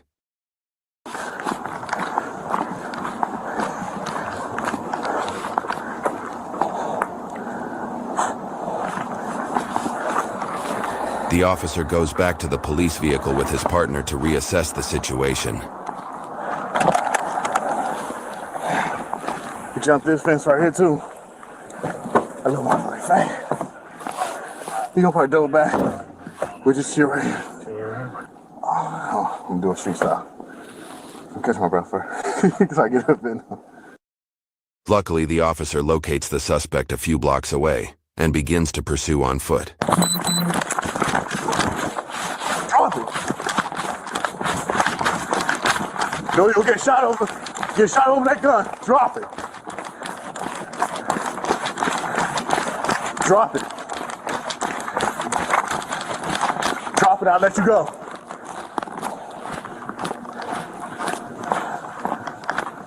Now on the third foot chase, both men are winded and moving at a much slower pace.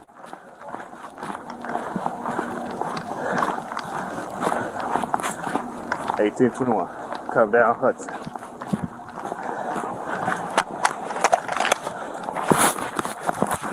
Yo, you might get tagged.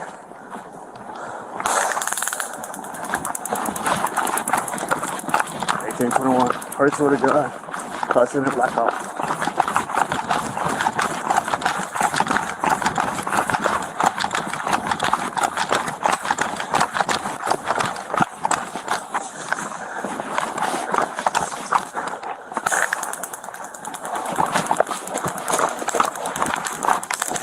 The officer has now tried to use his taser on an armed suspect twice, to no avail. The suspect will respond to the officer's compassion with a dramatic escalation. And as the officer rounds the corner, a full-on shootout commences. Shots fired. The officer takes cover around the corner, then fires his weapon again, fatally striking the suspect.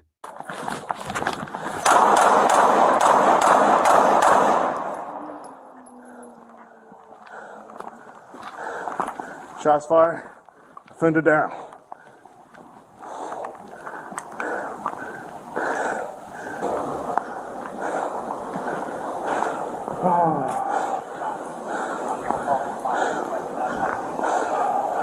He right here, sir. Watch out. Go ahead, put that away, man.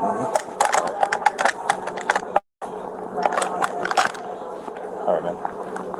Good. Okay. I was right here at the alley. He turned in the alley. He shot back at me. Gave him orders to stop. Then I shot him. Okay. Okay. You're good. Good. Let me check out your pistol real quick. Make sure you have the mags. All right. Come on with me. Good. I'll take a deep breath. Multiple officers and medical personnel arrive on the scene to assist. Breathing? Negative. Yeah. All right, here's what's gonna happen. All right. Have a seat in the car. How are you feeling? Good. You breathing okay? Good. Feel lightheaded at all? Anything? Okay. Want me to call an ambulance? Yes. All right. Let's get you checked out, man. All right. Like I said, have a seat. Don't talk to anybody while you're in here. You're not in punishment or anything like that. But As of the time of publication, the officer is not suspected of any wrongdoing. However, the incident is under investigation by the Chicago Civilian Office of Police Accountability. By law, Chicago officers cannot serve on the board that investigates officer-involved shootings. Out of respect for the deceased gunman, we have carefully edited the footage to exclude any graphic content. Yo, these were sold out everywhere, but then my eBay alerts went off. Got them.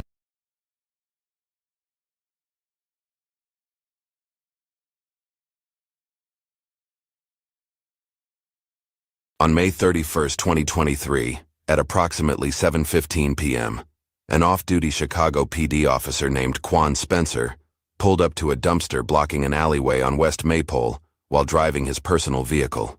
The investigation indicates that preliminary information received on the scene indicated that after moving the dumpster, Officer Spencer was fired upon, prompting him to run back to his vehicle and return fire. However, third-party footage shows a different story entirely.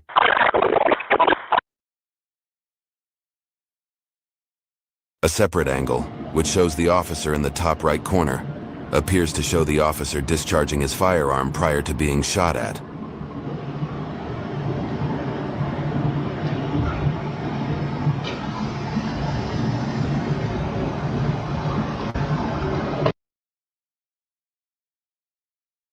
soon as the officer fires the initial shot, multiple individuals scurry to cover, and they have no way to know he is an off-duty police officer.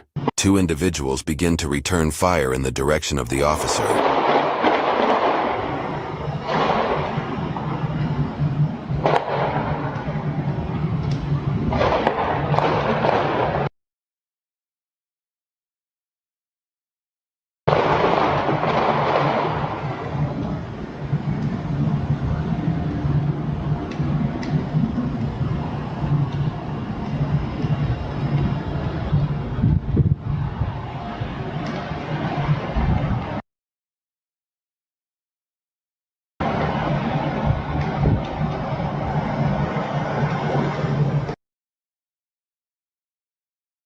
After a total of 20 shots are fired, the officer retreats to his vehicle, but then drives in the direction of those who shot at him. This prompts a subsequent shootout.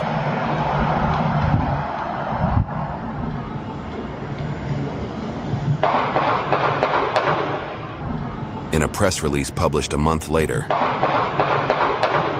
COPA stated that, after further review of third-party video, it is unclear, and has not yet been determined, that the officer was fired upon first. A 911 call, placed by Officer Spencer minutes after the shooting, offers some insight into what transpired. Hey, what's up? I'm a police officer. I just got shot by these gangbangers. What's the location? The location is Maypole and Levitt. It's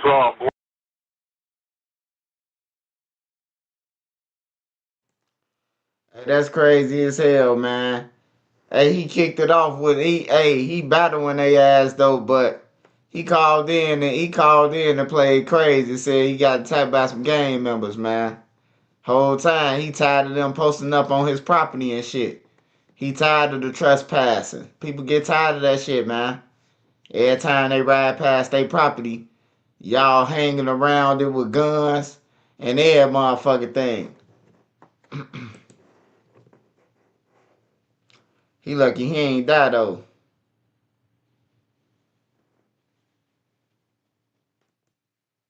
On September 2nd, 2023 at approximately 2 a.m., two individuals, a man and a woman, were captured on camera arguing in the middle of South Ewing Avenue and 99th Street. The encounter escalated when the woman appeared to draw a gun and aim it directly at the man. She couldn't have chosen a worse time. By sheer happenstance, two Chicago police officers were on patrol in the area and saw the commotion ensuing in the middle of the street. The officers engaged the couple, but the woman turned to walk away. Nothing could have prepared the officers for what would happen next. Hey, come here. Come here. Hey, come here. Come here. Let me see your hands. Let me see your hands. Oh, shit.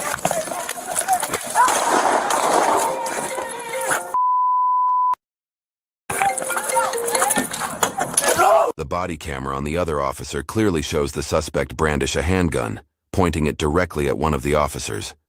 Both officers took cover, each firing a single round. Hey, man! No!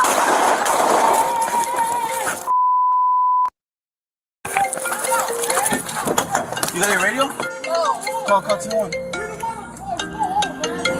Call 2-1. Call 2-1. The officers worked to send out an officer needs help call, the highest priority call for any agency. In Chicago, it's referred to as a 10-1, but other agencies use different 10 codes for this type of particularly dire event. Also take notice that one officer had to silence her phone during the encounter, costing her much-needed time. I can't, my radio! A traffic camera shows the suspect cut behind an apartment building and head south towards nearby railroad tracks. The same officer then had to clear a jam in her service weapon. Even though it only took a few seconds to clear, it must have felt like an eternity. Notice how she calls to her partner so he doesn't run ahead without backup. 10-1, 9-1. 9-9 in Ewing. 10-1, shot one. Shots fired at the police. 9-9 in Ewing. Come back! 199 in Ewing. Shots fired at the police. 9909 South Relay Station 10-1. 99 in Ewing. The female Hispanic squad just opened fire at us. Alright, female Hispanic just opened fire at 484. Was anything shot back or no? Where's up? 10-4, shots fired. Gun jam. I got touched by your dad by the police 990. I saw Billy CML and standing wearing all black police officer. Hey, everybody, they shot at us on here. 424, go. What the? Available, Sergeant. 440. Alright, the female is acting going north on Ewing. Right, 484, how are you guys doing? You guys okay? We're good, squad up. She took off, squad. Okay. She was with another male Hispanic. Sam, she went into the alley. She ran eastbound 99 and into the alley.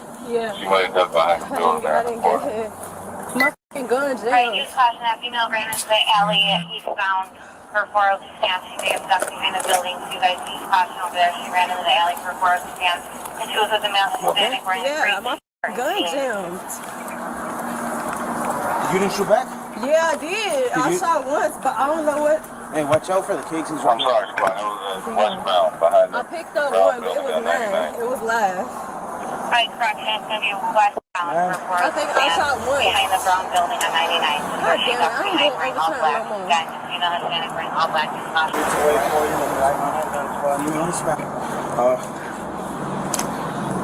Is right. I'm glad nobody got hit. Responding officers began to set up a perimeter to contain the suspect to one area, allowing time for a K-9 to arrive and track the suspect down. Alright, you're looking for a female Hispanic and a male Hispanic. The female Hispanic had a black handgun. The handgun, used in an attempt to kill a police officer, is being tested for forensic evidence. Under U.S. common law, a spouse cannot be forced by the government to testify against their partner, but they may opt to voluntarily do so. As of the time of publication, the matter is still an ongoing and active investigation. If anyone has information or video footage related to this incident, please contact the Chicago Office of Police Accountability. By statute, COPA is independent of the Chicago Police Department and has its own team of investigators.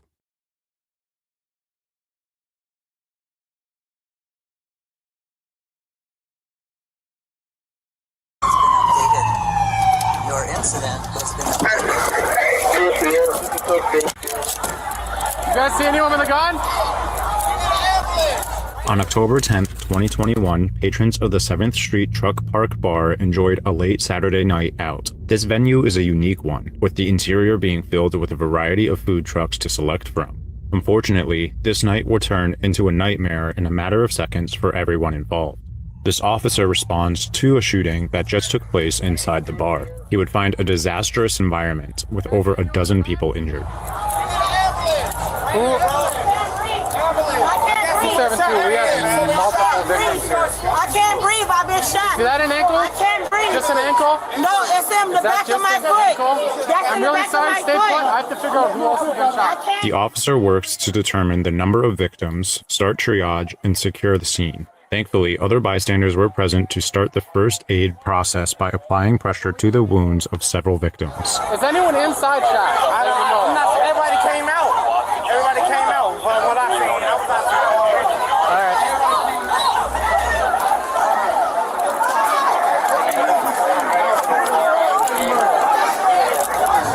Where's he shot? Let me see it. Right here, come on, come on. What do you need? He did not do anything. I know, I'm trying to fucking help him. Get out of the way.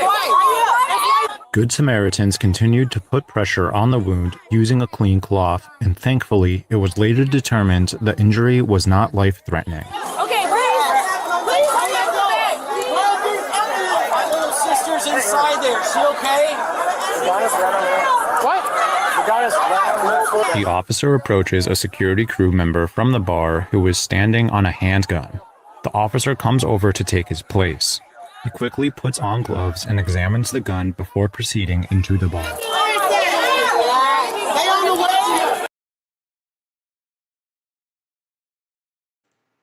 Hey Lamar, old girl pulled some cartel type shit, man. Some Colombiana. She did a Colombiana on the police. Are you guys shot? Is anyone inside shot? Yeah. Over here, you got people over there. Nothing serious right here? Like,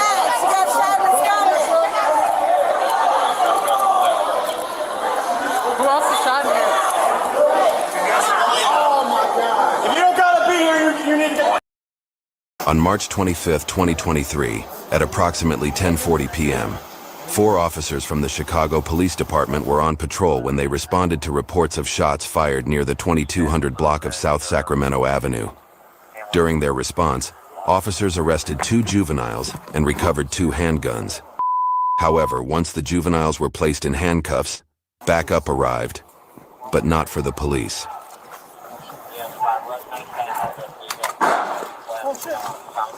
1064 boy, emergency. Shots fired. Emergency.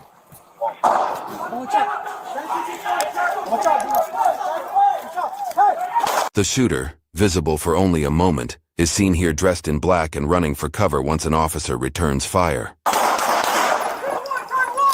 10-1! Shots fired by the police!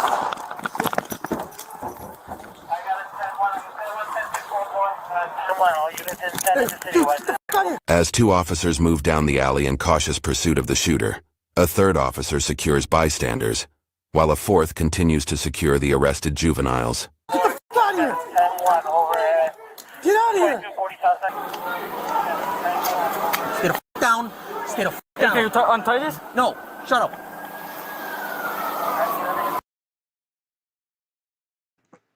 Wait a minute.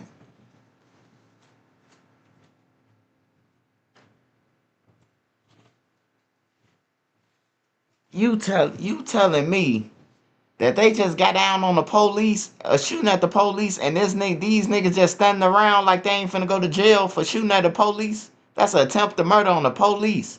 Like y'all was on security or something. Oh man, they throwing their lives away. Shit. By the boulevard, by the 23rd Marshall. 23rd Marshall. And let me come back around. Shut the f up. Shut the f up. Shut the f up. Can I get up now? No. You stay the f down too. Get the f down right now. Chicago police! No, police! Chicago police!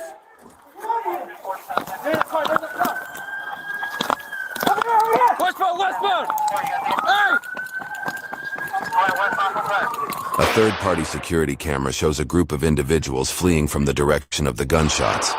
They scatter only when they hear a police siren from a patrol car responding to the request for backup.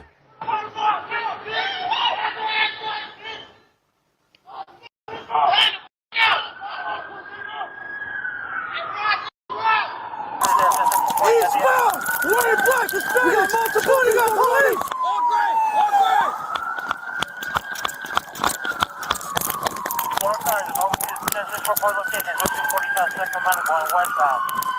23rd and Marshall! Hey! Put your hands up! Put your hands up! One officer attempts to detain 2 suspects, but they refuse to stop. The officer breaks away when he hears fellow officers calling for help. Over here! Right here! Yo! Let me see your f***ing hands! Get down! Get down! Get down! That shit. You got nothing? Stop it. Rico. I don't got my cuffs. I got mine. Get down here. And I don't got my cuffs. I have mine, you dipshit. Alright, why don't you just 20 seconds, please? How many people are we looking for? Shit. Is anyone else over here? There's a group of them, 1 shot at us. Shots fired back by police. Oh, fuck. Are you guys good? You guys on a shot? One shot. You guys in a Shots shot? fired back by police. What's the offender look like? Shit. Yeah, I fell. Get up, get up. Get up. 10-6-4-4, what's the offender description? Meanwhile, back with the arrested juveniles, I said get the f down! Shut the f get the f down! I don't give a f. Sit down then! Sit the f down. I'm telling you, sit the down. Sit the down. Alright? Sit the down. Sit the game. Sacramento. Alright, thank you. Thank you. Alright, you all just got shot at. Alright, calm down. Sit down. Look, dude, take a seat. Take a seat, you too. Take a seat. Take a seat in your ass. So one of the guys that's over there. Yeah, 24 Sacramento. I have the last team running for 7 seconds, please. What's the description? 64 point. This guy shot. 64 boy is right off left. No, it's not a symbol. What? Was there a guy in all white? Because there was a guy in all white. Finish up, we're looking for. Is there more? There's one guy that shot it. Hey, where are the guys at? The guys that we had in custody. Where's California? Where the fuck is it, dude? What?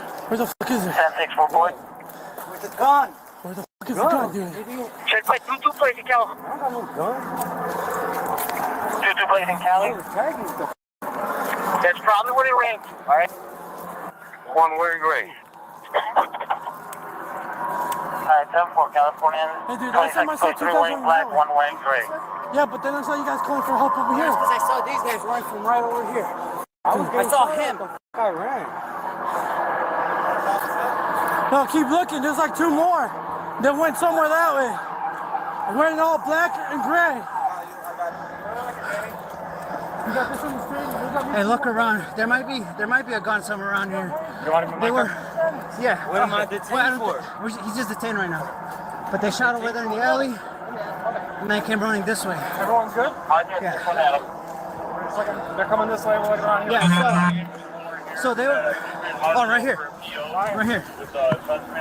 An officer recovers a Ruger LCP-2, equipped with a laser sight and an extended magazine, loaded with live rounds. Oh, shit. I touched it. 10-64 boy. I found that. Shit, I know. 10-6-4. I got it. What was that?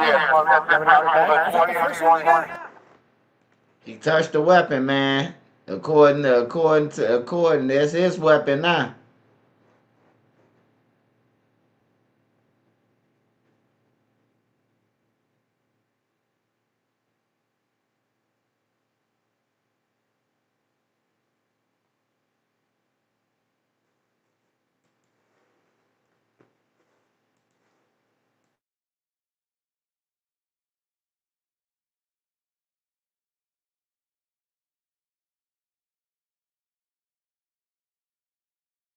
Shit, I know.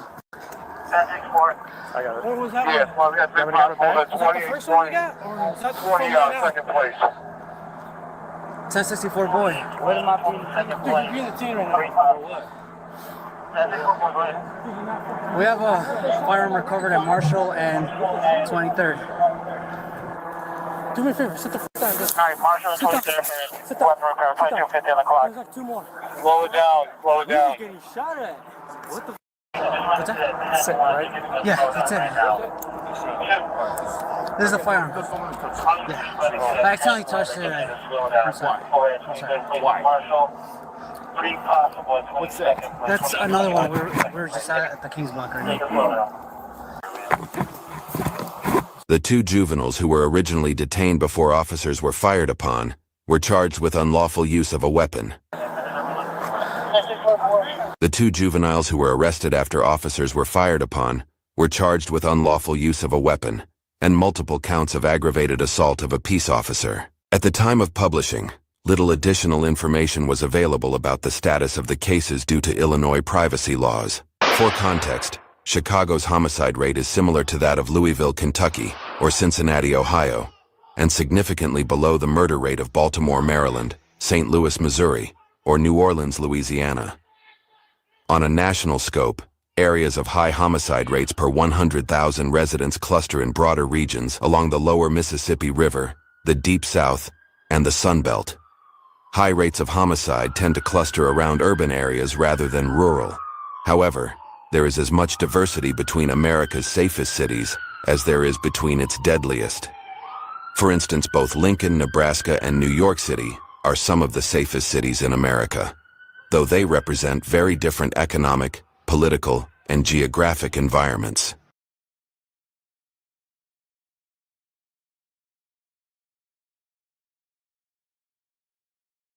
Financial professionals reported an average 16% earnings increase after receiving their designation from the College for Financial Planning, a Kaplan company. Maximize your earning potential with 11 financial designation programs. We don't give a fuck about your opinion. We don't give a fuck about your opinion, Flock Mail. You probably a broke ass motherfucker anyway. What you trying to tell the youth?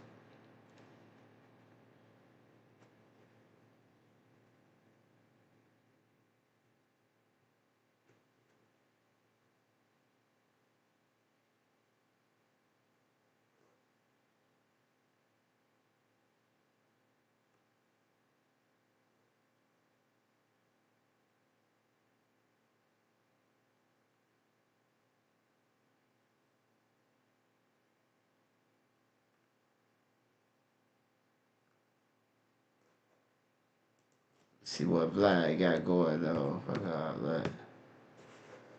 See what the... Nah.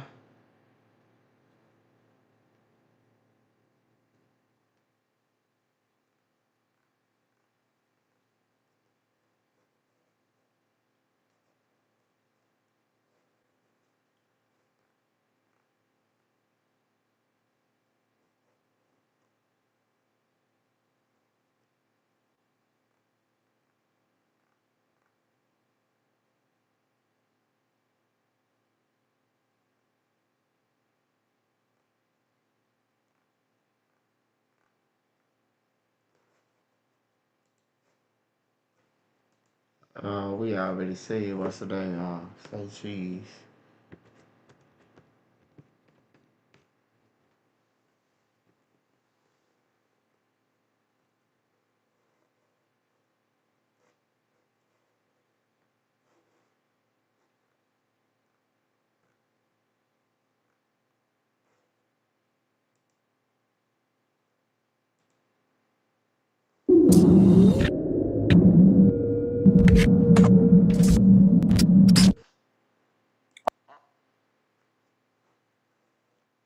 Put it on everything.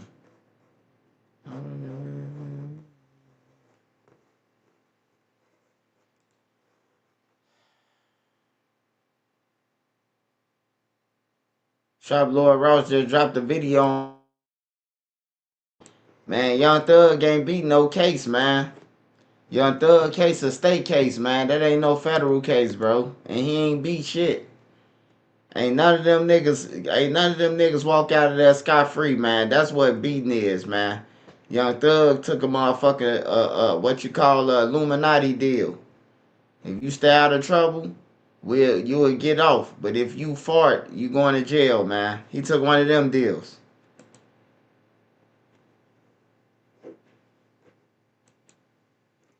If you want to watch the extended version of this video with everything I can't show you on YouTube and Spotify, head on over to patreon.com/traplawross. And if you want to support the channel even more, I've just brought merch back for the first time in years. So I've created a little capsule collection of a bunch of t-shirts that are essentially inspired by this video. We've got the King Slime tee here, got the Cleveland Ave retro tribute tee, and something a little more simple. Even got the Cleveland varsity shirts and sweaters. So if you want to support the channel and cop some merch, hit that link down below or head on over to traplaw.com and go and pick something up and support the channel. But now, onto the video.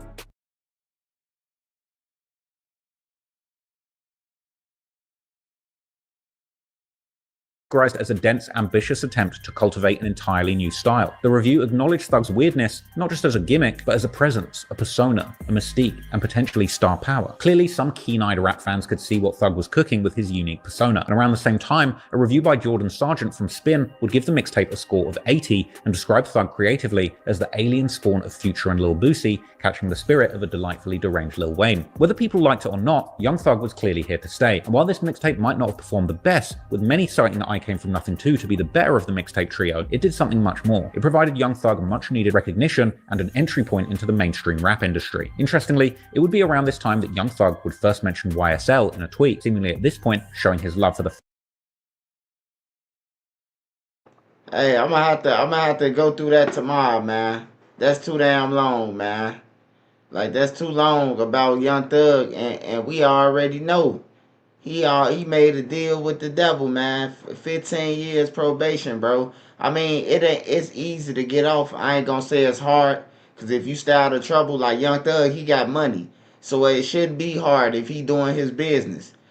But if he get caught on a wiretaps or anything, bro, his ass going back to jail.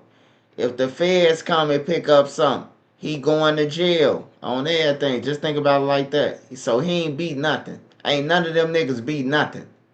They ain't beat shit.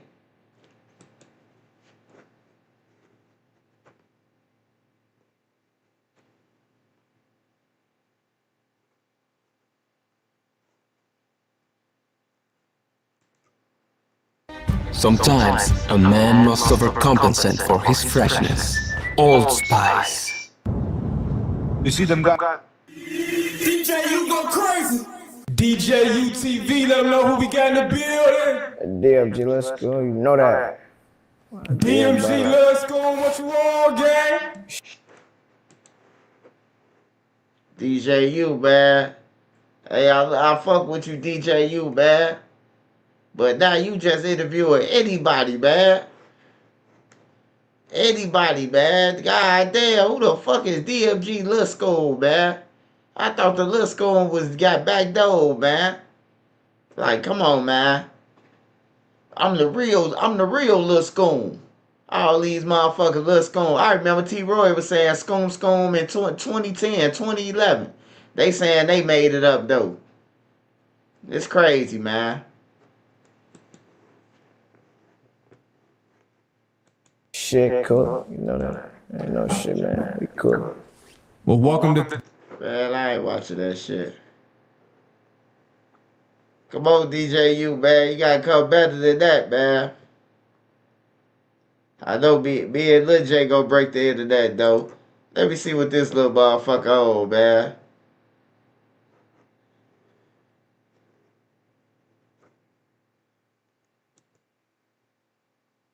A lot of shit happened there on the field, folks.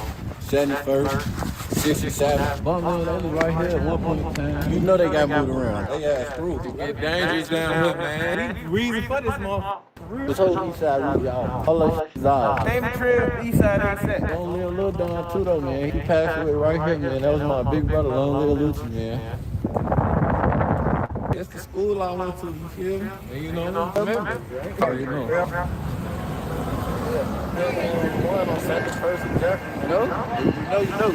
Hey, hold on, man. About Shawty Foe, I see him post paperwork basically on one of y'all members allegedly snitching on Bonner Foe. How y'all feel about that? Hey, look, folks. The internet been speculating on y'all having like an internal beef going on. Ain't nothing extravagant going on. Like, folks them love each other. Like It was a Taekwon World member posting Lil Josh dissing him, and that had us confused because we thought y'all was all cool with Taekwon World. They can get the smoke too. I got Infinity though. The coolest nigga at the gas station. The coolest guy. He been here forever too though, man. He been this motherfucker forever.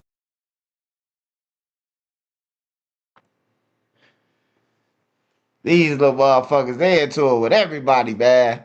He just said he got an infinity belt. Little crazy motherfucker. Little glow, man. I be telling him to stay out of trouble every time, man. He still be doing shit. He on bye-bye now.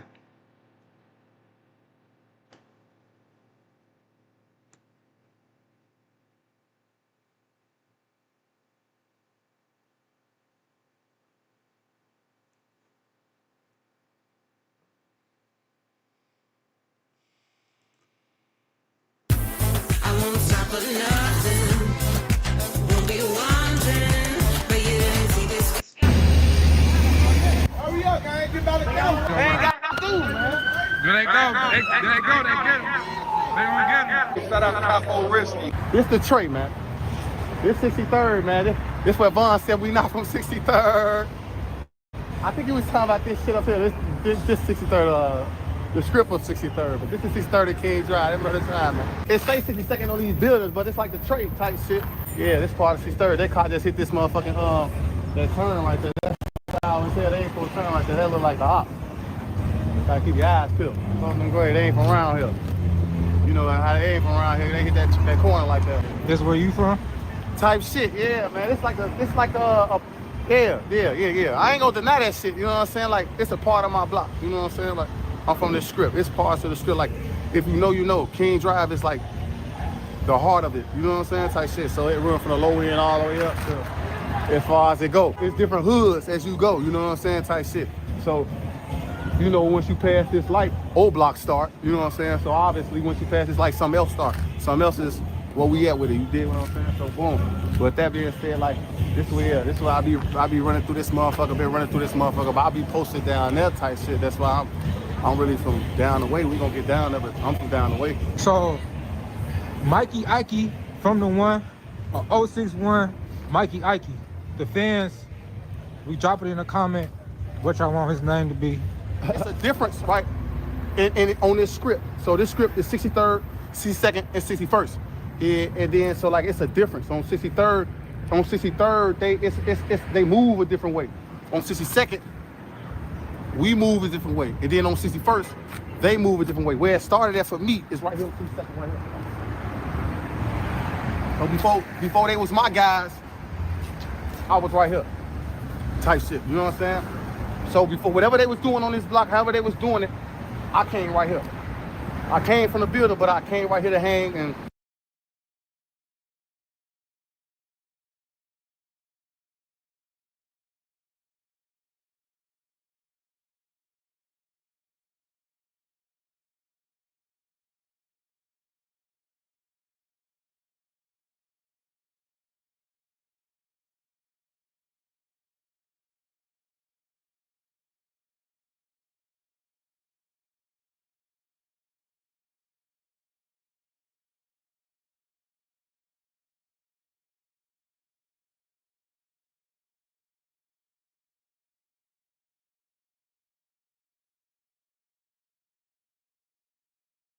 Tax Act is here to remind you you have to do your taxes.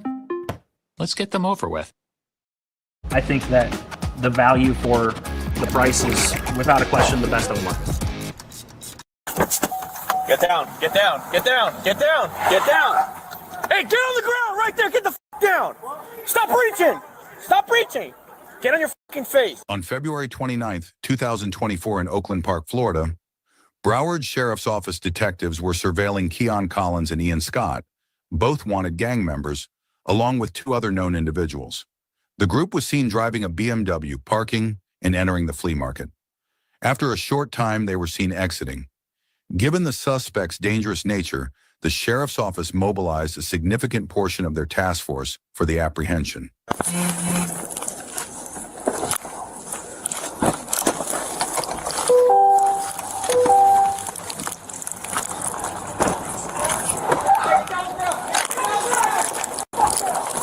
Get down on the ground. Get down on the ground. Get down. Get down. Get down. Get down. Get down. Hey, get on the ground right there. Get the f down. Stop reaching.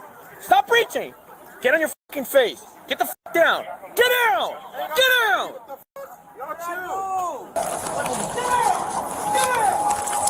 Don't move. What did I do? Don't move. Oh, I got people. All right.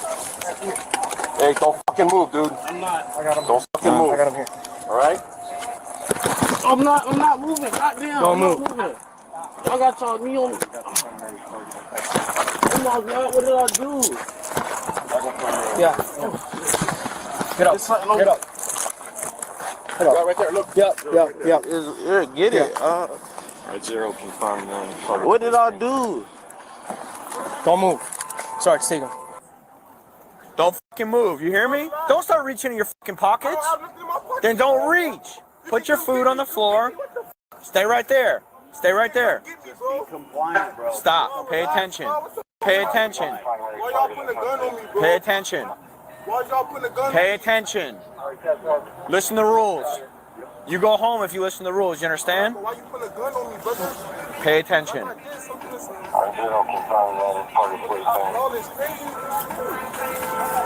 Connor, any of these guys?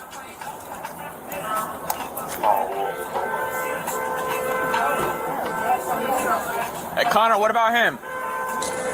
What the f did I do? No, let's just bring him over here. Oh my God. Can I ask? Hey, over here. Over here.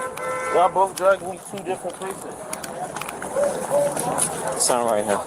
Actually, put him back here by the top. What did I do, please? Oh my God. What'd you do? You got some issues, buddy. You stand right there, don't move. Spread your feet. Alright, I don't got nothing. Can I secure the firearm? You have a bag? I do not have a bag, no. Hey, one of you guys have a bag? Find out. You got A brown bag? Oh my God. Bro. Hey, lean against the hood. Why you steady being so rough? Because we haven't patted you down yet. I'm not doing that. Y'all got me in handcuffs. I'm being cooperative, bro. I just got money and stuff on me. Yeah, just pat him down. Man, pull out? I would probably pull out, yeah. All right. What's up, buddy? What's up? Let me just, unfortunately, I had to get it with no... Yeah. So we got the Glock right here. Let me just take a photo of the serial number.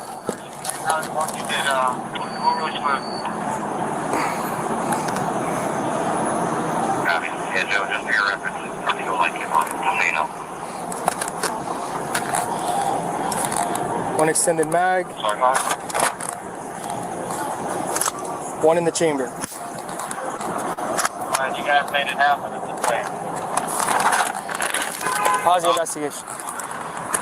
Oh, crazy. I put the gun in the room. Relax, man. You don't got no weapons on you, right? No, bro. I'm a pack. I have a gun, bro. Please, bro. Please don't put no gun. Grab your food. Please, bro. Grab your food and lean right here on your butt. That's it. Don't put no gun on me, bro. Relax. We ain't the ops. Relax. Bro. You put a gun out on me, bro. Don't spill your stuff. I'm very scared. I mean, what was coming, bro? So that's the rules. We can't put guns on you when we got bad guys with guns. Why do you think we pull guns? He's carrying a gun. He's got a gun on him. Who, me? No, him. I don't have no gun on me. Yeah, He put him. him. Why do you think we're pulling guns? I don't have no gun on me, bro.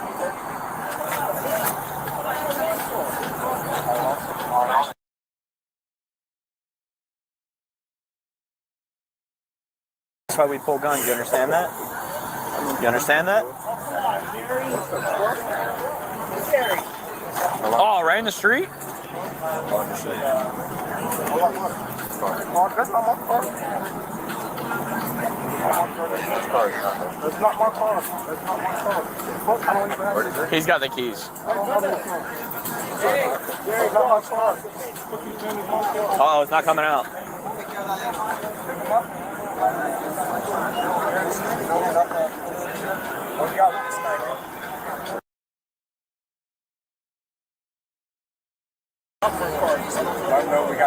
He knows. Yeah, man. If you hang with armed people, bro, you don't know, bro. My heart almost just went to I had to pick my breath. That's good. That's good. But you complied. I didn't know what was going on. That's good. Poor doggy. Poor doggy. What do you feed him, Jer? I had some hernias. Y'all would have had to do anything. The dog would have had to take a shit. I know. I don't know if he would have even ran. Nah, he would have ran. He would have been too constipated. You just got your phone and your wallet and stuff? You have to carry your charger around or no? Oh, yeah, my charger. It's in there? Yeah, you can get my charger. Yeah, what else is in your pockets? Nothing. Just my phone and my money.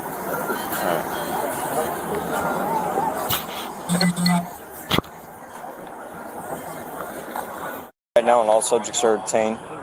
Everyone's 10-4.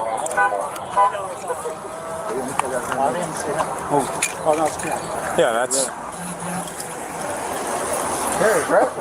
All right, hey, let's pick them up, move them over here, so we can open this up over here. Right over here. We'll just send them down right over here. Nah, it's fine. So good. Hey, well, if you don't mind, let's pick them up and we'll move them right over here by this yellow bear so we can open up a quarter over here.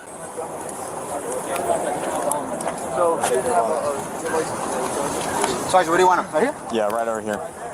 Hey, have that guy sit all the way down. D. Long time no see. This guy's upset that we pulled guns on him. He's like, you can't pull guns on me.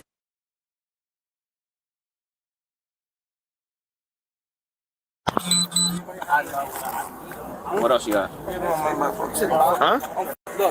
What's wrong? I'm broke. You're broke? Like you hurt? Oh, like I'm broke. Oh yeah, you're good. You're good. You can't be on your phone when you're in handcuffs. I didn't know that. I thought you called my lawyer though. No. I'm saying though.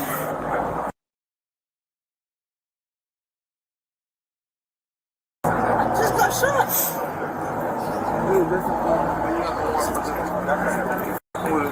Where'd you get shot at? Oh, my arm. Well, I cheated on myself and all. This shit crazy. Right now? Where'd that shit happen at? This one? I cheated on myself, breezy. You sure yourself? Y'all please make sure you leave safe. You leave safe? Yeah. Why, the ops are watching? No. Y'all make sure you leave safe. What does leave safe mean? Like, leave unharmed. Where'd you get shot at? No, where? Where were you? I think Hollywood. You think? Hollywood. I forgot. What day was it? December. You make a police report? No, the police took me there. Oh. They didn't give them a chance to. They arrest anybody? No. They said they knew who did it already. Yeah, they said You gonna press charges? No. Why not? Well, y'all boys dirty, they look at look, when I do go home, You're Ian Scott? See, I got the no, you don't. How are you supposed to go? Do I have a license? Yeah. He does? Y'all not gonna take my money, right? Yes. Look, let me get it. Wait, what you mean? I'm not talking to you. Wait, what y'all mean y'all gonna take my money? Property, bro. You got it. Oh, okay. No, you ain't gonna take his money. We can. We're not gonna take all that money to run the people. It's gonna go with your property. Thank you. Hey, Chacha! Hey, pull it out now and put it in a bag, because then we start leaving stuff in pockets. have and another stuff. bag? In my trunk. I'm gonna leave everything in my jacket. I'll put everything together. Whose phone is that? That's his? Him. Wait, he may be getting released. Go in my trunk. That's my palm and I'm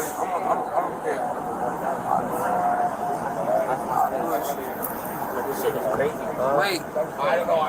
You can't ask no questions. You gotta wait till my fucking lawyers then get on the phone. We don't call lawyers in handcuffs. Hey, I thought we were about to call handcuffs. No, that's not how that works.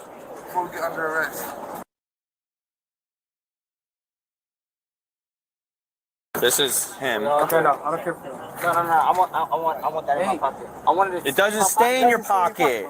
What are you talking about? It's gonna go in your property. You're under arrest. Nothing stays in your pocket. And depending if you have proof of income and you can show where you got the money, then maybe you might keep it. Where's your phone? I have it. I have his phone. No, I have his phone. People are riding past recording us. Huh?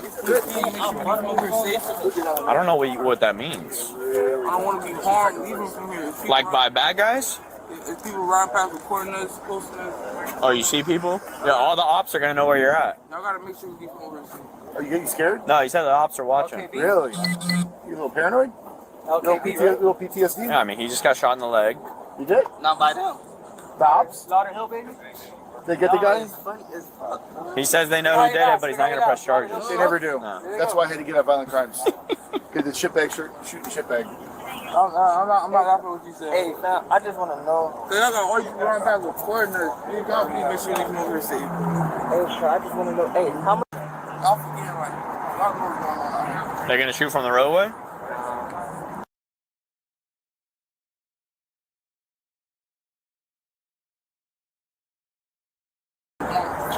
We're mainly looking for him. You got caught in the crosshairs. Like, we were looking for him and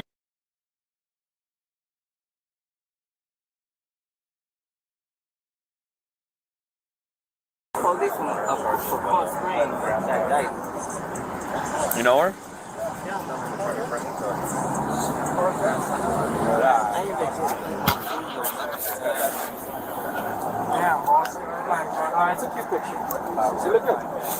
Ian Scott was charged with possession of stolen firearm, and the main target in this operation, Keon Collins, was charged with carrying concealed firearm and grand theft of firearm. Thanks for watching Body Cam Breakdown. If you enjoyed the video, don't forget to leave a like. Hey, I love y'all, man. Shout out to the mod squad. Everybody was on here tonight. My mods, make sure you follow my wrenches. All the wrenches on there. Shout out to everybody who sent super chat sticker. Joe Morton. Shout out to Joe Morton. Sean Ward. Shout out to Sean Ward. Explosive. Shout out to you. And Del Rio again. I will be going live tomorrow. We'll be dropping more content.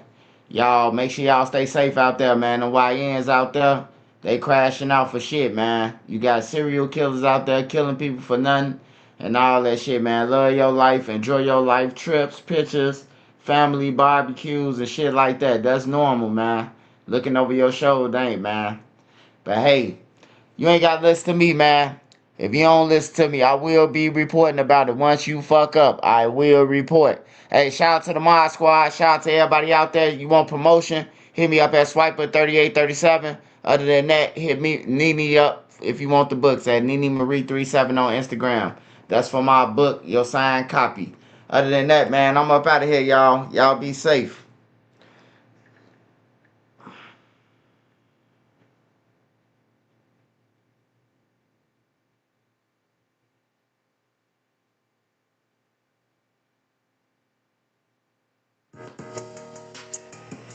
My nigga Glock made this shit. Real Mod Squad shit. Whole lot of Mod Squad shit. Shout out Country's News, nigga. Shout out NC. Shout out Made Meaty. Shout out Spock. Shout out Queen. Shout out B. Shout out Nene. See, hit my phone like Black make us a song. I hit YouTube, found a beat, now it's on. And see, you can go to her for the latest news. Like who told on who and who gave who the blues. Can't forget Queen Lotus, that's 126. Shorty smart as hell, gonna have you thinking about shit. Now let's get on the BZ on the down south shit.